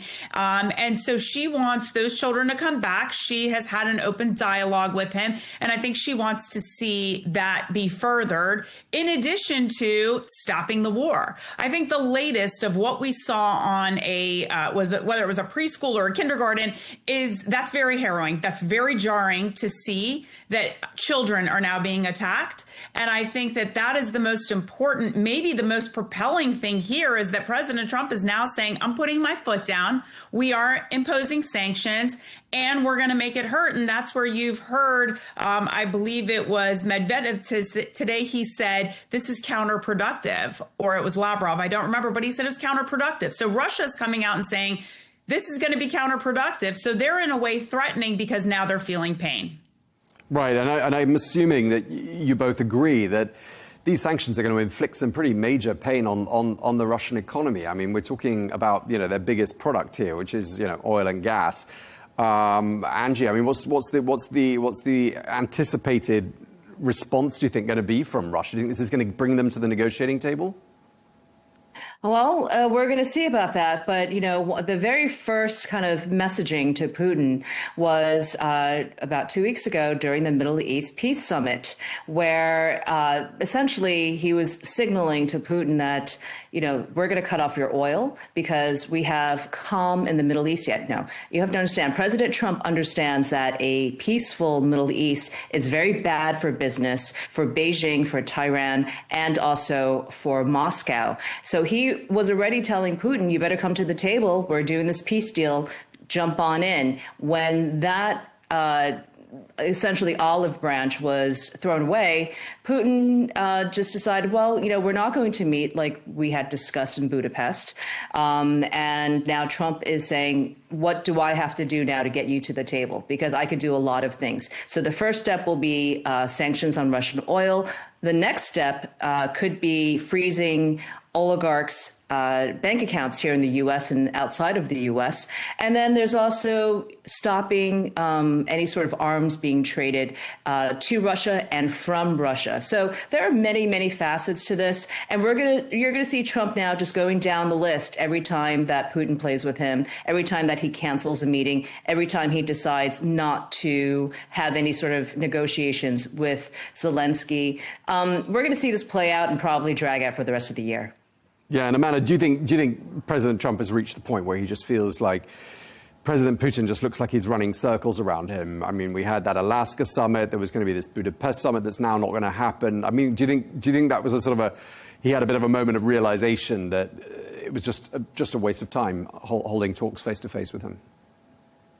I think President Trump wants to be the president of peace and not war. So I don't think he wanted to propel this to war. Last Friday, when the Ukrainian president was here at the White House, obviously, we've all been talking about it, he asked for Tomahawk missiles. And President Trump really tried to slow that and say, well, I don't want to escalate this.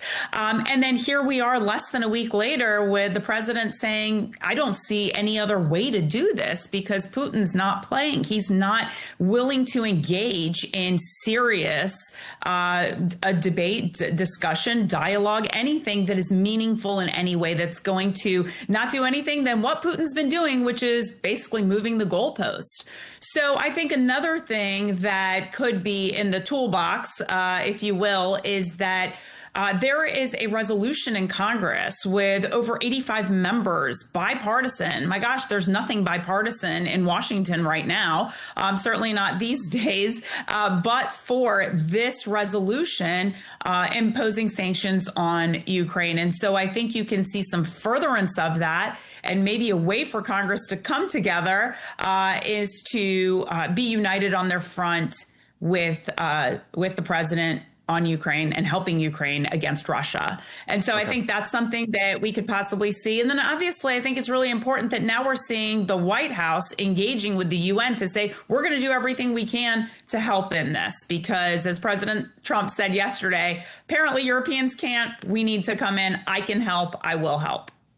Okay, and Amanda, while you're there, let's just move on to our next topic, which is the Middle East. It's already come up in conversation already in this short discussion between us. And of course, it's been a really busy week, hasn't it, for US diplomacy? I mean, it's been a busy several weeks, really. But the presence of the US president, the US vice president, the special envoys, Kushner, Witkoff, J.D. Vance was there yesterday, and we're told Marco Rubio is on the way. I mean, there is so much momentum, isn't there? And they really don't seem to want to let this deal run any risks of collapsing. What are your thoughts, Amanda?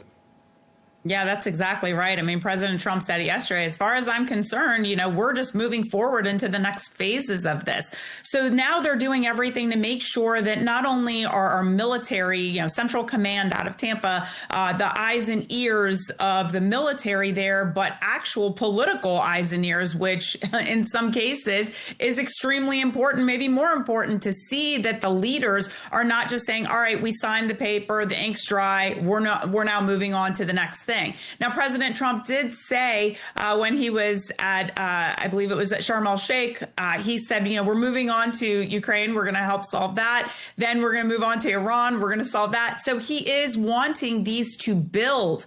And so if this doesn't succeed, it makes it really hard for President Trump to do all the other things that he wants to do, Ukraine being the first thing that he wants to move to now, which obviously he's moved in that direction. So it is really important that these peace deals stay in place because, as J.D. Vance said yesterday, it seems like the media wants them to fail. It seems like the media doesn't want to see success here, and that's a terrible thing. We want, of course, to see peace in the Middle East. That's what happened last week. And so we're going to move in furtherance of that, and hopefully with Ukraine and Russia, and maybe even with Iran. Sure. Well, I mean, I think a lot of people where I'm sitting definitely want to see things succeed on this diplomatic front. And, Angie, just turning to you, I mean, it's interesting, isn't it, to see how President Trump he's positioning himself as being a very fair mediator here. On the one hand, he had strong words for Hamas, disarm or else. And on the other hand, the Trump administration's been pretty irritated by the sounds of things about this idea of annexing the West Bank, which was discussed in the Knesset yesterday. I mean, after all the effort that's been made, I mean, I expect they find that quite insulting, don't they? Phase 2 of the peace plan was always going to be the hardest, right? To ask Hamas to disarm and to demilitarize. That was something that was going to take a lot more negotiating. But look, President Trump and the Trump administration got exactly what they wanted out of this deal already.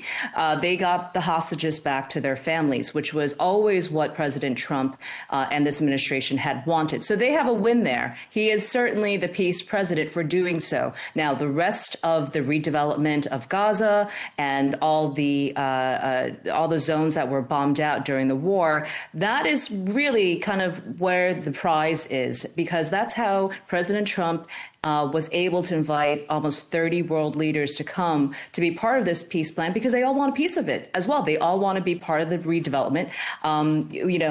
President Trump has long said that this could be the Middle East Riviera, and we expect a lot of real estate development to happen in those regions that can benefit everyone in that region. So I think that is what they're going to be working towards. That's why pretty much all of the major heads of the Trump administration are all visiting that region right now, is to make sure that this deal somewhat stays in place. Good signs that both Israel and Hamas has both said, yes, there were some bombings in the recent days, but it seems like this peace plan is still on track to succeed. OK, let's move on to our next topic, because there was a heated debate in New York last night. Obviously, there is the mayoral election coming up. We've got the candidates Zoran Mamdani, the Democrat, Andrew Cuomo, Independent, and Curtis Sliwa as a Republican candidate. They opened with some pretty sharp barbs as they outlined their vision for the city's future. Let's just take a little look at some of the exchanges from last night. My main opponent has no new ideas. He has no new plan. It's Bill de Blasio rehash, and we know how that turned out. While there are 3 candidates on the stage, you will hear only 2 messages. My opponents, who spend more time trying to convince the other to drop out than actually proposing their own policies, will speak only of the past, because that's all that they know. Andrew Cuomo will spend much of tonight attacking me. He is a desperate man, lashing out because he knows that the one thing he's always cared about, power, is now slipping away from him. Next is Andrew Cuomo. Good evening. Both my adversaries have decided to bump chests with President Trump to prove who's more macho. You can't beat Trump. He holds most of the cards. He's already cut federal funding for Medicaid, for the SNAP program, and it's threatened to cut funds for NYCHA. So if you're all of a sudden going to get adversarial, you're going to lose. OK, Curtis Sliwa having the last word there in that debate. Amanda, I don't know if you watched the debate, but I just wanted to ask you, I mean, we're 10 days away from Election Day in New York. I mean, how's this race shaping up? Well, we're really not even 10 days, because early voting starts Saturday. So, it's really moving, and the movement and momentum has always been with Zoran Mamdani, much to the chagrin of many people in conservative circles, even independents.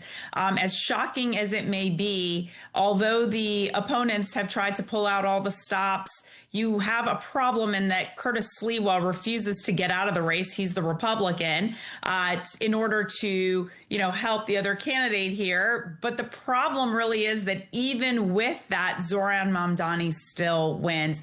Cuomo does not. And so that's what the polling is showing right now.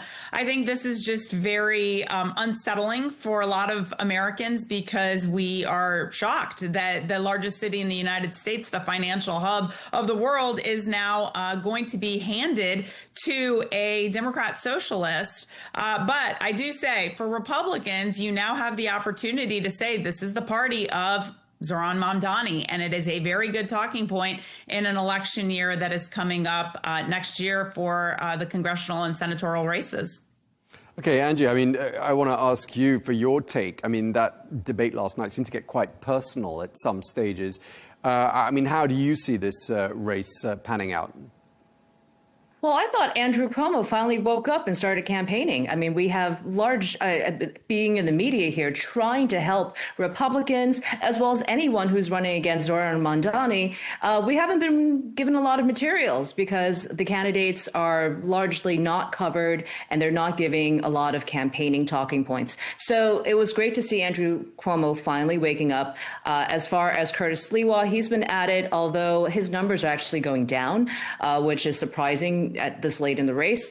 How I see it happening is that Democrats really need a win here in 2025. This is a reaction to the 2024 election. This is a reaction to the Trump presidency. And I think that's how they're turning out the numbers. And Polymarket has a Zoran Mamdani win. Now, when I do the autopsy of the 2025 election on November 5th, we're going to see how much money was poured into this race by Democrats because they know that if they didn't have a win in 25 and perhaps in 26, that they're going to be the minority party for a while. So this is a very, very important win for Democrats. Now, I agree with my colleague there that, these are great talking points for the midterms, and this is going to be great talking points for a future gubernatorial race in New York. But right now, we do have to prepare for a Zoran Mamdani win. Yeah, just before we move on to our next topic, I mean, Amanda, I want to ask you, I mean, how much do you think it's about the characters of those three men? I mean, they're really quite different, aren't they, as individuals? And how much is it about their policies that's really resonating and chiming with New Yorkers? Yeah, I mean, it kind of reminds me of when President Obama came on the scene when he was campaigning and, you had all these people who he had ties to that were people that were uncomfortable for people to think that he had associations with. But the reality was that he was such an incredible orator. He had such sophistication when he spoke that he kind of reeled people in. And I think that's what the allure is with someone like Zoran Mamdani. He is someone that is pleasant to look at. And when he talks, he says all the right things. He has no facts to base it on. He has nothing to say as to how he's going to pay for all these things. He has no way of saying that I've talked to the governor who has to actually approve these things that he's trying to fulfill, but people like listening to him. And a lot of times that's what wins in politics. And that's certainly who Barack Obama was. And he was able to push ideas along that even as, socialist, bordering on socialist as they were, people were still willing to give him the chance because he was an incredible orator. And just picking up on what Amanda was saying there, Angie, I mean, do you think the appearance of the Democrat candidate is perhaps his trump card in this race? Well, I think beyond that, look, everything has been thrown at Zoran Mamdani to dirty him up, including one of the best lines from yesterday's debate, which is he has no experience, right? I think it was Curtis Lewa who said he could list his resume on a cocktail napkin, right? And I love those lines because it does show off how young and inexperienced Zoran Mamdani is. But here's the thing, New Yorkers don't care. And I think that is one of the greatest lessons we're going to learn from the 2025 elections is that you don't actually need to have experience to run the city of New York City. And that's what New York City voters are going to be picking. So, I guess charm, vibes, marketing, all that trumps any sort of experience needed for a huge job like this. He's going to be running 300,000 personnel in New York City and managing billions of dollars. Someone who, barely graduated college and barely has any work experience. That's what we have to look forward to. Okay, well, Andrew, you paint such a nice picture there. Let's just, while you're there, let me ask you first about the U.S. Government shutdown. I mean, it just keeps going on. I don't know what day we're on now, but is there any end in sight? Yeah, this is day 23, and it's becoming a really interesting fight because on November 1st, we have a lot of deadlines, including the supplemental dietary program, which ends food supplements for about 40 million people actually here in the U.S. So I think that's going to be the first time that I'm going to see Americans really feeling the pinch. Yes, our U.S. parks are closed. Yes, TSA is being strained, and there's a lot of holiday travel coming around. But most Americans haven't really felt the pinch yet, but I think come November 1st, that's when I think Republicans have to really think about whether or not to use the nuclear option in the Senate to get the filibuster and, get that tossed so that at least they can have a majority vote and stop the government shutdown. I think we're almost there, but right now we're letting Democrats have their way and, trying to blame it on Republicans for the shutdown when it's really just Democrats voting down every single vote to reopen the government. Okay, and Amanda, I mean, your thoughts on this shutdown, where it might end. And I just want to ask you as well, while you're at it, are you starting to notice it in your life? And do you see it having a detrimental effect on the US economy? So I'll start with the latter question. And DC has changed a little bit in that it is not as plagued with traffic. It's just not as busy. Of course, that's because the tourists really aren't coming. If they had plans, what's the point of coming when national parks are closed? Now, some of the parks are open. Statue of Liberty is open, for example, but by and large, they're closed or limited in some way. So Washington has become a shell of itself. With regards to me personally, of course, when you're thinking about going to the airport and even flying, you just kind of wonder, is this going to be a time where I have to, be in line for hours? Hopefully TSA agents are showing up. I always thank them when they're coming to work, knowing that they're not getting a paycheck. So with regards to what Angie mentioned about the SNAP program, for example, which is hugely important, obviously the numbers are 40 million plus Americans that get those programs to be able to have food. And then you have other programs that help with paying for electricity and other bills. And obviously we're going into winter right now. So for heating bills, the program's called LIHEAP. And so there's other things that are happening. But I think the biggest thing that is going to make a difference here is that on November 1st, people are going to get their premium increases for insurance. I know a lot of your viewers don't know about all that because here we buy private insurance. But that is going to be a huge turning point because that's what the Democrats have been fighting on. So hopefully there can be a resolution to this. But I have always said this was a subsidy from the COVID era. It should have been done away with. If the Democrats wanted it so badly, they could have enacted it into law. They did not. And the reason they didn't is because it is a huge cost driver. And so for President Trump, the Democrats and Republicans to come together to reopen the government is very important. But I think it hinges on this because the Democrats sure have made it very much about this. The other programs, whether we fund, air traffic controllers on a separate bill or the SNAP program for food for the indigent and needy, those may be done separately, maybe. But the big issue here is the health insurance premiums, and that's where Democrats are stuck on. Okay, Amanda, you've had the last word. We're out of time, I'm told, but it's been great fun talking to you both. Really appreciate it. Amanda Mackie and Angie Wong, two Republican strategists in red in Florida. What are the odds of that? Thank you both very much indeed for joining us here on Al Arabiya English. Thank you, Tom.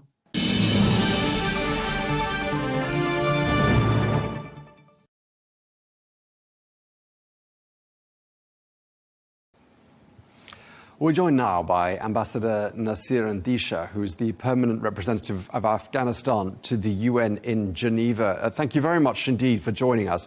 Dr. Andisha, you served as the Deputy Foreign Minister of Afghanistan during the period 2015 to 2019. You are a career diplomat and an academic, and you still hold the title of Permanent Representative of Afghanistan to the UN in Geneva. But just to avoid any confusion amongst our viewers, you do not represent the Taliban in any way, do you?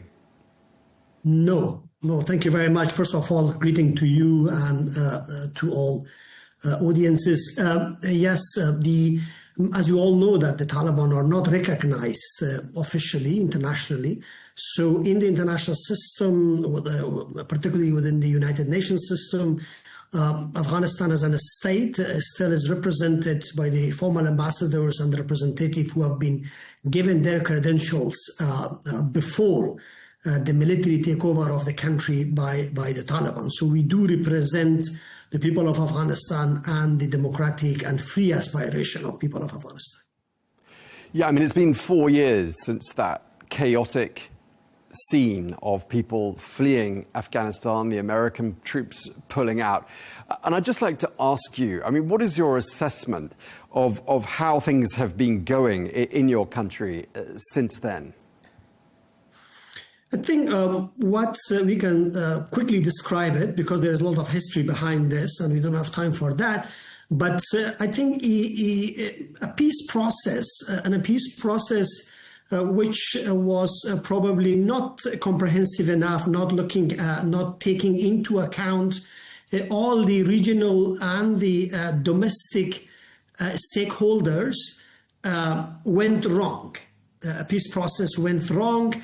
A peace process which did not look after, as I said, the interests of people of Afghanistan, women, educated and progressive communities who, worked for 20 years to make Afghanistan, as a place that can live in peace with itself and its neighbor, and, with its own Islamic identity, but also can join the progress in and around that part of the world. But also there was this rivalries within the regional and international stakeholders, which is now we can see it, maybe later on we can discuss about it, is coming back in terms of Pakistan and Taliban rivalry and also some sort of a regional thing. So the Doha process, to tell you, became a disaster. The Doha peace agreement or the Doha agreement between the United States and the Taliban.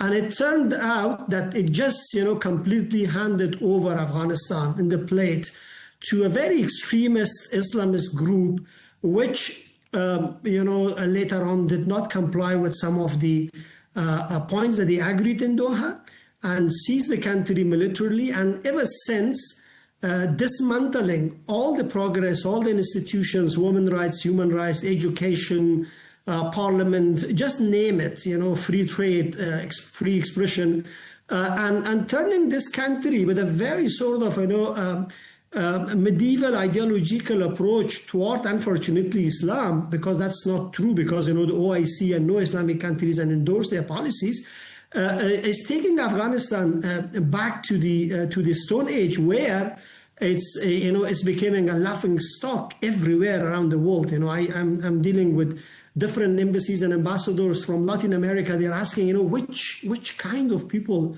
are leading, your country in this 21st century. So I think that's basically what happened. But ever since, there is a total confusion in and out within the region that what to do with this group. Some people think that they could be a strategic asset, in the regional rivalries. Some people think that they could be, an agent of change, which I think increasingly we are finding out that they are not. But then some countries who thought they could be strategic tools for regional rivalries turning around. For example, now what happens is that the Taliban, the first country that they're actively fighting is Pakistan, which, in many years, Pakistan supported them and provided them with logistics, and, former Prime Minister Imam Khan called them, freedom fighters who broke the shackles of imperialism and things like this. So I think it's, we are dealing with a phenomena of Taliban, which does not represent the reality of Afghanistan. And this, for me, is heartening that sometimes, some of the media channels, particularly in the Arab world, is putting them as the government of Afghanistan. Like there's a ceasefire between Afghanistan and Pakistan. But to us, they are similar to the Houthis. Nobody say there is a ceasefire between Yemen or, let's say, Oman. They say there's a ceasefire between the Houthis. And I think, I urge the viewers, I urge people, in the Arab world to understand that, Taliban is just a group, and that's not Afghanistan. Afghanistan is much larger, much bigger, much diverse than what Taliban are and what Taliban represent. Okay, Ambassador, you've raised a lot of important points there. Let's talk then a bit about the hostilities between Afghanistan and Pakistan. The two countries share a long border. It's 2,600 kilometers in length. Just tell us, what is the situation as far as you understand it right now on that border? You see, that's the irony. The irony is that in Afghanistan and Pakistan, ever since the creation of Pakistan, we had some differences, particularly around this borderline, and also, in terms of the sort of the colonial legacy which was left in many places in the Middle East and South Asia.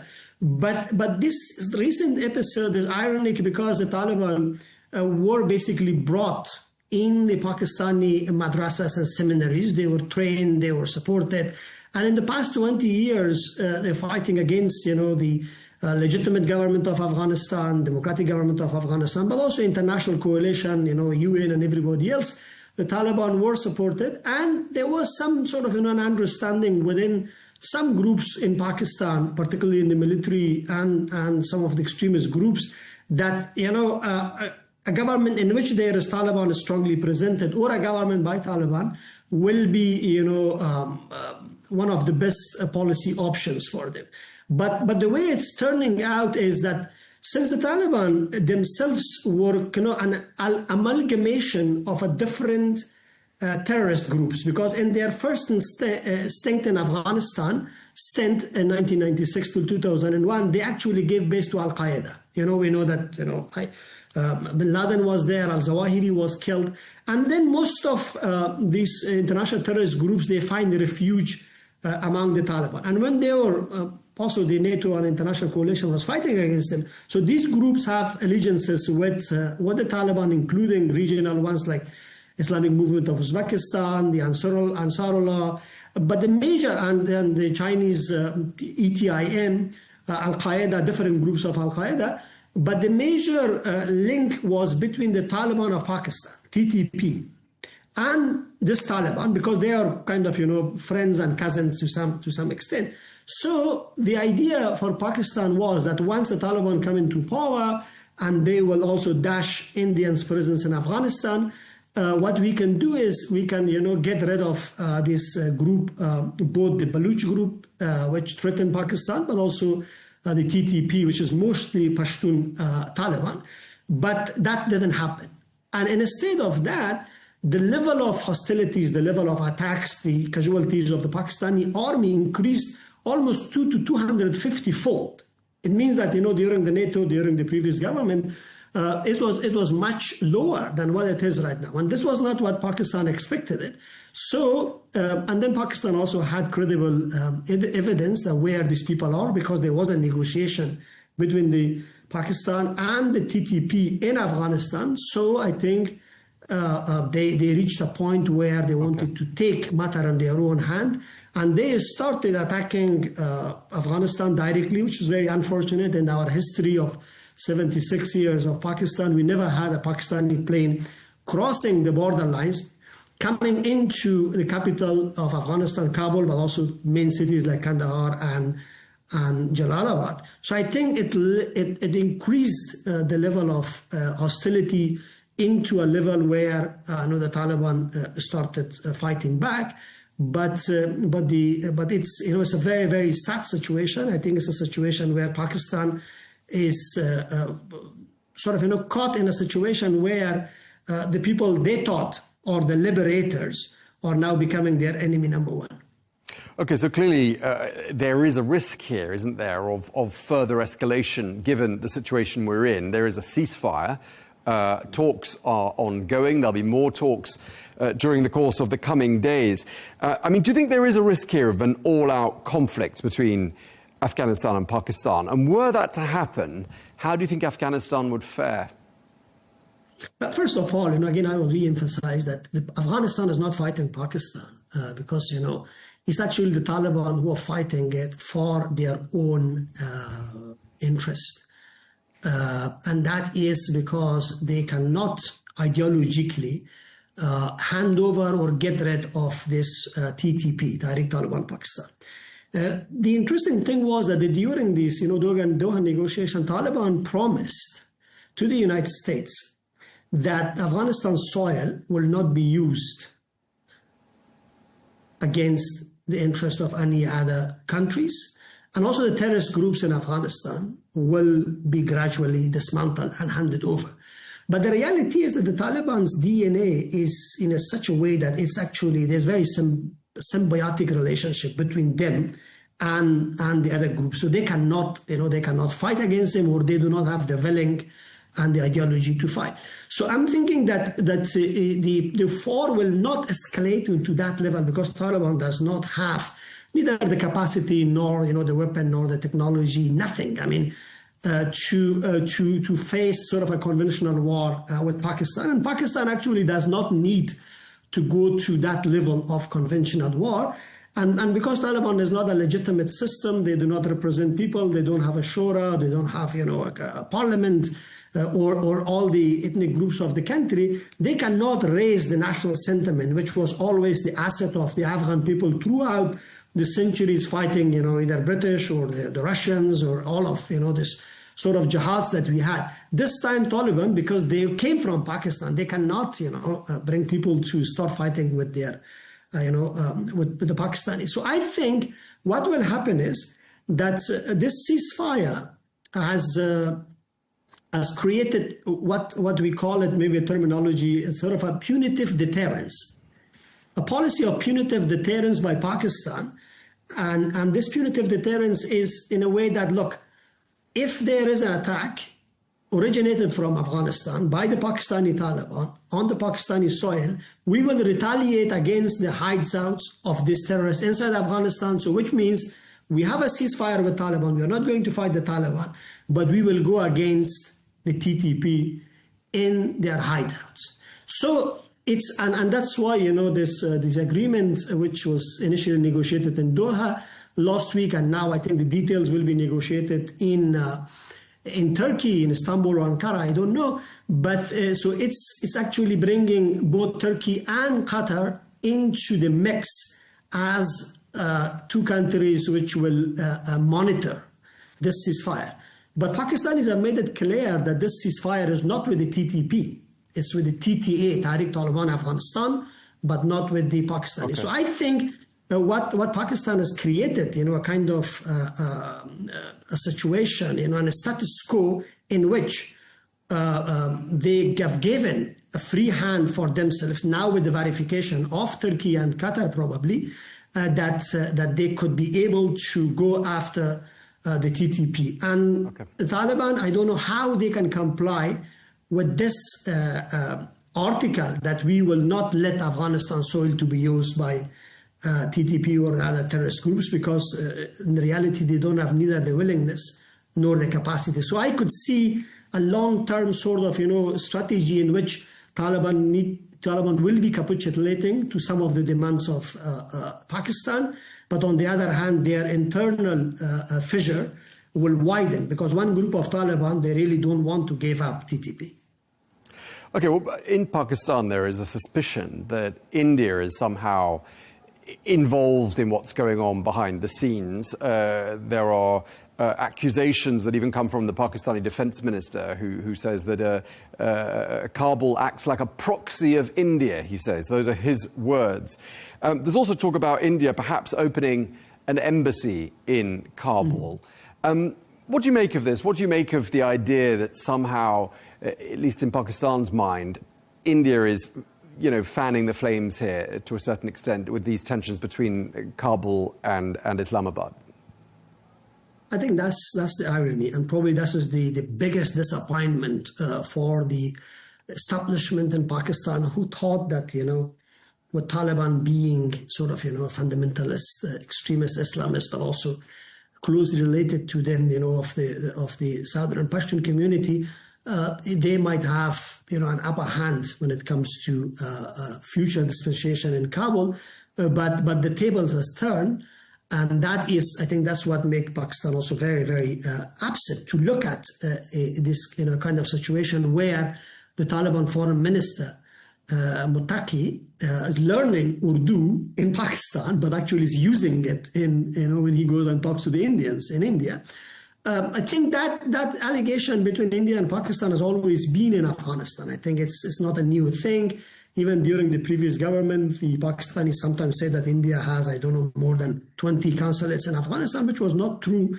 But we all know. I mean, it's not hidden. I mean, this is an open secret. Like now, that there are sort of covert operations and covert against each other, both India and Pakistan.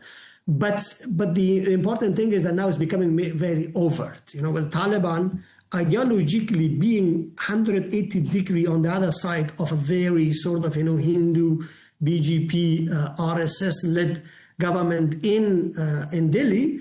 So it's somehow it seems that there is an alignment of right-wingers for their own interests. So I think that's it's not only now Taliban are not hiding this, but Taliban are making this very, very open. And that's which is, the biggest disaster for Afghanistan is that at the end of the day, it's not about Afghanistan. It's not about future of Afghanistan. It's about that how, groups could be used. So when a group is controlling, when a group which is not accountable to its own people like Taliban, they can be so reckless to enter into the fray of India, Pakistan, and given, sufficient evidence for the Pakistanis also to raise the public sentiment against Afghanistan and against their involvement. As far as the Indian embassy is concerned, of course, Taliban are not a legitimate government, but we as a state have the right to have, embassies of all the neighboring and regional countries open in our own country. But the reality is that has not to be turned into, a base for rivalries, because the history of Afghanistan always have been, the source of conflict when either the Russian opened an embassy and the British Empire got upset, or it was, the British Empire came from the south and Russians got, upset. So I think we in Afghanistan need to have a neutral and economically integrated country where the interests of all countries could be kept balanced. Okay. And our neutrality has to be kept. Because at this stage, we are not neutral. Afghanistan is not neutral. Taliban are certainly not neutral vis-a-vis Pakistan. Okay, we haven't got much time left, so let's move on to perhaps one final question to talk about sort of the general situation in Afghanistan as you understand it. We get lots of reports about what life is like for women. They can no longer practice many professions, many curtailments on their liberty. We're also told that social media faces quite a lot of restrictions in Afghanistan as well.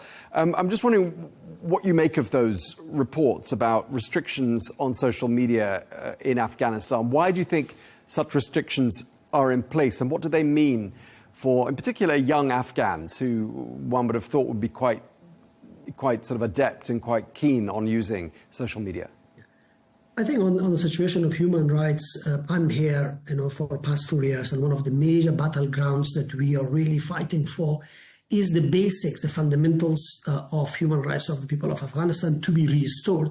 Because in the words of the High Commissioner for Human Rights, Afghanistan is the worst place for women and young children, especially for girls, because the education, their employment, their work, the basic freedoms has curtailed in a way that now many UN reports defining it as something like a gender apartheid. I mean, if you can bring the apartheid together with gender, so this is what the situation in Afghanistan is. And that's why recently, in this month, beginning of this month, we had a new independent investigative mechanism on the situation of Afghanistan. So the ICC has indicted Taliban leaders. I think in terms of the situation of human rights, this is one of the worst, one of the darkest places. And that also includes not only rights to education, rights to free media, rights to access to just very basics of life. And recently, the Taliban, of course, very cleverly using social media and, media in the past for their own benefits. But now that they have come to power, they understand that, people of Afghanistan, especially the younger generation, the educated one, they wanted to use internet also for their education. There were a lot of girls' universities and schools online and under the ground. So they have curbed now internet in that way, but also they are putting a lot of pressure on whatever is remaining from Afghanistan's media. And they are using all these, tactics to pressure anybody who will have, just an open, to use social media as an open forum. For example, one example is that, when there was attacks in Kabul, because the attacks happened in different parts, and so they did not allow anyone. So there was no actually video of any of these attacks coming out, and they actually for 24 hours or 48 hours, Taliban, the spokesperson, were denying that there was attack. They said it was a tanker. it was an oil tanker which bursted or burned. But in reality was that it was drones attack. So I think a Taliban, like many of these, like North Korea and the others, they think that, by curbing, by controlling social media, they can, maintain some sort of cohesion among their own people. But I think they are wrong, because majority of people of Afghanistan are now younger people. They are very well connected, and they wanted to know what's happening in the country, and they wanted to inform the rest of the world that, Afghanistan is a closed prison, but we still want to fight, for our freedom, for basics, the basics which the world and also our neighborhood has. Okay, we're going to have to leave it there because we're out of time, but it's been a real pleasure speaking to you. Ambassador Nasir Andisha, thank you very much indeed for speaking to Arabiya. Thank you. Thanks a lot. Thanks for having me.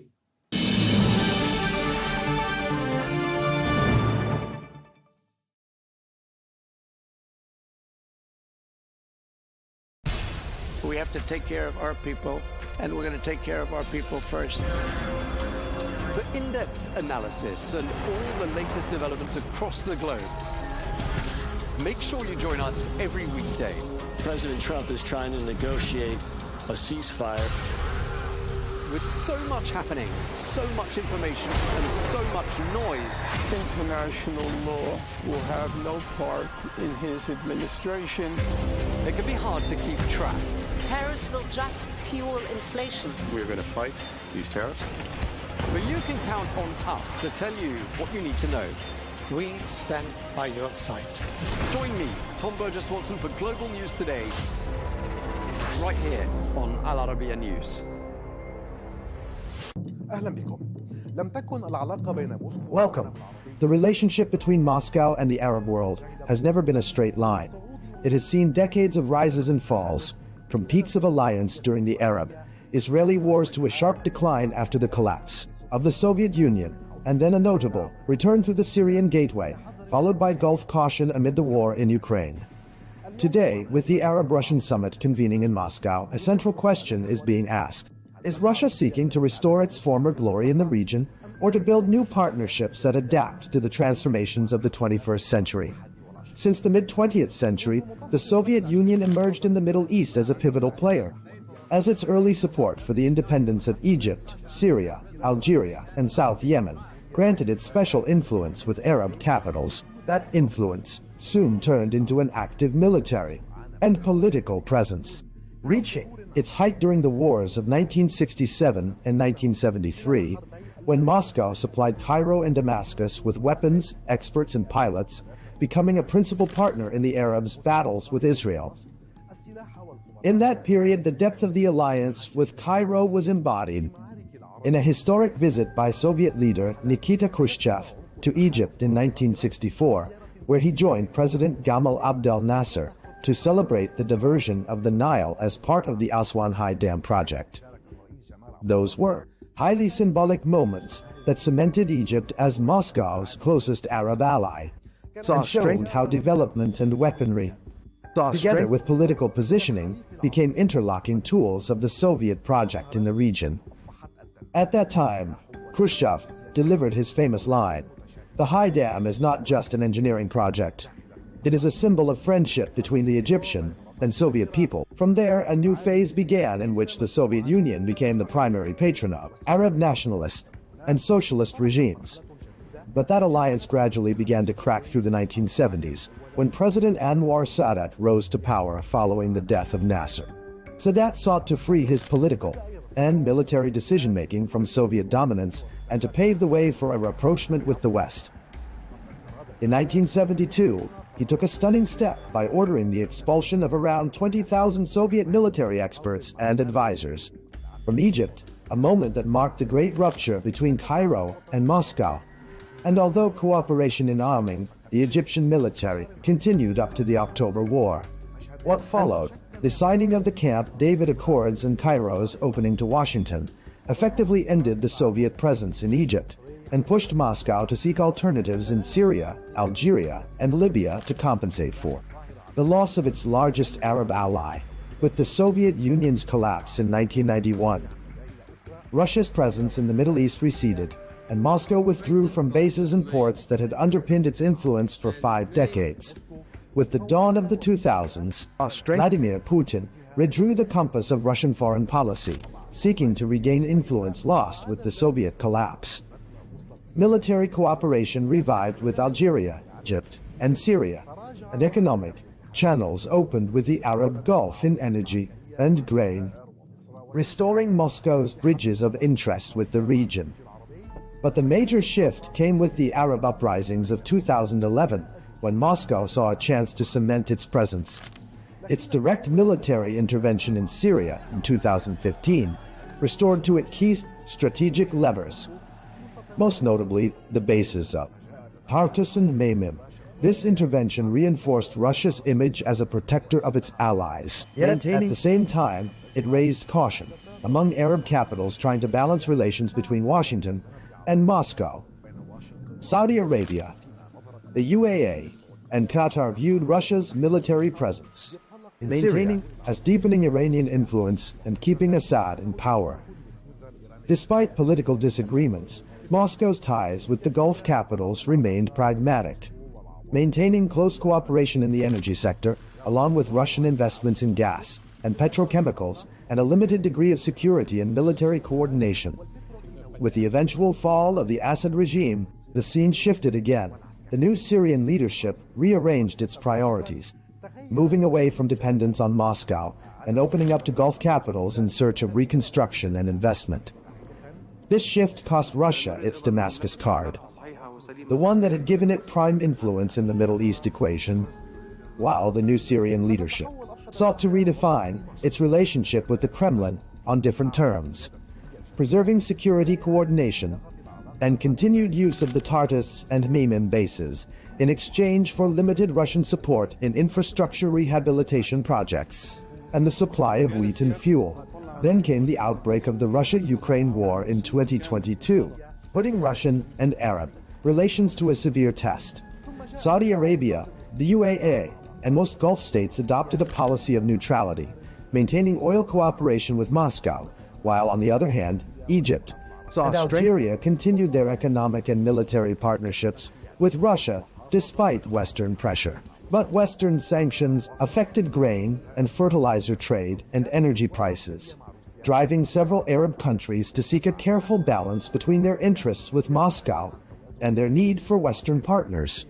Despite the geopolitical complications, the last decade saw strengthened oil cooperation between Moscow and Riyadh through OPEC Plus agreements that helped stabilize the global energy market. Mutual investments also expanded in petrochemicals, agriculture, and religious tourism, with high-level visits between Russian and Gulf leaders keeping communication lines open even at the height of crises. In parallel, Moscow maintained its traditional stance on the Palestinian issue, affirming support for a two-state solution along the 1967 borders and the establishment of an independent Palestinian state beside Israel, while calling, during the recent Gaza events, for an immediate ceasefire and civilian protection to preserve balance in its relations with both Palestinians and Israel. Russia's presence has not been limited to the Gulf, Syria, and Egypt. Algeria has been one of Moscow's oldest military partners and the largest importer of Russian weapons in Africa and the Arab world. Since 2019, Russia has played a prominent role in Libya through the Wagner Group supporting Haftar's eastern forces, giving it military and economic leverage in key regions. In Sudan, there was the 2020 signing of a preliminary agreement to establish a naval logistics base at Port Sudan, not yet implemented because of political circumstances. Meanwhile, Russia has remained a major arms supplier to Sudan. In Tunisia and Morocco, cooperation centers on agriculture, trade, and tourism, while in Lebanon, Moscow's influence is confined to the energy and offshore gas sectors. Thus, over 7 decades, Russia has shifted from a strategic ally of Arab nationalist regimes to an oil and investment partner for the Gulf states, and finally to a party in confrontation with the West, one that directly impacts the Middle East stability. Today, with the Ukraine war still raging, Arab capitals face the challenge of mediating between East and West, while Moscow strives to entrench its footing in the region despite global isolation, and to deepen cooperation with Arab countries in economics and energy. In this context, attention turns to the Arab-Russian summit, on which Moscow hopes to represent itself as a principal actor in the Middle East, and to broaden its political and economic partnerships with the Arab world amid a phase of profound regional and global transformation. Our allies, in many cases, are worse than our enemies. Stay informed and connected with the latest international headlines. There obviously is a risk. From breaking news to in-depth analysis, it would appear that this war is coming to an end. Who buys this stuff? Investors, pension funds. We deliver the most important developments straight to your screen. Iran always wanted to deal with militia. Join us for compelling, expert-driven conversations. A curfew order has been established. And an insightful look at the issues shaping our world today. There are a lot of proposals about European architecture for security. I'm Leigh Ann Gerrans, and this is W News. We dealt with this when I was Chief of Staff in the first term. Where you don't just hear the headlines, you get the full story.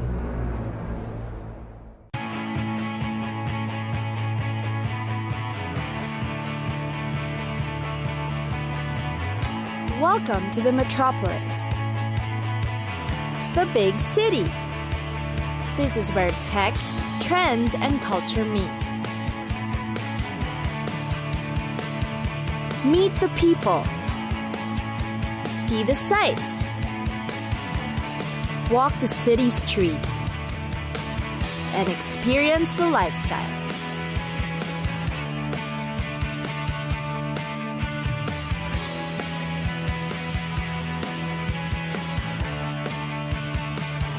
This is your first-class ticket to the cities of the world.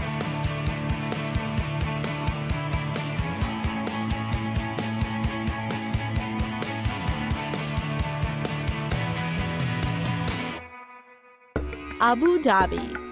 Abu Dhabi, dear capital city of the United Arab Emirates. It's an orderly, industrious city that's situated in a convenient waterside location. Abu Dhabi has definitely made itself a bustling center for government and business. Travelers have gone curious to see what else is in store in Abu Dhabi. Probably the most popular attraction is Sheikh Zayed Grand Mosque. The place never disappoints. It is clad in Macedonian marble in all its beautiful and mammoth landmark building. Its exquisite design hails from Fatimid, Ottoman, and Mamluk elements. Definitely a modern mosque that pays homage to Islamic architecture. Around the city are districts of old, majestic buildings. One of the very famous ones is the Al Hosn, the oldest building in Abu Dhabi. It is also called Old Fort or the White Fort. The palace was built in 1793 to serve as a home of the ruling family and seat of government. One of the most recommended places is the Women's Craft Center. Here, you'll see women demonstrating their expert weaving, embroidery, and basketry skills. And not only do you get to witness how these products are done, you can also buy and bring them home as souvenirs. Then, of course, in every city is a perfect spot to get the best view. Abu Dhabi has its own observation deck too. See views of the skyline from the Jumeirah and Etihad Towers Hotel, the highest points in the city. And finally, for a glimpse of the city's natural beauties, there are zoos to visit, such as the Emirates Park Zoo. You can spend the day learning about wildlife and see rare white tigers, giraffes, and elephants here. There's a flamingo park, a monkey zoo, and sea lions too. There's also the Yas Island, often frequented for sunbathing. There are stretches everywhere on the sandy beach. It is also where the Yas Marina Circuit, where Abu Dhabi's Formula One racing takes place every year. Or maybe you prefer the Liwa Oasis, It's got sand dunes offering activities that make the perfect break from the city. Go camel trekking, sand surfing, or ride dune buggies.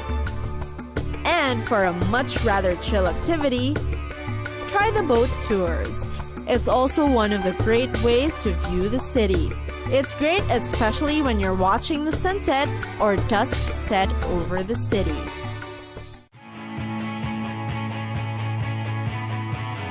It's time for us to go. Pack your bags and get your tickets ready. And we'll see you on the next destination. Catch us again next time on Cities of the World.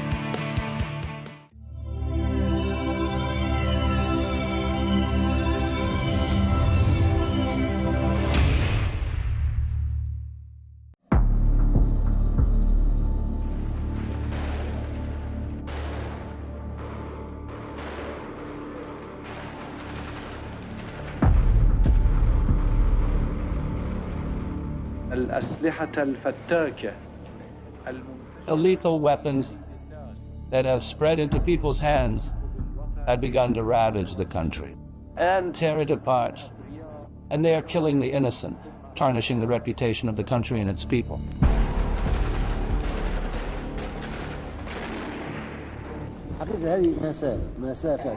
We've lost that margin. Libya is maligned. To all involved, find Musa al-Sadra and how he disappeared. I sought to serve the poor Christians in Tyre just as I worked to serve the Muslim poor, far from sectarian. The Imam's cause does not weaken with time.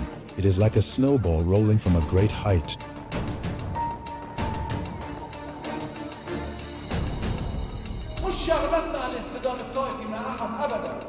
It is not our business to clash in sectarian conflict with anyone.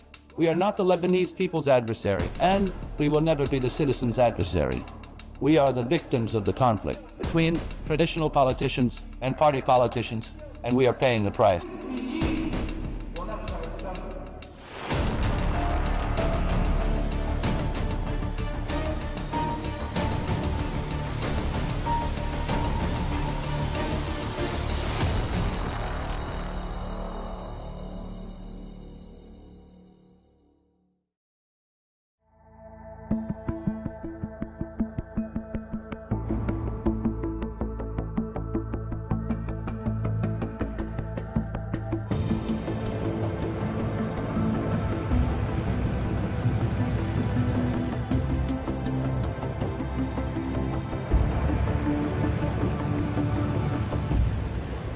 In 1959, an old plane from Tehran landed at Beirut International Airport.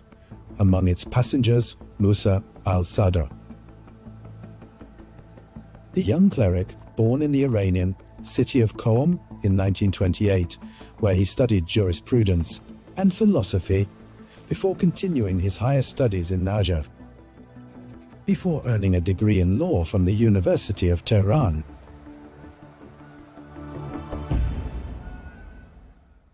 Imam Musa al-Sadr, who descends from a family from Jabal Amel in South Lebanon, came to Lebanon at the Shiite community's invitation to assume its leadership.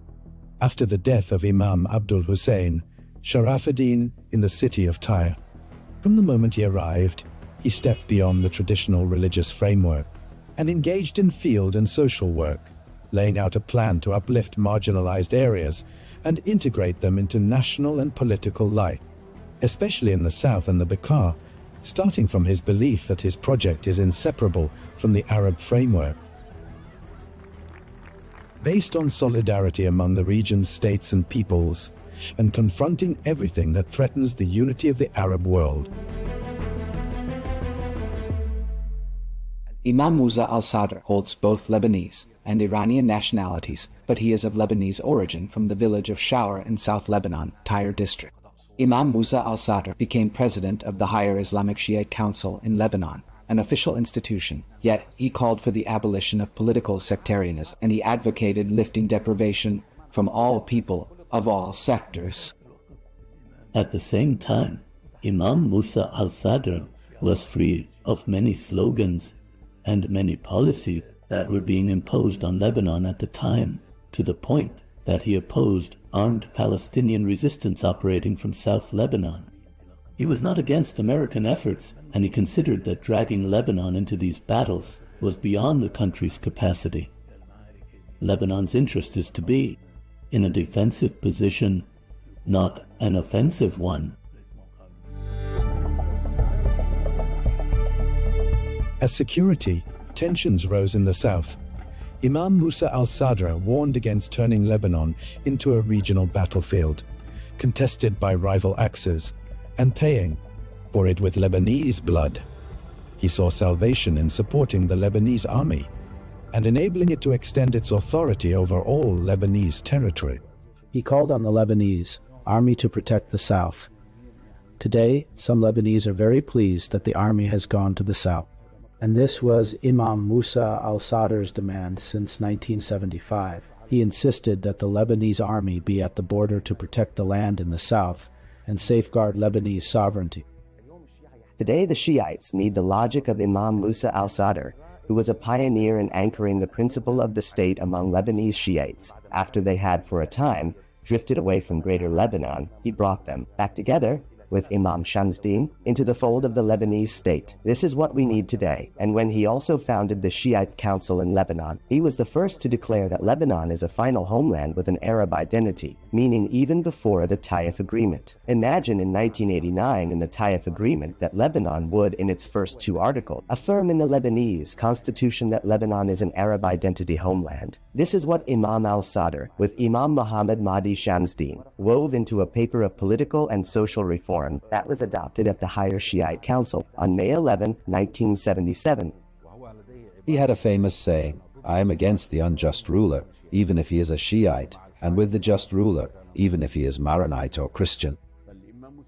For Imam Musa, sectarianism was the real affliction of the political system, one that brings with it a lack of trust among Lebanese. Therefore, he focused in his discourse on the relationship among three levels: the homeland, the citizen, and the state. He was on guard and wanted to confront this project, the arming of the Shiites in Lebanon in confrontation, and he sought to preserve the link between Lebanese, Shiites, and the Arab community. At the start of the 1970s, the Lebanese scene began changing gradually due to political and sectarian tensions, along with the strain from armed Palestinians, pushed the Lebanese militias to prepare for internal confrontation. They began organizing their ranks and arming themselves, heralding the country's slide towards civil war.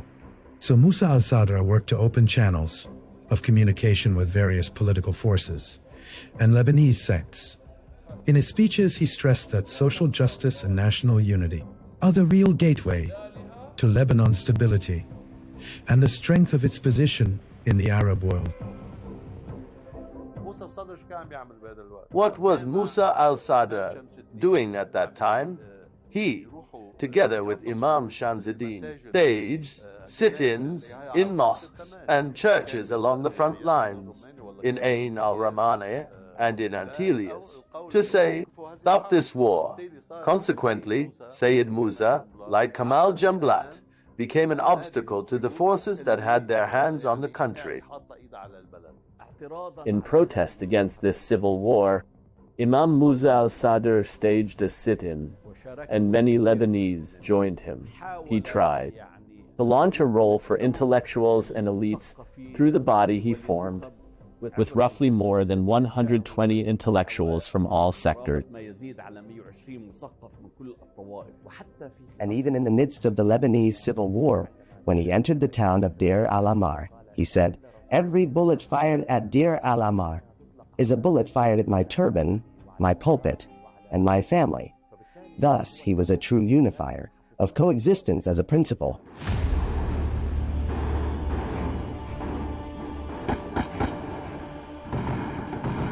Despite the ferocity of the civil war and its pressures, Imam Musa al-Sadr managed to protect his community and keep it from being drawn into the furnace of battle, charting a path based on the idea that dignity is preserved by the unity of the country, not by plunging into its internal conflicts. Here the national movement, meaning the leftist parties at the time, convinced Colonel Gaddafi to summon Imam Musa al-Sadr and support him in exchange for his entering the war. Indeed, Imam Musa al-Sadr went to Libya, and something like an agreement took place between him and Gaddafi. This agreement remained a mystery, an opaque deal. In short, what was understood by Imam Musa al-Sadr was that Gaddafi wanted to support the Shiite situation as a whole. What Gaddafi meant was that this support was in exchange for Imam Musa al-Sadr and the Shiites in Lebanon taking part in the war. And here began the so-called misunderstanding, or the beginning of the rift. Each side viewed the understanding through its own lens, to the point that the national movement, which was unable to win this war, and which failed on almost every front, they went to complain to Muammar al-Gaddafi, saying so as to justify their reason for failure, that its lack of victory was due to the Shiites not joining this battle, and Imam Musa al-Sadr, in particular, not joining, and that Gaddafi should summon Imam Musa al-Sadr and hold him to account for this.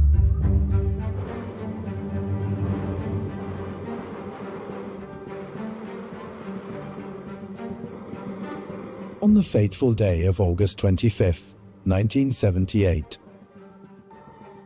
while Lebanon's summer boiled atop a volcano, Imam Musa al-Sadr left Lebanon with Sheikh Mohammed Yaqub and journalist Abbas Badr al-Din, heading to Libya in response to an invitation from Colonel Muammar Gaddafi.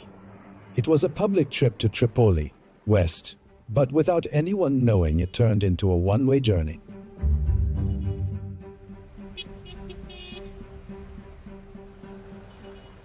The fate of Imam Musa al-Sadr and his two companions became an open riddle in which testimonies intersect and diverge. Narratives multiplied about the last trip to Libya. What I learned is, first, that Gaddafi was not about to invite Imam al-Sadr to the Al-Fateh celebrations in September 1978, and Hafez al-Assad intervened. With Algeria's President Houari Boumediene, a friend of Muammar Gaddafi, and asked him to invite Imam al-Sadr to the celebrations and to arrange the relationship with him. I will reveal to you something for the first time. There are two figures whom I know, and am certain, warned my father, Sheikh Mohammed Yaqub, not to go to Libya, though I don't know whether Imam al-Sadr was also included in that warning. The first figure is Rifat al-Assad. Rifat al-Assad loved my father greatly and told him and advised him not to go. The second figure who advised him was the late former president, Camille Chamoun. I don't know the background of these warnings, but it turned out they were correct.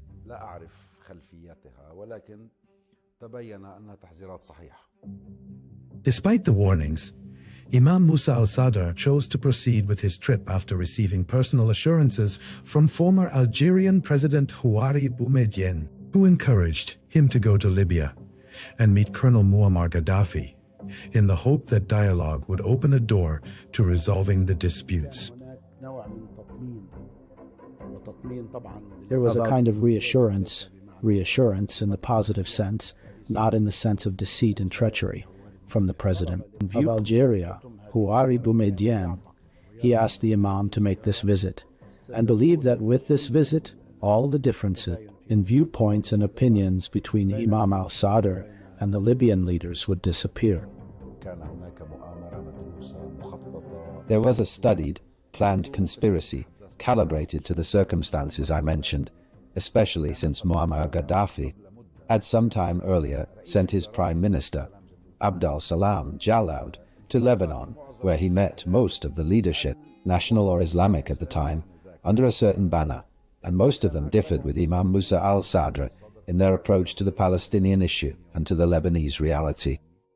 Imam Musa al-Sadr's trip to Libya came to coincide with the Al-Fateh anniversary, which led many to believe that his visit was tied to the festive atmosphere that Tripoli, West, witnessed. However, the official committee following up on the Musa al-Sadr case affirms that the direct aim of the visit was to hold a meeting with Colonel Muammar Gaddafi. He went to Libya at Muammar Gaddafi's invitation to meet Muammar Gaddafi, not to attend the Al-Fateh of September celebrations, nor for anything else. To meet Muammar with the aim of addressing the issue of the civil war in Lebanon, which was raging at the time, and to solve the problem of South Lebanon and the scorched earth policy. A meeting took place with Muammar Gaddafi on August 31st, 1972, in Bab al-Aziziyah, with the Imam's two companions, the travel companions His Eminence Sheikh Mohammed Yaqub and journalist Abbas Badr al-Din. The meeting was stormy, and Gaddafi ordered his aides to detain them. The days preceding Imam Musa al-Sadr's trip were laden with shifts. In the streets of Tehran, the features of the revolution were emerging, and as the Israeli incursion neared its end, Lebanon groaned under its wounds and was ablaze with merciless internecine fighting.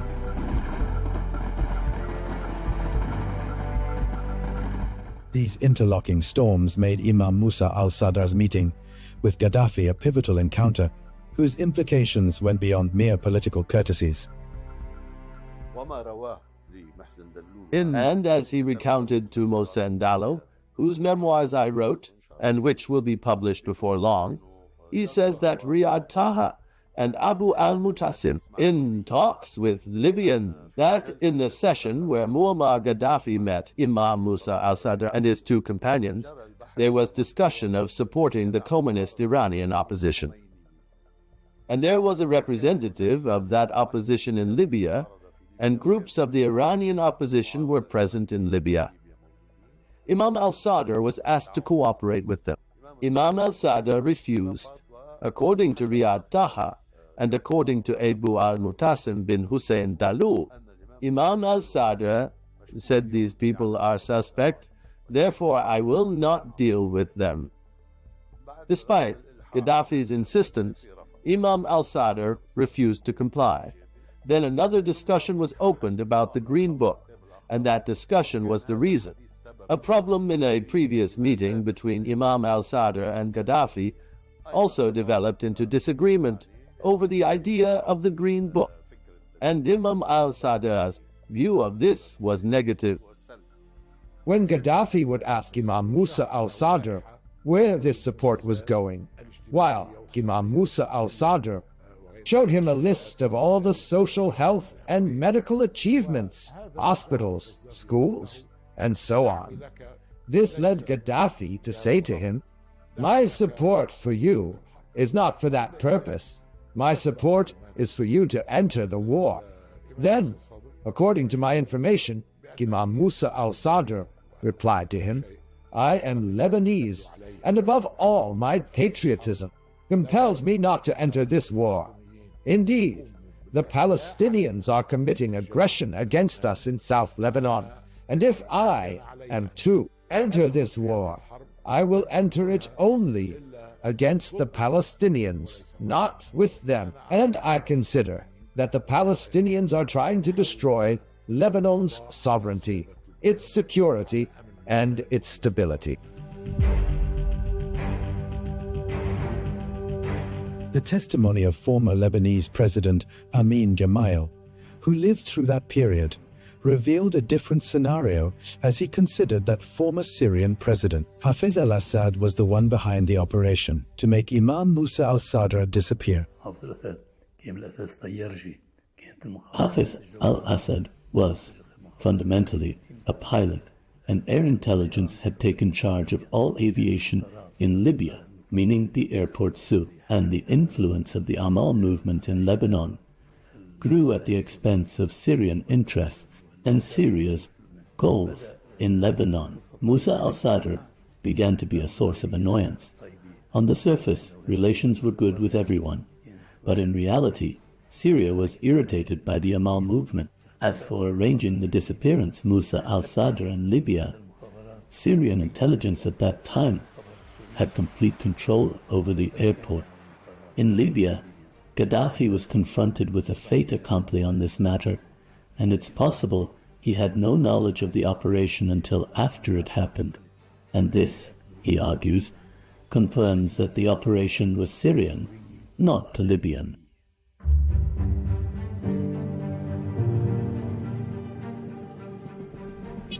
In late August 1978, a delegation of Arab journalists was in Tripoli, West, to meet Colonel Muammar Gaddafi.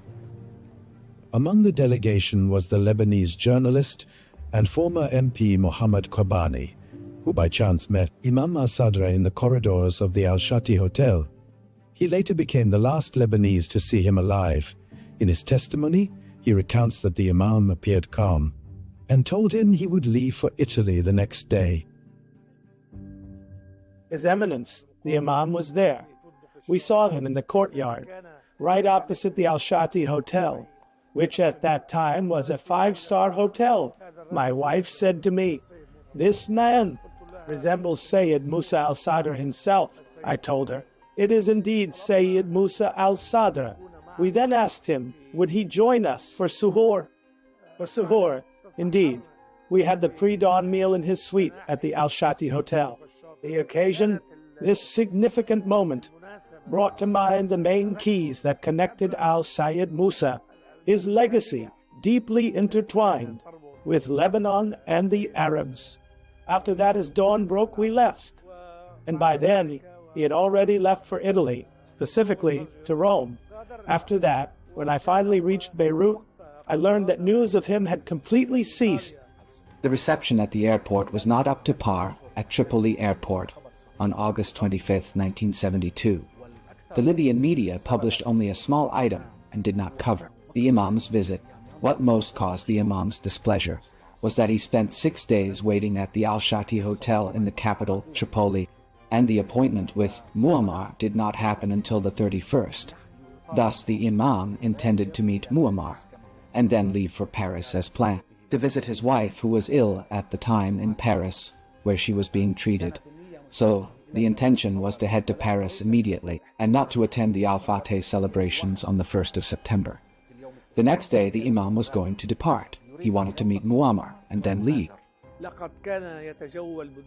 He was moving about without any guards, and when I spoke with the Libyan ambassador, Salih al-Duroki, who was my friend, I said to him, "How is it that the Imam has no protection?" He said to me, "Here I am a citizen, not an ambassador. Therefore all I have is my own car, and I've given it to you. Do as you wish." And that's what happened. Kobani's testimony added a new dimension to the mystery. It shows that Musa al-Sadr was convinced his trip to Libya would end safely. Before its final hours turned into a riddle that has pursued the truth for more than 4 decades. But the Imam did not go to Rome. He did not depart for Rome on that night, the night of August 31st, and we obtained judicial rulings from Italy that nullify the entire Libyan narrative. Muammar Gaddafi relied on the story of departure to Rome. The statement of his foreign ministry on September 17, 1978, 17 days later, said that the Imam had left for Rome on an Alitalia flight that evening. This is a lie, a charade, and we invalidated it with final Italian court judgment. Al-Sanusi, who was present at this meeting, that is, the head of Libyan intelligence, was tasked with making Imam Musa al-Sadr disappear. Gaddafi told the security men who escorted Imam al-Sadr to Gaddafi's tent to dismiss him. Here the wording became ambiguous to them. Dismiss him, meaning take him away, or dismiss him, meaning finish him off, eliminate him. Here the plot was lost, and the official Libyan story became that Imam Musa al-Sadr and his two companions left Libya for Italy and vanished there. But the Imam, at least, and this is confirmed information, was detained at first in the Yanzar area, on the outskirts of Tripoli, an apparent security zone, a type of security detention within houses, and he remained there for several years. Then the Imam was moved among several prisons. We verified that for extended periods, and we could no longer obtain more information. Among the most prominent chapters of ambiguity in the case is what later emerged about 3 people entering Italy using the passports of the Imam and his 2 companions.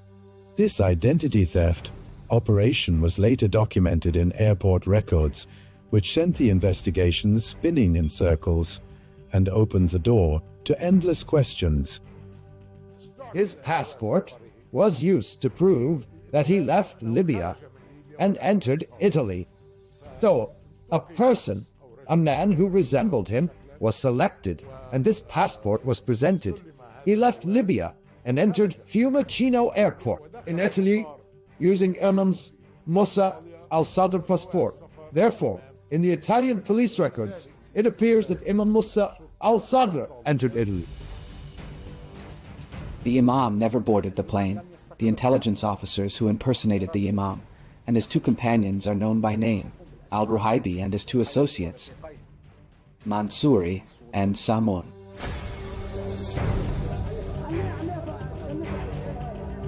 With Imam Musa al-Sadr's disappearance and that of his 2 companions, anxiety and anger swept Lebanon. Demonstrations erupted, demanding to reveal his fate, while institutions moved through their official channels to pressure the Libyan authorities and demand clarification of what happened. The Lebanese state, the Imam's family, and the pillars of the higher Islamic Shiite Council mobilized when news of the Imam and his companions was cut off. And the one who reported that was the Lebanese ambassador, or the chargé d'affaires of the Lebanese embassy at the time in Libya, Mr. Nizar Farhat, who went to check on the Imam at the hotel. They told him, he left, meaning he did not vacate the room. He left, meaning he went out for an errand. They hadn't even cleared the hotel. So he became suspicious. Where did the Imam go? The then president, the late Elias Sarkis, and the then prime minister, the late Salim al-Hos, took action and tried to make contact with Muammar. But Muammar Gaddafi refused to answer Elias Sarkis's calls. May God have mercy on him. And the Libyan side did not respond at all. He imposed blackout and tried to evade contact, and this incriminates him.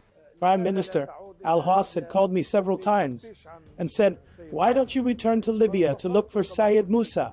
And I called, as I said, my friend Kamal Younes, in whose house I had met the Imam. He said to me, "Call me back in 15 minutes.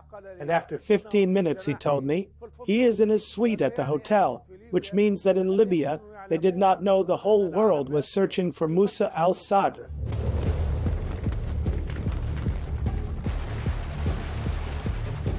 With the fall of Muammar Gaddafi's regime in the autumn of 2011, it was believed that the doors of truth would finally open.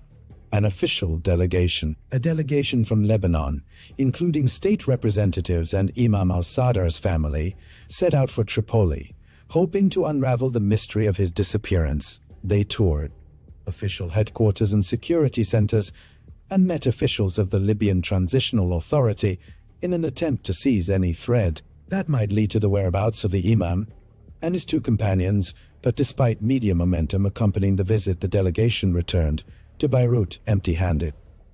In truth, when the regime fell, we immediately went, as an official follow-up committee tasked by the Council of Ministers, to Libya, to the capital, 3 days after the regime's fall, in October 2011.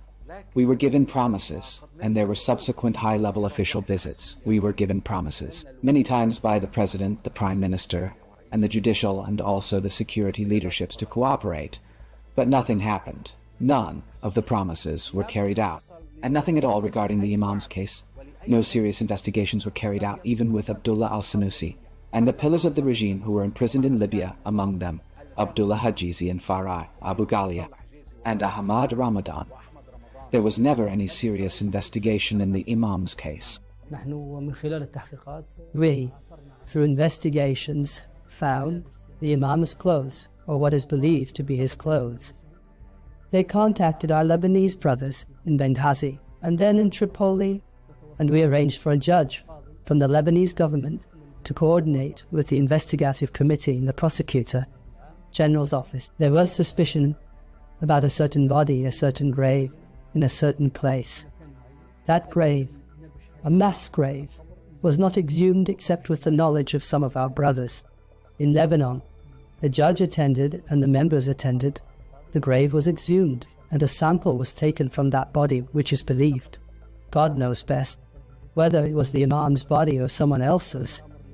We left the matter to the Lebanese government and authorities, as they have many scientific and technical means, and we entrusted the matter to them. He may have been imprisoned. Perhaps he's still in another prison we don't know about, or maybe he was moved elsewhere. But he is not the person who went to Italy. That is something certain, real, and factual.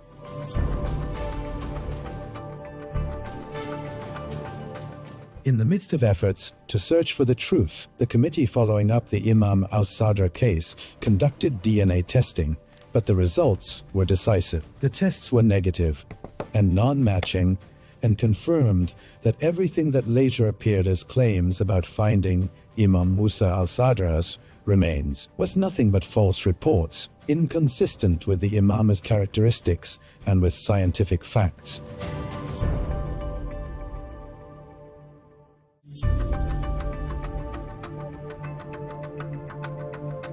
After decades of ambiguity, the kidnapping of Hannibal Gaddafi in 2015 revived the file of Imam Musa al-Sadr and his two companions and pushed it again to the forefront of the Lebanese scene. Hannibal was living in Damascus as a political refugee after the fall of his father's regime, before he received a call from a security officer named Captain Fatima. It appeared to be a chance to meet the Syrian regime's leader, Bashar al-Assad, but that invitation was a carefully laid trap. Once he arrived at the agreed point, he fell into the hands of an armed group that transported him to Lebanon via rugged mountain roads using military corridors in order to avoid any Syrian inspection.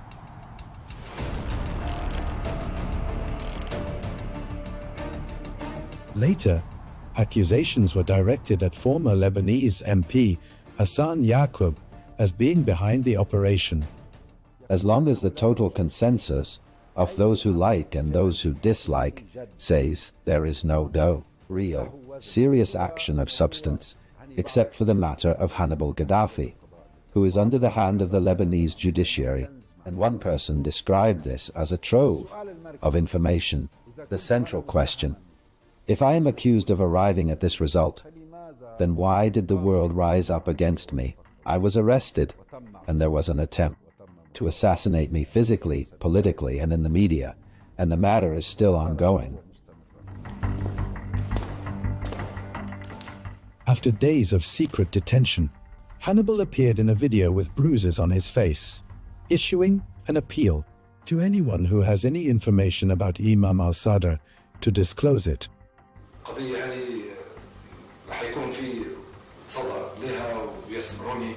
In this case, what I mean is, those who have any evidence should come forward to present it immediately, without stalling and without delay. He was handed over to the Lebanese authorities and has been detained since on charges of withholding information about Imam Musa al-Sadr's disappearance. Was not yet 2 years old when the incident occurred. 10 years have passed, during which he remained in detention without a clear trial, amid criticism from various human rights organizations. Hannibal's problem is that he is Hannibal Muammar Gaddafi. That is Hannibal's problem. That is his only crime. Of course his case is moving even before international courts. There is also contact with global human rights organizations, including Human Rights Watch, which wrote an official report. That is, it contacted the Lebanese authorities and conducted its investigation and procedures regarding this file, and it issued an official public finding that he is a political detainee and an arbitrary detainee, and that he should be released immediately. He decided to withhold the rest of the information and told the judicial investigator, "I will not say the rest of the information until I am on the plane. This is a crime, an offense," so he was immediately detained. A person who has exculpatory information might try to withhold it at first and hold out, but not for 11 years. If Hannibal had any information, he would have given it from the first moment. Hannibal has no information. Consider the circumstances of all Hannibal and his life, how he grew up. The incident happened when he was less than 3 years old, and throughout his life he never held any position. And this is by official acknowledgement from the Libyan authorities after the Gaddafi regime. Diplomatically and as a matter of record, they say he held no security or military post.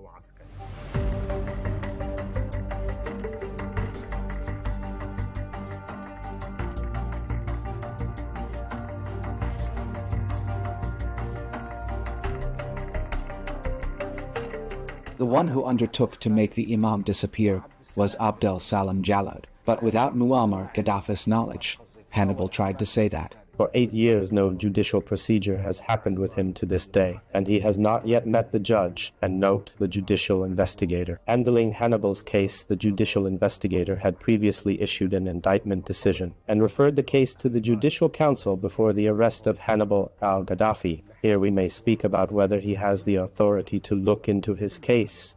In any event, the file is with him, but it has still been in the investigative phase for 10 years. For the judiciary to be fair at least, if he has information or is involved in any crime in this context, he should be tried, an indictment should be issued, and the case sent to the Judicial Council, and the Judicial Council should determine his sentence if he is not innocent, and decide his punishment if he is not innocent. It determines his sentence. The Lebanese Minister of Justice at the time, Major General Ashraf Rifai, considered that the detention of Hannibal Gaddafi was carried out unlawfully. On the day Hannibal Gaddafi was detained, I was traveling outside Lebanon, and even the Minister of Justice does not have authority over sitting judges, whether they were trial judges or prosecutors or others. He was detained. After I returned, I learned he had been initially detained. 10 years have passed since, and I say again, this detention is neither legal, logical, nor normal. It is merely an expression of the Sunni's weakness. Were the Sunnis truly stronger, he would not be detained at all. According to Islamic law, no bearer of burdens shall bear the burden of another, meaning that when he was 2 years old, he bore no responsibility for anything. Fundamentally, even if the regime headed by his father was responsible, and the intelligence services in Libya were responsible, the child at 2 years old is absolutely not responsible. At the time which Musa al-Sadr disappeared, Hannibal was 2 years old. What could he possibly tell? He was not involved in any of these matters, and had no role in intelligence or politics. His detention is strange, and it does not do the Lebanese system credit. To say that Hannibal Gaddafi took part in the operation of the change, or in the kidnapping, how could he have taken part when he was 2 years old? That is not the point. The point is what Hannibal Gaddafi said. In the investigation, he declared he knows, but he stipulated he would not disclose that information until the aircraft stairs, when he departs and is released. As for Hannibal, he does not believe in the fairness of the Lebanese judiciary. For him, he sees that God, those who kidnapped him in this manner, are outside prison, while he has been in detention for 11 years. All the agreements related to human rights, from domestic law to the Constitution, to the international conventions Lebanon has signed, have, in Hannibal's case, all been violated. No one is taking revenge on him. He is not a hostage.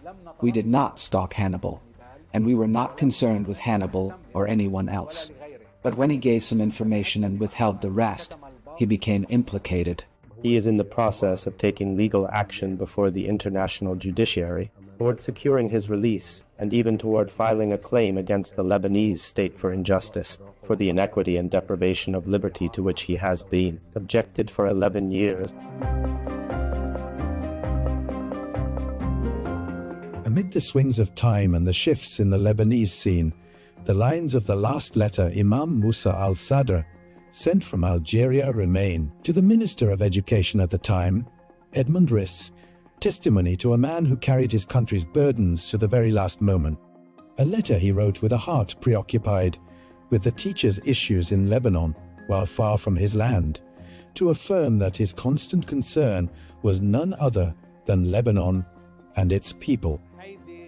This was the last letter. He sent no other.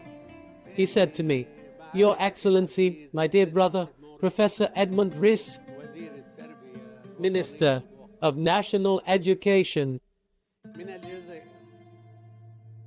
from Algeria, the homeland of heroes, and after the Islamic Thought Forum, where I did my duty in the best way to represent Lebanon, greetings to you for all the efforts and stances you take on various important issues, which has made me remember you always. And I pray for your well-being. But I wish to gently remind you of what we agreed upon regarding the teachers' issue. I sincerely ask you, please do your utmost to reinstate them all, no matter what difficulties it may require. To do your utmost to reinstate them all, whatever difficulties that may require. May all God preserve you. All is in the service of the country and the people, the youth and the friends. Musa al-Sadr, he went to Libya after that and disappeared.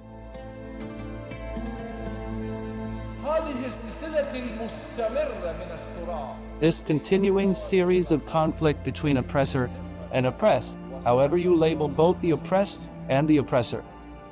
But that heart that beat for the homeland suddenly fell silent in need. Late August 1978, leaving a deep void and hanging questions.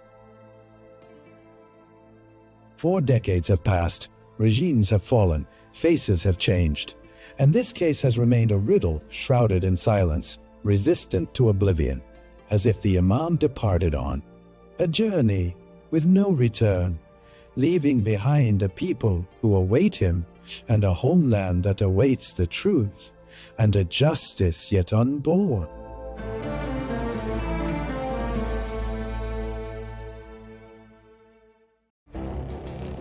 It feels like decades are passing by in a matter of weeks.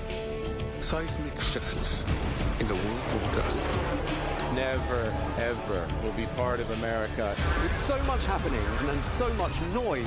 Whether it's political upheaval, Canada has been ripping us off for years. Economic shifts or social movements. And no one wins from tariffs. I think America can be more friendly to the rest of the world. For in-depth analysis and all the latest developments across the globe. To have an inclusive policy together. The meetings with Hamas gave me some hope. We're in another nuclear arms race. The most important development straight to your screen. Welcome to the dressing room. I'm on my own. I need backup. And an insightful look at the issues shaping our world today. It was not going to happen, that war, and it happened. Join us on Arabiya News, where the world talks.